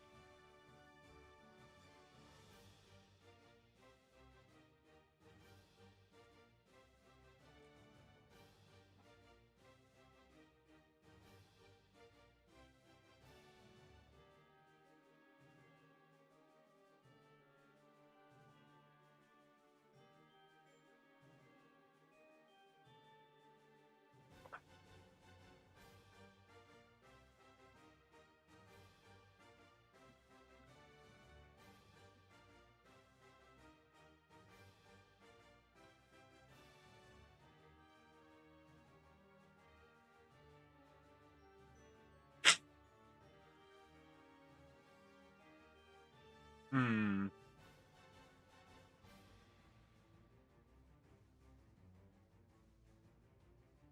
All right.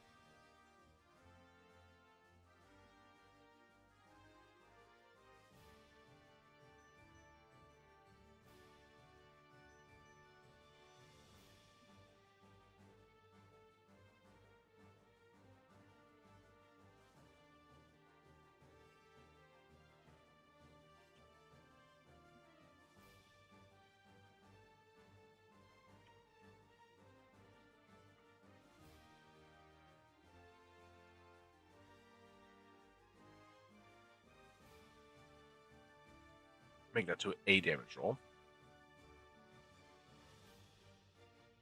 All right, medium, short-term benefits.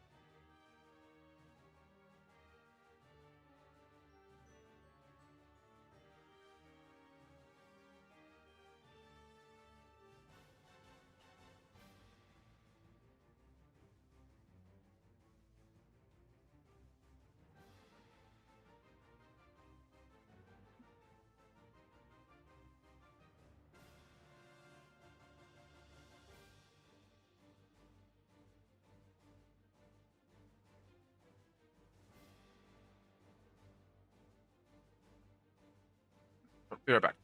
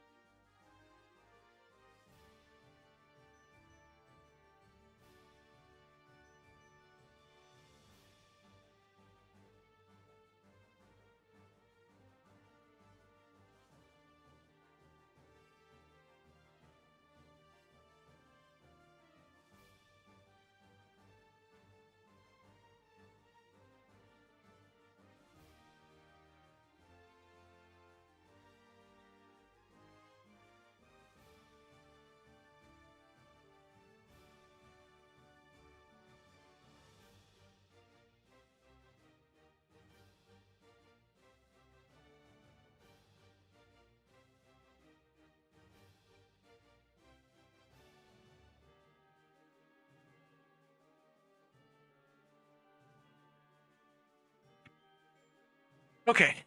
I have returned. Why is this 15 minutes long? Jeez.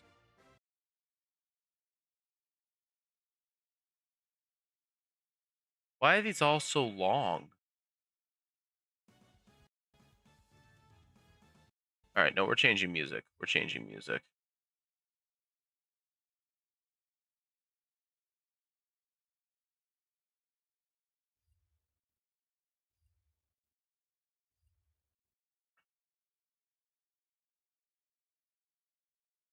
Let's see here. Uh,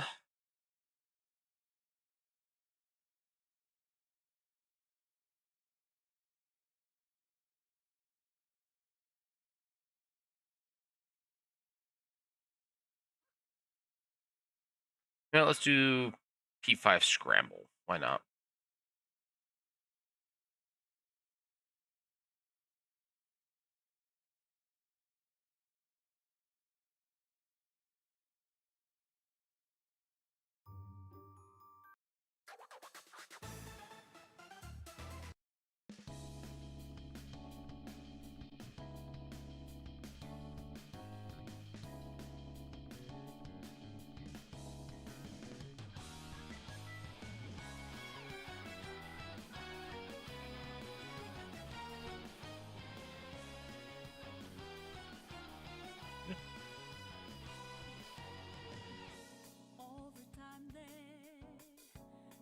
Okay, here we go. Back to this actually. All right.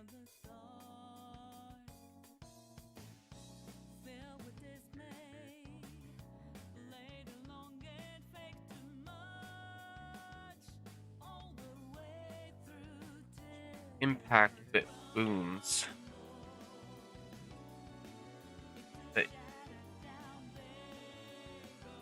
That you boons or larger, longer term gains. Longer term gains. Such as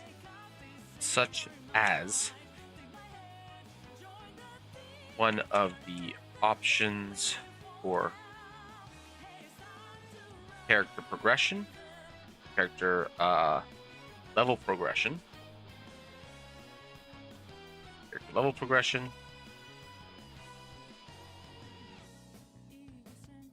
Now, here's the question. Do we want to have it so that all 4 of these are required? What is something that the Cypher system has for long-term benefits? So they have removing penalties. So you can reduce the cost of speed. Where is the... What is this?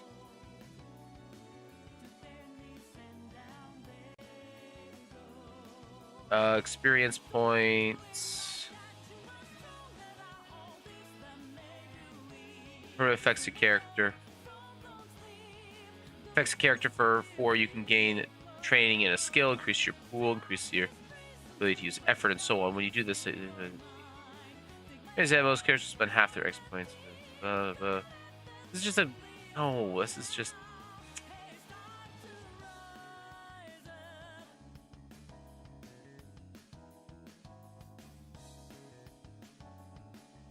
There we go. Experience points, GM character arcs, GM awards, spending experience points, immediate benefits.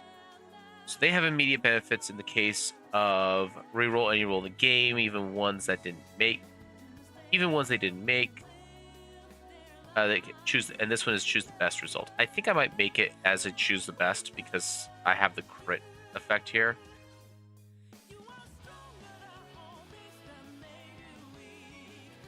You may choose between the 2 results.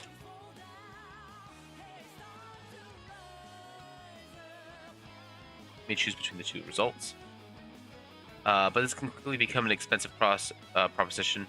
Find a way to prevent It's fine way to try and prevent disaster. It's not a good idea to use a lot of XP to reroll single actions over and over.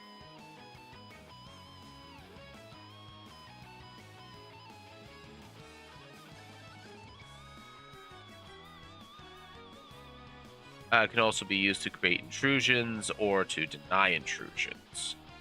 Player intrusion. The player intrusion is the player choosing to alter something in the campaign, making it easier for a player character. Conceptually, this is a reverse of the GM intrusion. Instead of the GM giving player XP and introducing an unexpected complication for the character, the player spends an XP and presents a solution to a problem or a complication.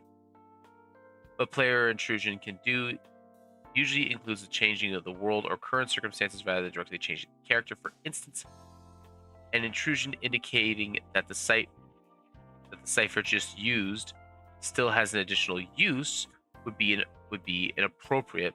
But an intrusion that heals the character would not. If the character has no XP to spend, they can't use a player intrusion. The GM refuses the intrusion. The player didn't. If the GM refuses the intrusion, the player doesn't spend the XP and the intrusion doesn't occur.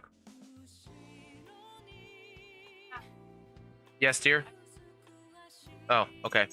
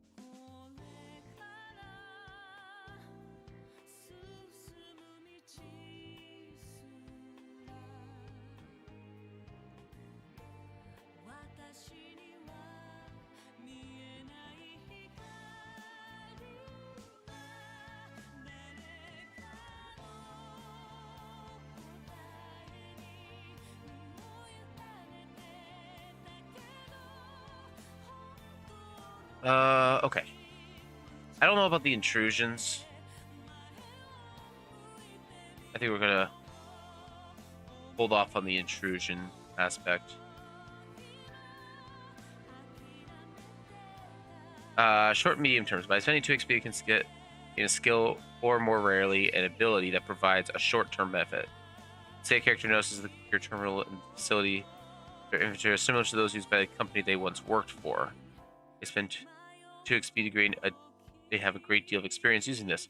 As a result, they are trained in operating and breaking into these computers. This is just like being trained in a computer or hacking skill, but applies to only computers found in the particular location. The skill is extremely useful in the facility, but nowhere else. Medium-term benefits are usually story-based. For example, a character might spend 2 XP while climbing through mountains that they experience with climbing in regions, or perhaps they have spent XP after they've been in the mountains for a while, so they picked up the feel for climbing there. Either way, from now on, they're trained in climbing those mountains. This is helpful to them now, anytime they return to the area, but they're not trained in climbing everywhere. This still allows characters to get immediate training for a skill for half the normal cost. Normally, it costs you 4 XP to become trained in the skill. It's also a way to gain new skills, even if the PC has already gained new skills. New skill as a step towards training in the new tier. In rare cases, GM might allow for a character to spend 2 XP to gain an entirely new ability, such as a device, special ability, or special mental power. for a short time, usually no longer than the course of one scenario. The player and the GM should agree on a story-based explanation for the benefit. Perhaps the ability has specifically rare requirements, such as a tool, a battery, a drug, or some kind of treatment.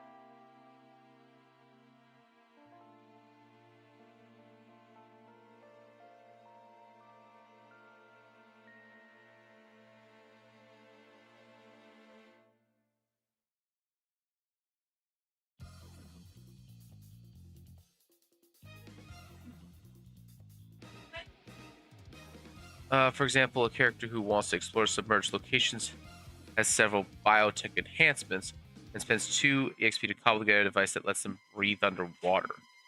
The ability for considerable length of time, but not permanently. The device might only work for 8 hours. Again, the story and the logistics and the logic of the situation dictate the parameters.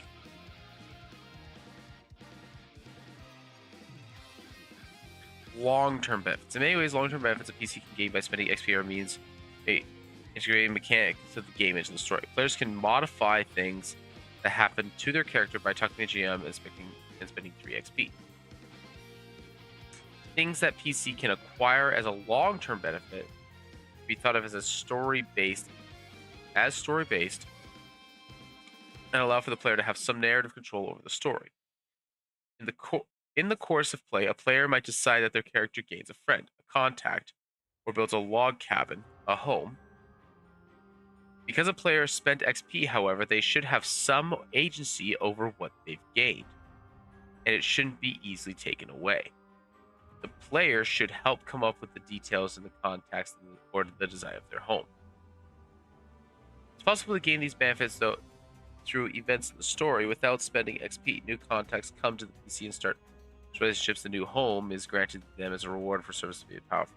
Or maybe the character inherits the home from a relative. However, because these came from the GM and not the player, and no XP was spent, the player has no narrative control over them, and the GM makes up the details.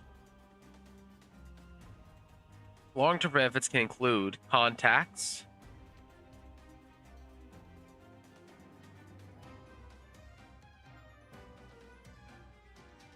I might chase this to 3 and 4, actually.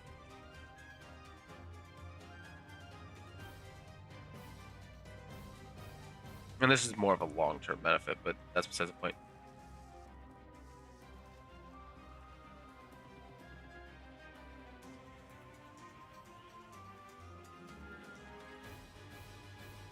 Home. Peace requires a full-time residence that can be apartment in the city, cabin in a wilderness, space. Soundly, several characters combine their XP to buy a home together.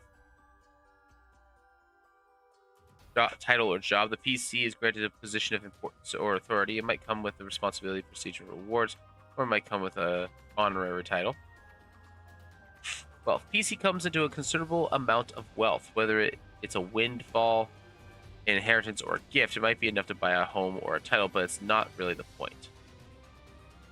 The main benefit is the PC no longer needs to worry about the cost of a single equipment, about the simple cost of equipment, lodging, food, and so on. The wealth could mean a set amount, perhaps $50,000 or whatever is appropriate to the setting. Or it could be bestowed the ability to ignore minor costs, such as decided by the player and GM.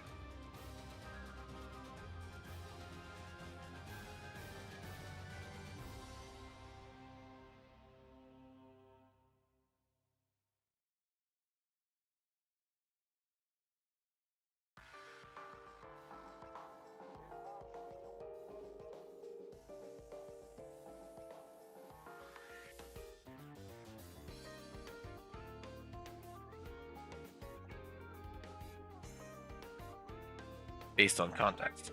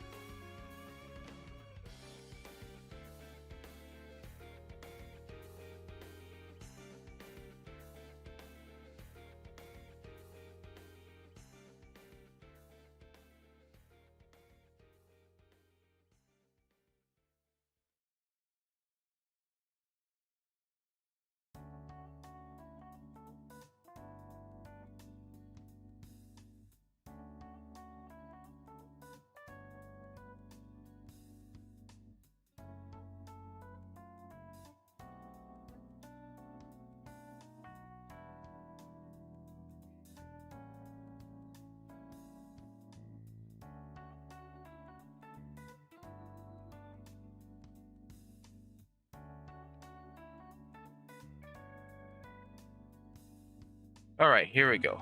Let's see here. Long-term does border on permanent. For one-shots, it's functionally identical. Yeah, although the big thing for one-shots is you're probably going to be looking to utilize it for a lot of the immediate and short-term benefits in a one-shot or a single adventure, where you're going to be looking to go like, oh well, I'll use it for a critical role, or I'll use it to know something from this area.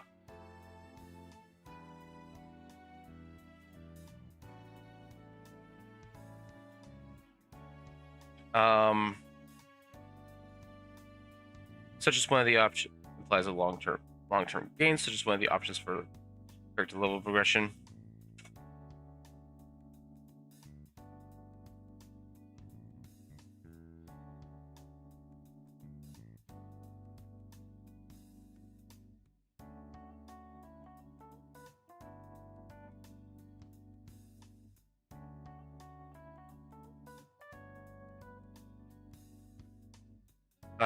Significant impact.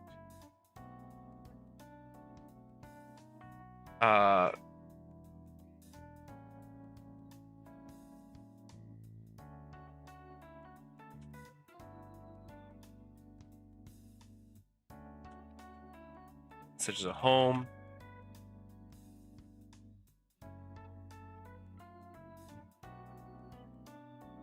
I might move the I know a guy down to the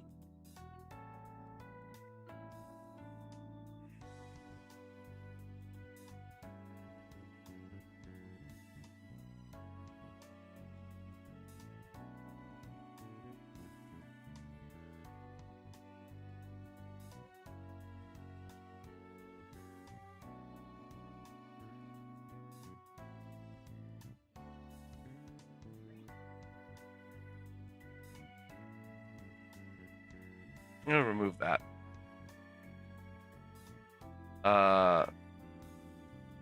Options for progression.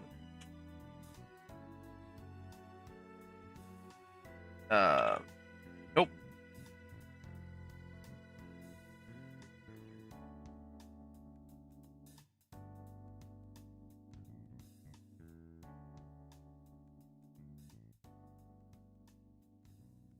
Note.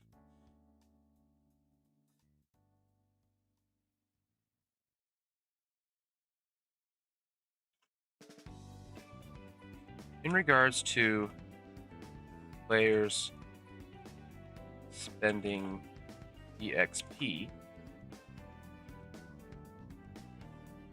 these are less I just get this, and more a pitch you must make to the GM. GM should encourage to go along with suggestions or find ways to make it work better. Are encouraged to go along with the suggestion.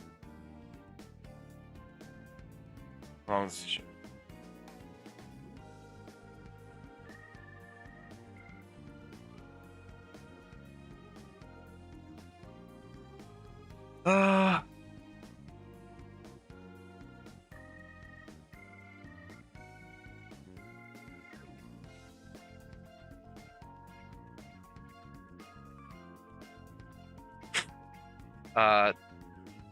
Must agree to the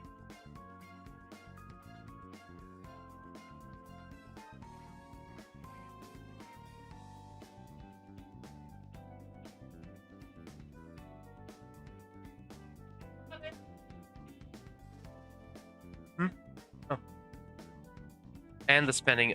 Both the player and the GM must agree to the spending and the effects of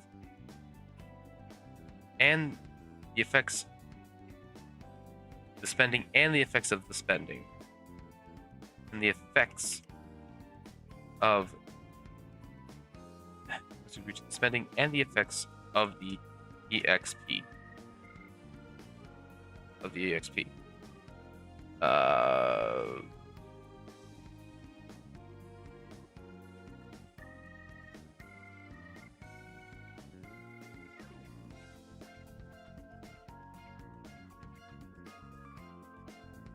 actually must work should work together. Jeez.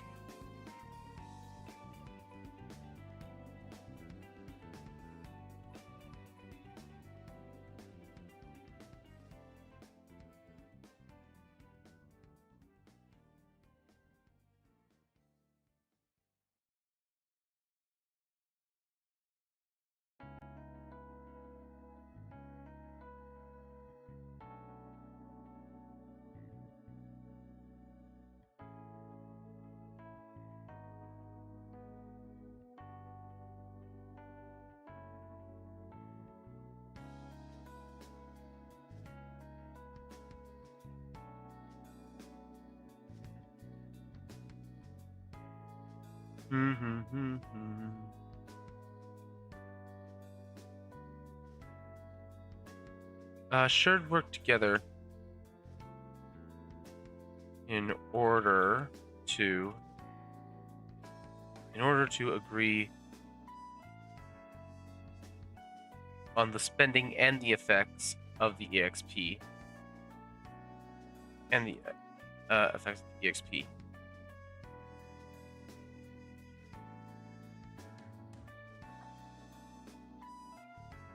Okay.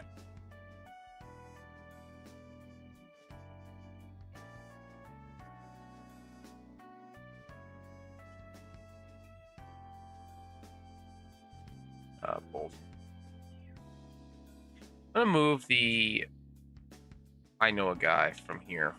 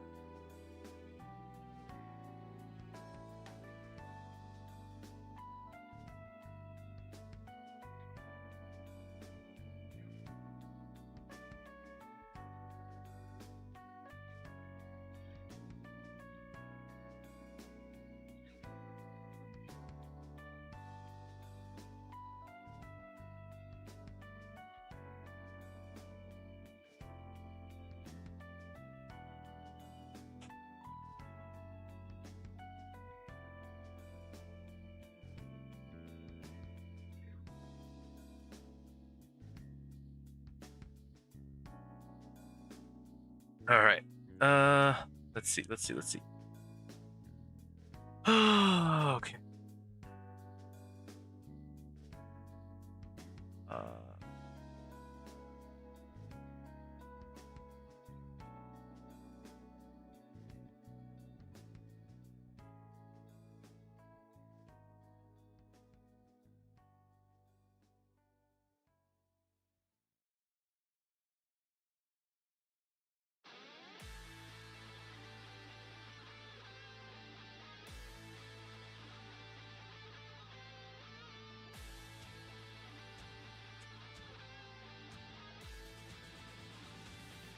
Let's see here. Property.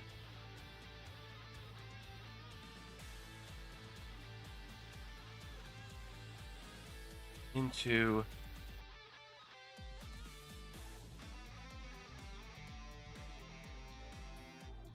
to permanent use.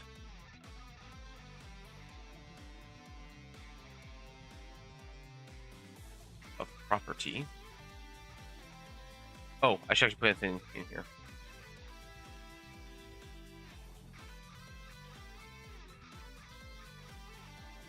These are things the player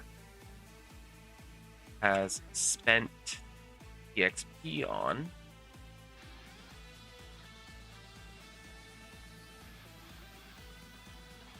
It should be more. But what was the phrasing that the cipher system used?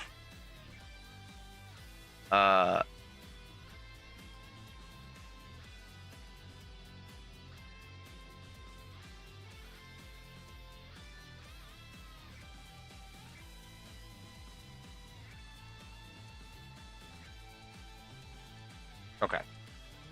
And it should not be simply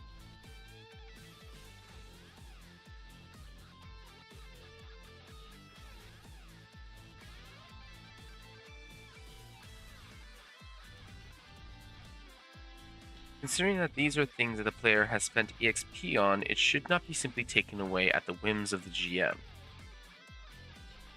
At the whims of the GM.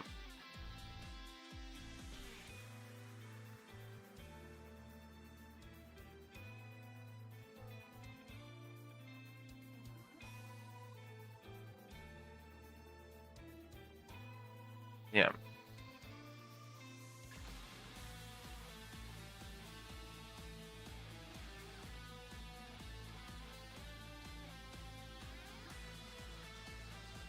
Not be taken away or removed, taken away or destroyed. Should not be taken away by the GM so easily. I'm just gonna take their terminology. Should not be taken away so easily.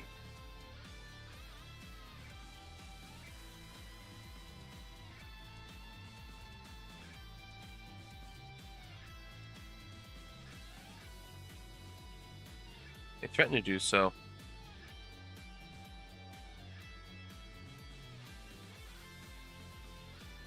Should have agency and say in what happens.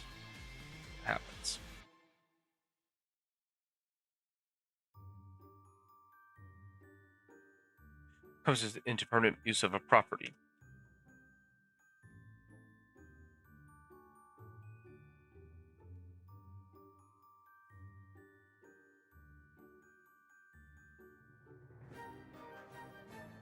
This can be ownership or that not worry that they need not worry about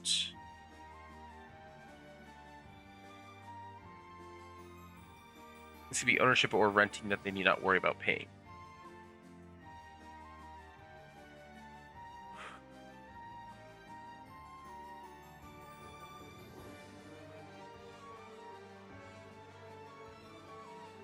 Paying.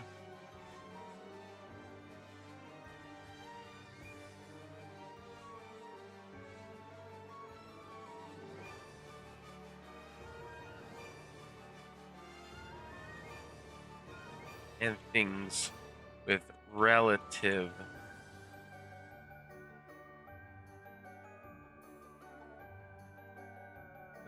safety. With relative safety. Title or job, wealth.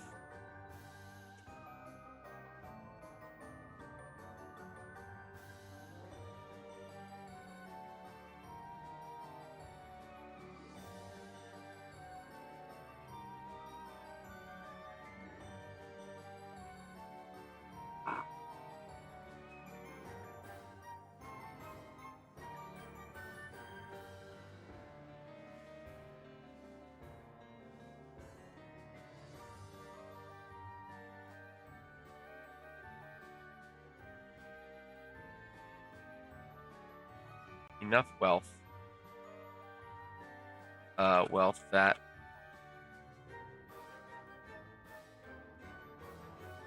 we can afford. What was the example they used? Like a large amount of, it's like a good piece of equipment.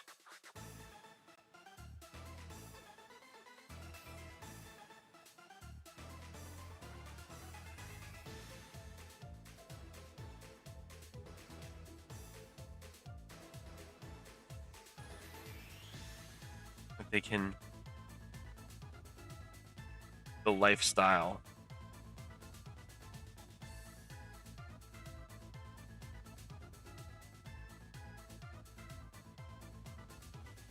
Sig. They can't. This can be a significant.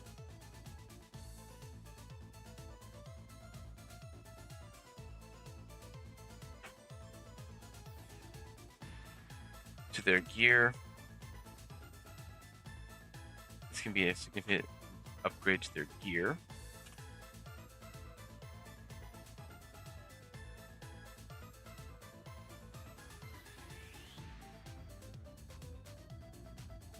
to buy means to increase increase the appearance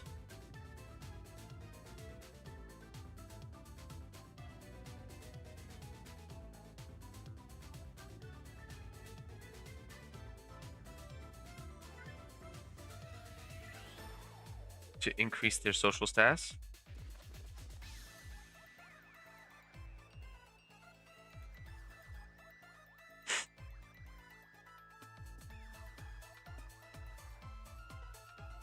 Means to increase their social status. Or even enough to remove form of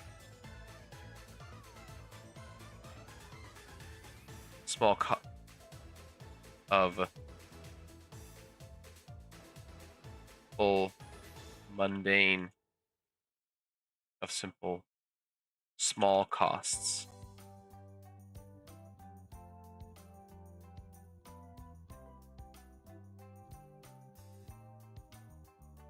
Or even enough to remove any form of simple small costs.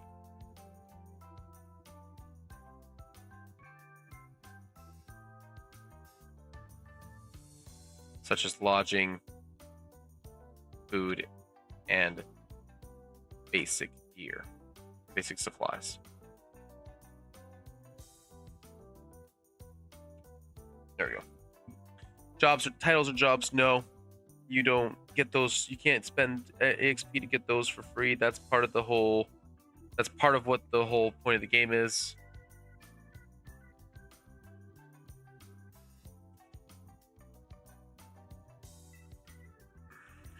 Progression. This is 4 EXP.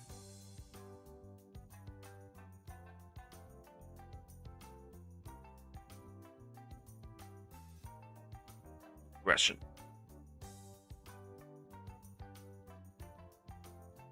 Picking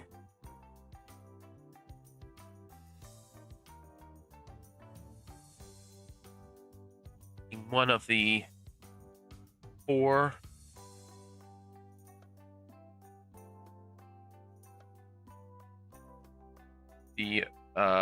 4 options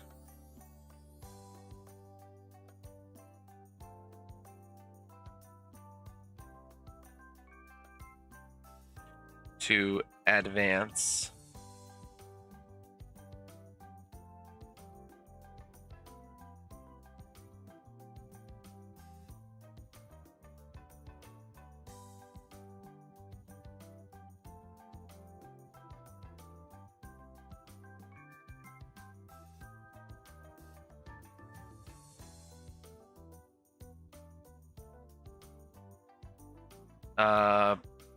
picking one of the 4 options required to advance your characters. Just a second.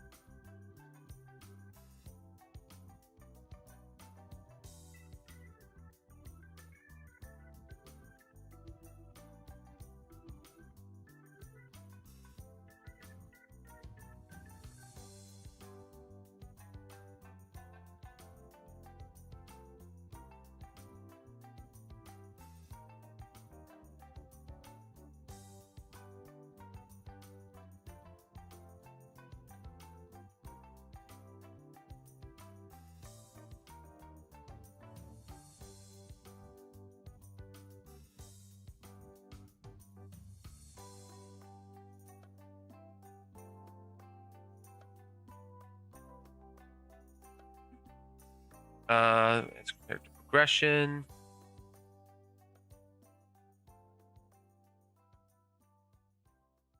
Layers are pretty cool. Yep.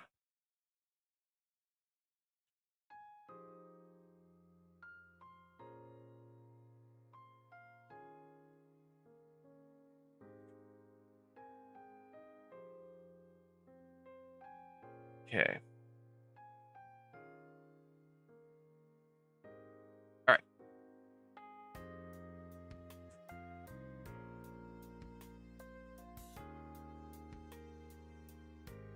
Adding a skill point.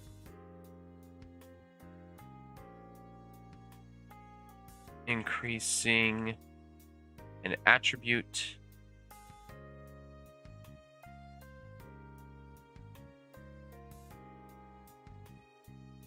A new ability.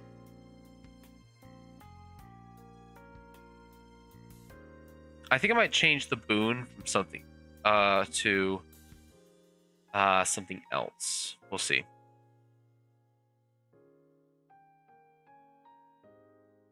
I think I'm going to change it from boon to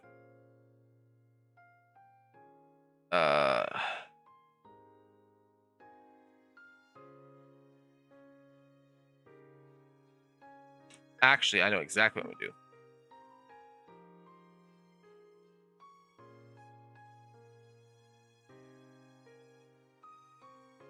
Attribute skill.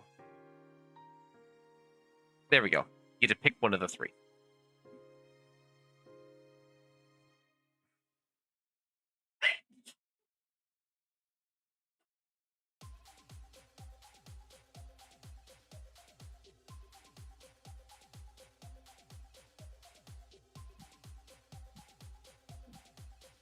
Or learning a new ability. And that's how we can get the variety in there.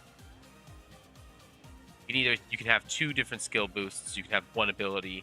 You can have one attribute. You can have two attributes if you're dependent on your stats.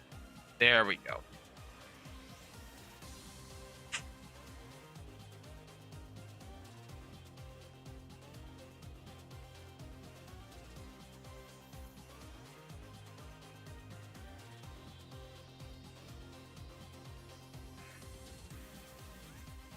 Alrighty.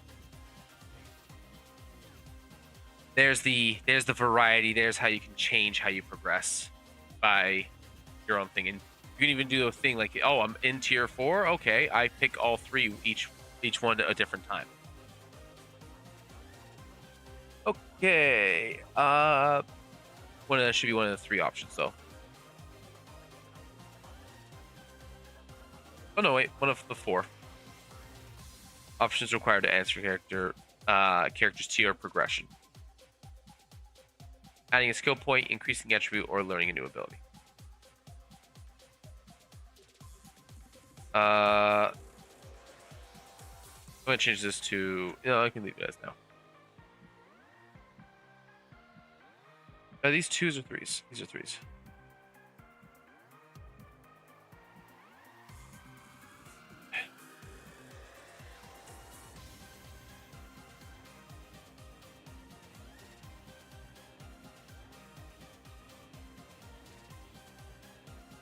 Experience points.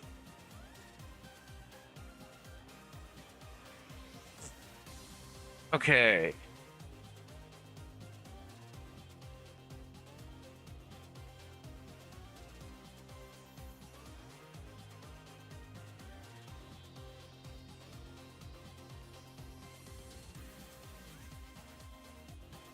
Whenever you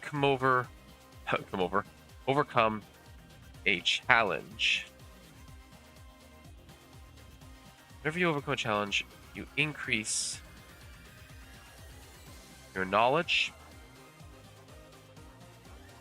your prowess,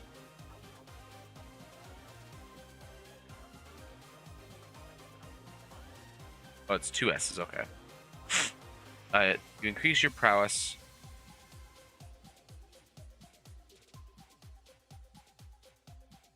you increase your prowess. In turn,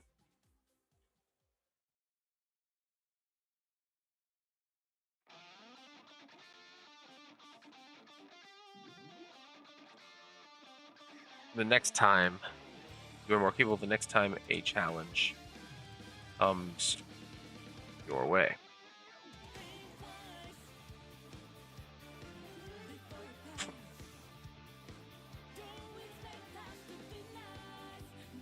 in both in gaining and spending EXP.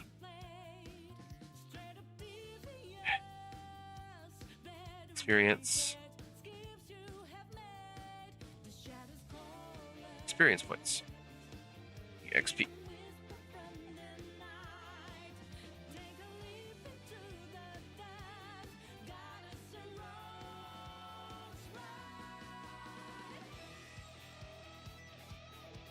Spending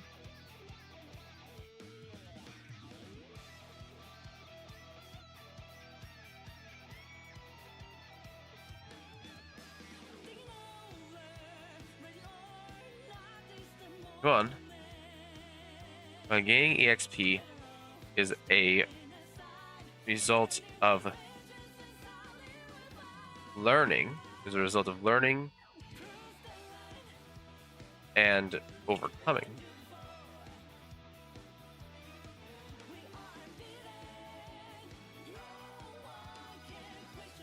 And overcoming a challenge.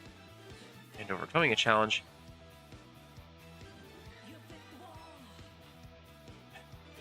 You spend that EXP is where your past helps you now. But also learning from failure. Yeah, we can make the argument for learning from failure.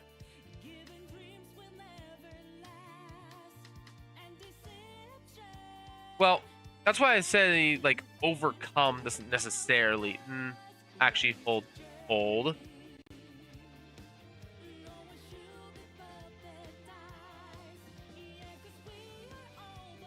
Successfully master, conquer, or gain the upper hand in a struggle or problem or emotional state.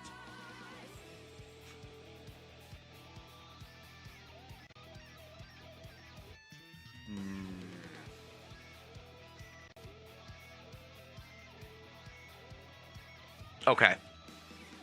Whenever you... Okay, yeah. It's game. Games usually give nothing for just trying. Yeah, like this is... Well, this is a game where it's just like, you can technically get it for just trying. I'm going to say encounter. Whenever you encounter a challenge, you increase your prowess. This in turn means you are more capable of the next time a challenge comes. Really, this represents the gaining and expending of experience points. Well, gaining experience is a result of learning and learning from a challenge. Learning from a challenge when you is where it helps you. When you spend EXP is where your past helps is where your past helps you now.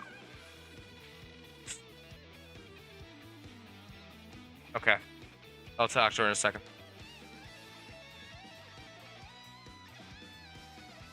And it always does with her. Alright, one moment. My daughter's calling me.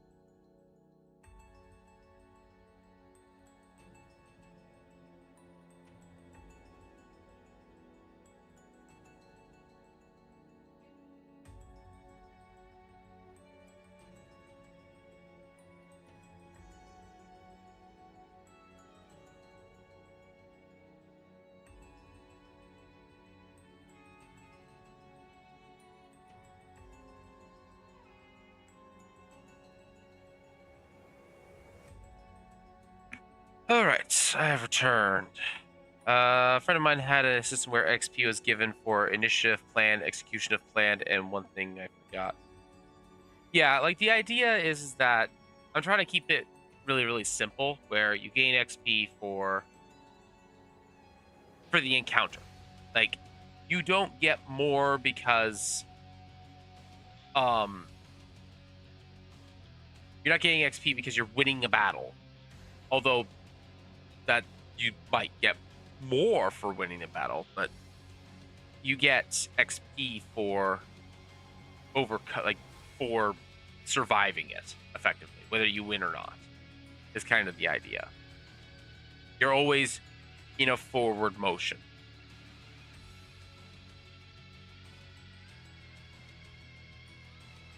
Result of learning from a challenge when the XP is where it helps you now.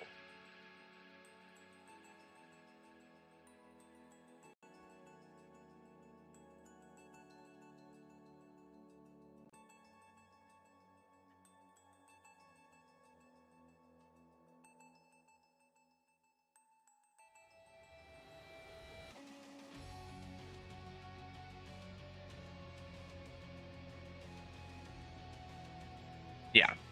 Like, you get XP regardless. When you spend XP is where the past helps you now.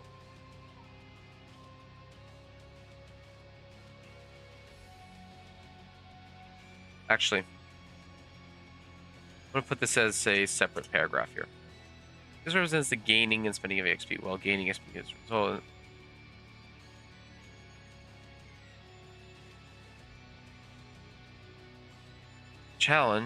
Challenge spending the XP is where that past helps you now. All right.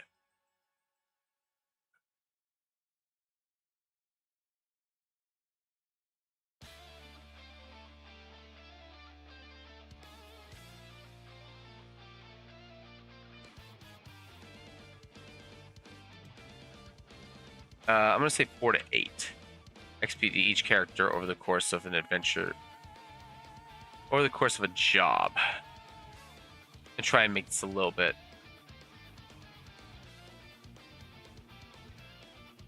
I'm just going to make it more clear here. 4 to 8 to each character over the course of a job. This may include anything.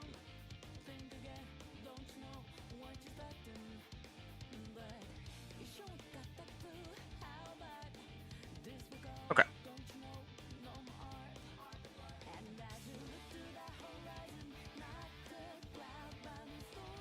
Let's see here. For challenge mostly.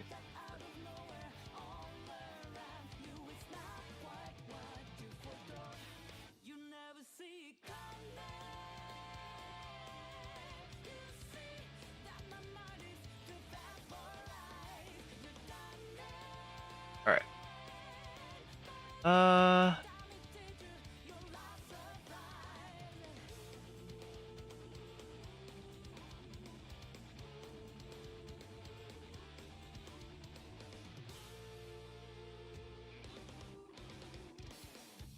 Now, players help me now.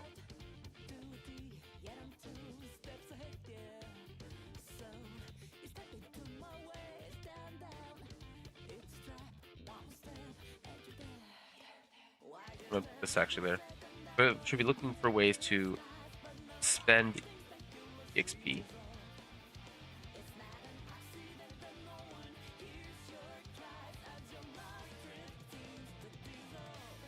Spend EXP. And while holding some to spend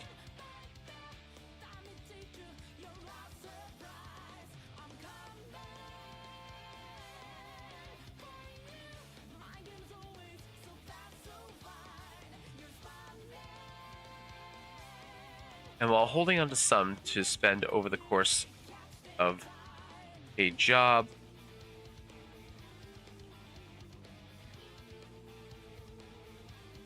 might be is a good idea.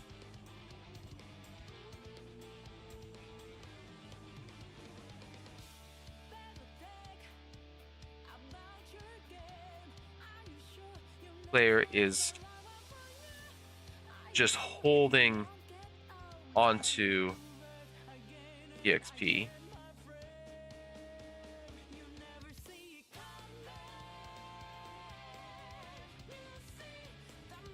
Yeah. Okay. Players should be looking for ways to spend EXP, and while holding onto some to spend over the course of a job is a good idea.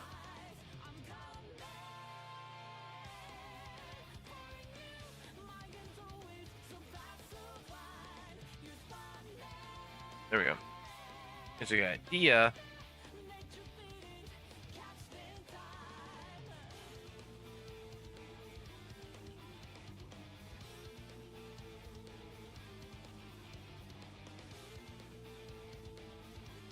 Has more than 10.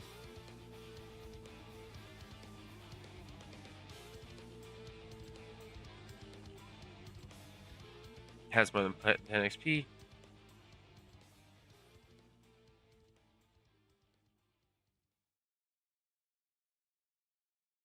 Has more than 10 XP. The GM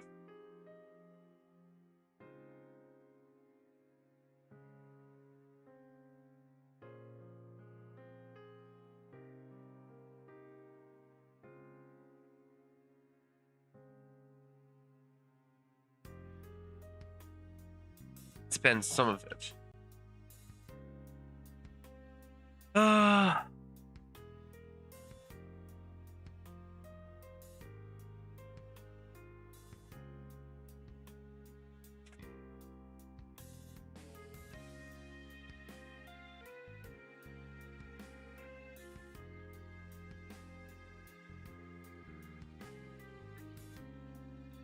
XP to players.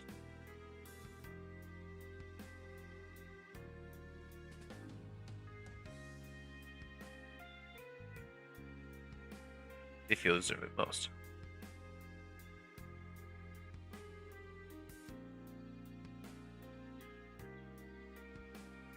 That being said,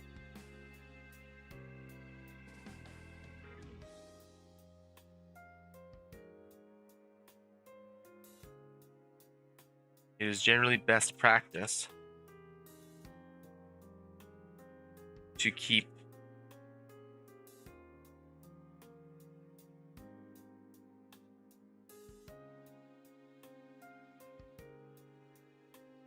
in relatively close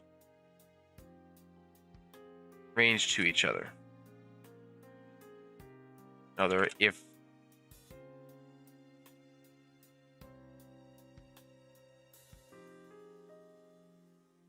If differences to be. That being said, it is generally best practice to keep players in relatively close range to each other for close range to each other.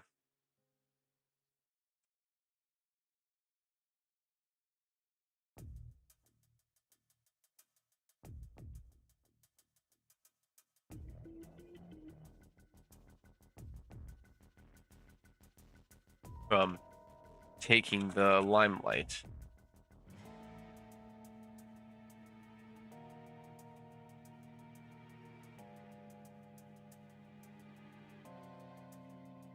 From taking the limelight unintentionally.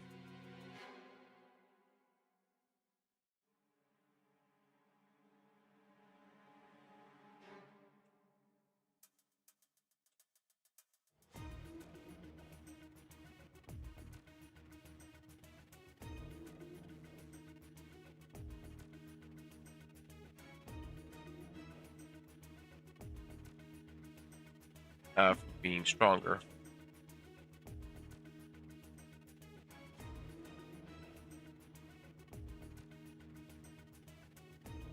The others.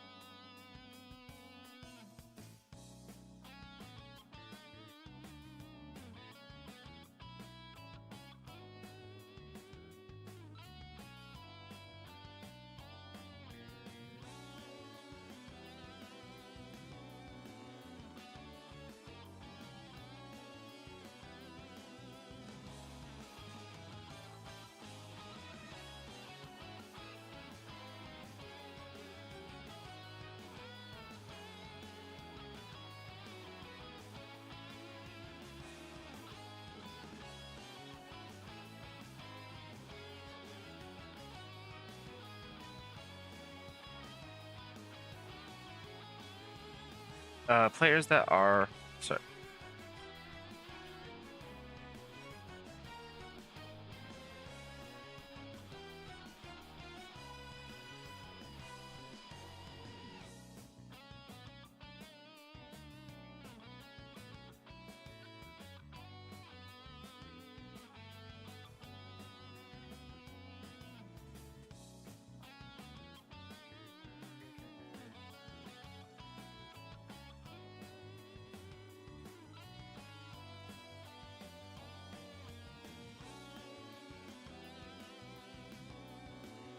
Players that are playing to the habits and quirks of their characters are good targets.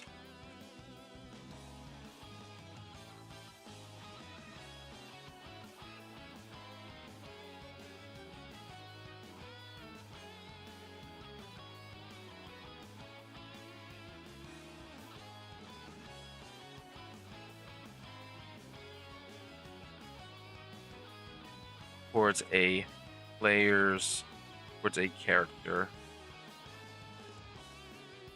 To a character's goal. Often the story will be directed towards, not more towards, will be directed towards a character's goal.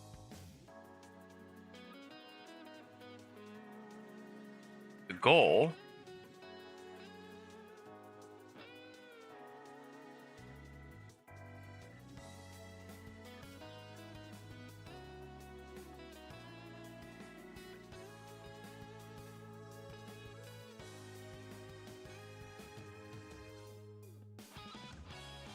forward. To help drive this forward. To help this forward, provide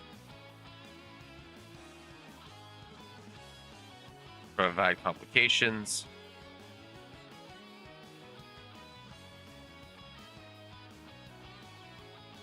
To use to help drive this forward.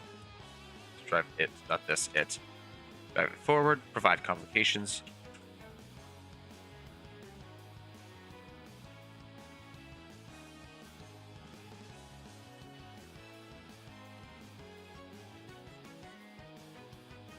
And ultimately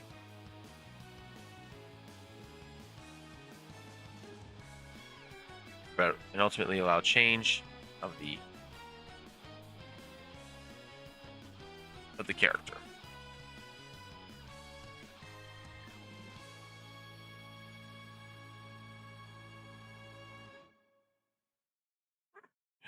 Be it for better or worse.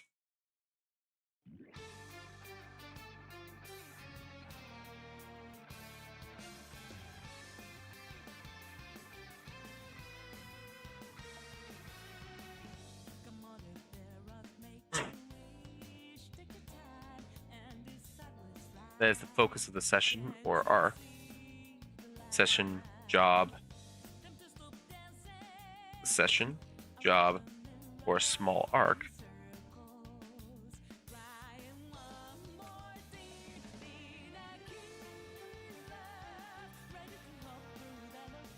Ought to be getting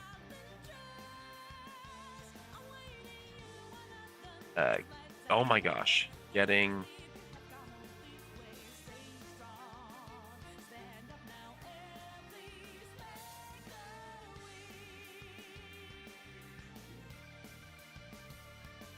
okay.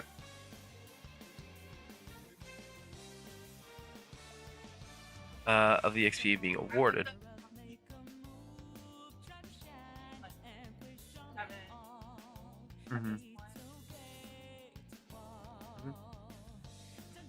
Being awarded.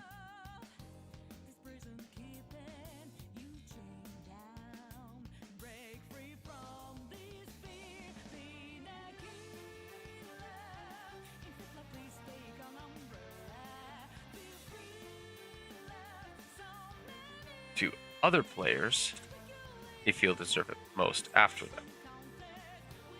Other players they feel deserve it most.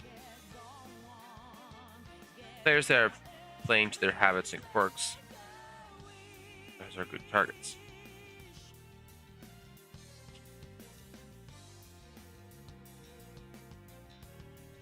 The goal should have some hooks to help drive it forward, provide complications, and ultimately allow for the character.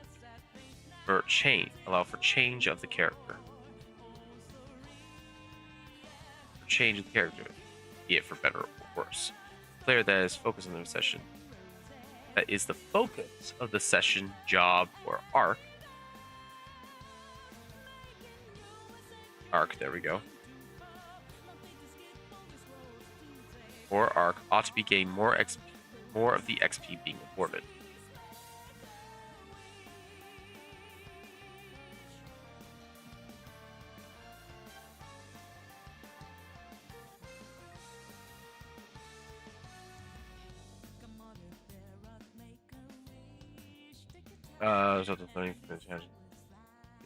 No.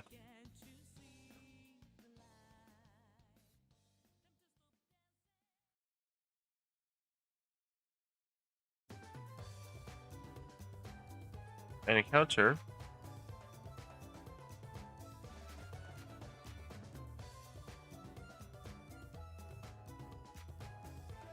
generally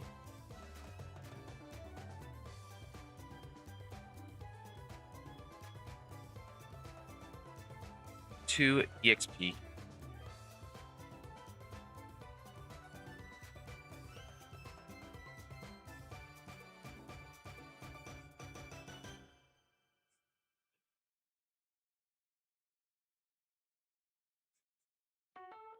I just realized that I have this doubled. There we go.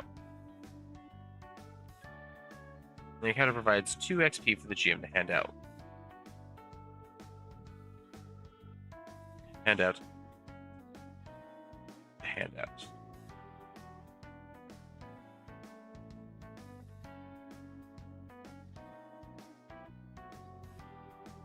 Be of great enough threat or challenge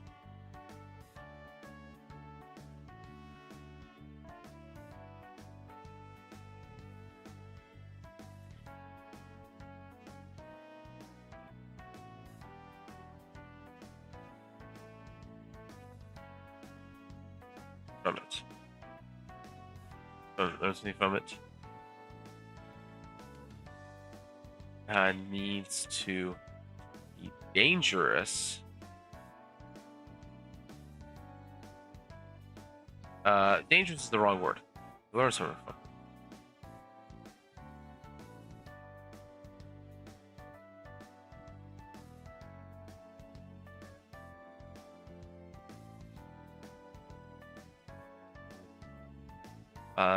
This also means they stand to lose something should they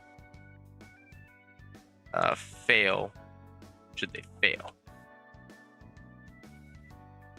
can mean they leave empty-handed.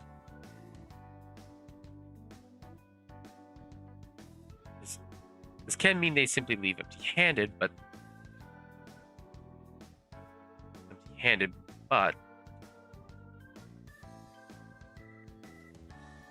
they could have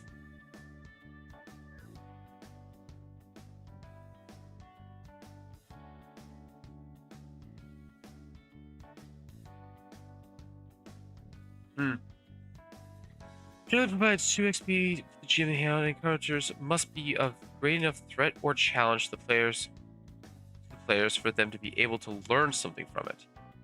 This also means they stand to lose something should they fail. This can mean that they simply leave empty-handed rather than getting what they came for. But came for.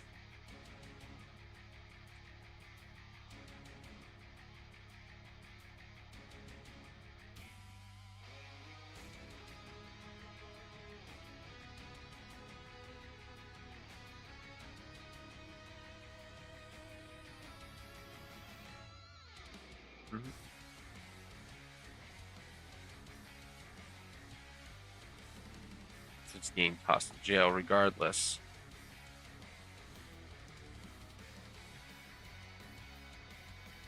Of uh, guilt. Regardless of guilt. There we go. All right, that's gonna be it for me today, guys. I will be back tomorrow morning probably. Might keep doing at this. Might play a little Breath of Fire. I will kind of want to finish that game sometime soon. So we'll see what happens. Appreciate you all for swinging by that did. And until next time, have a good day.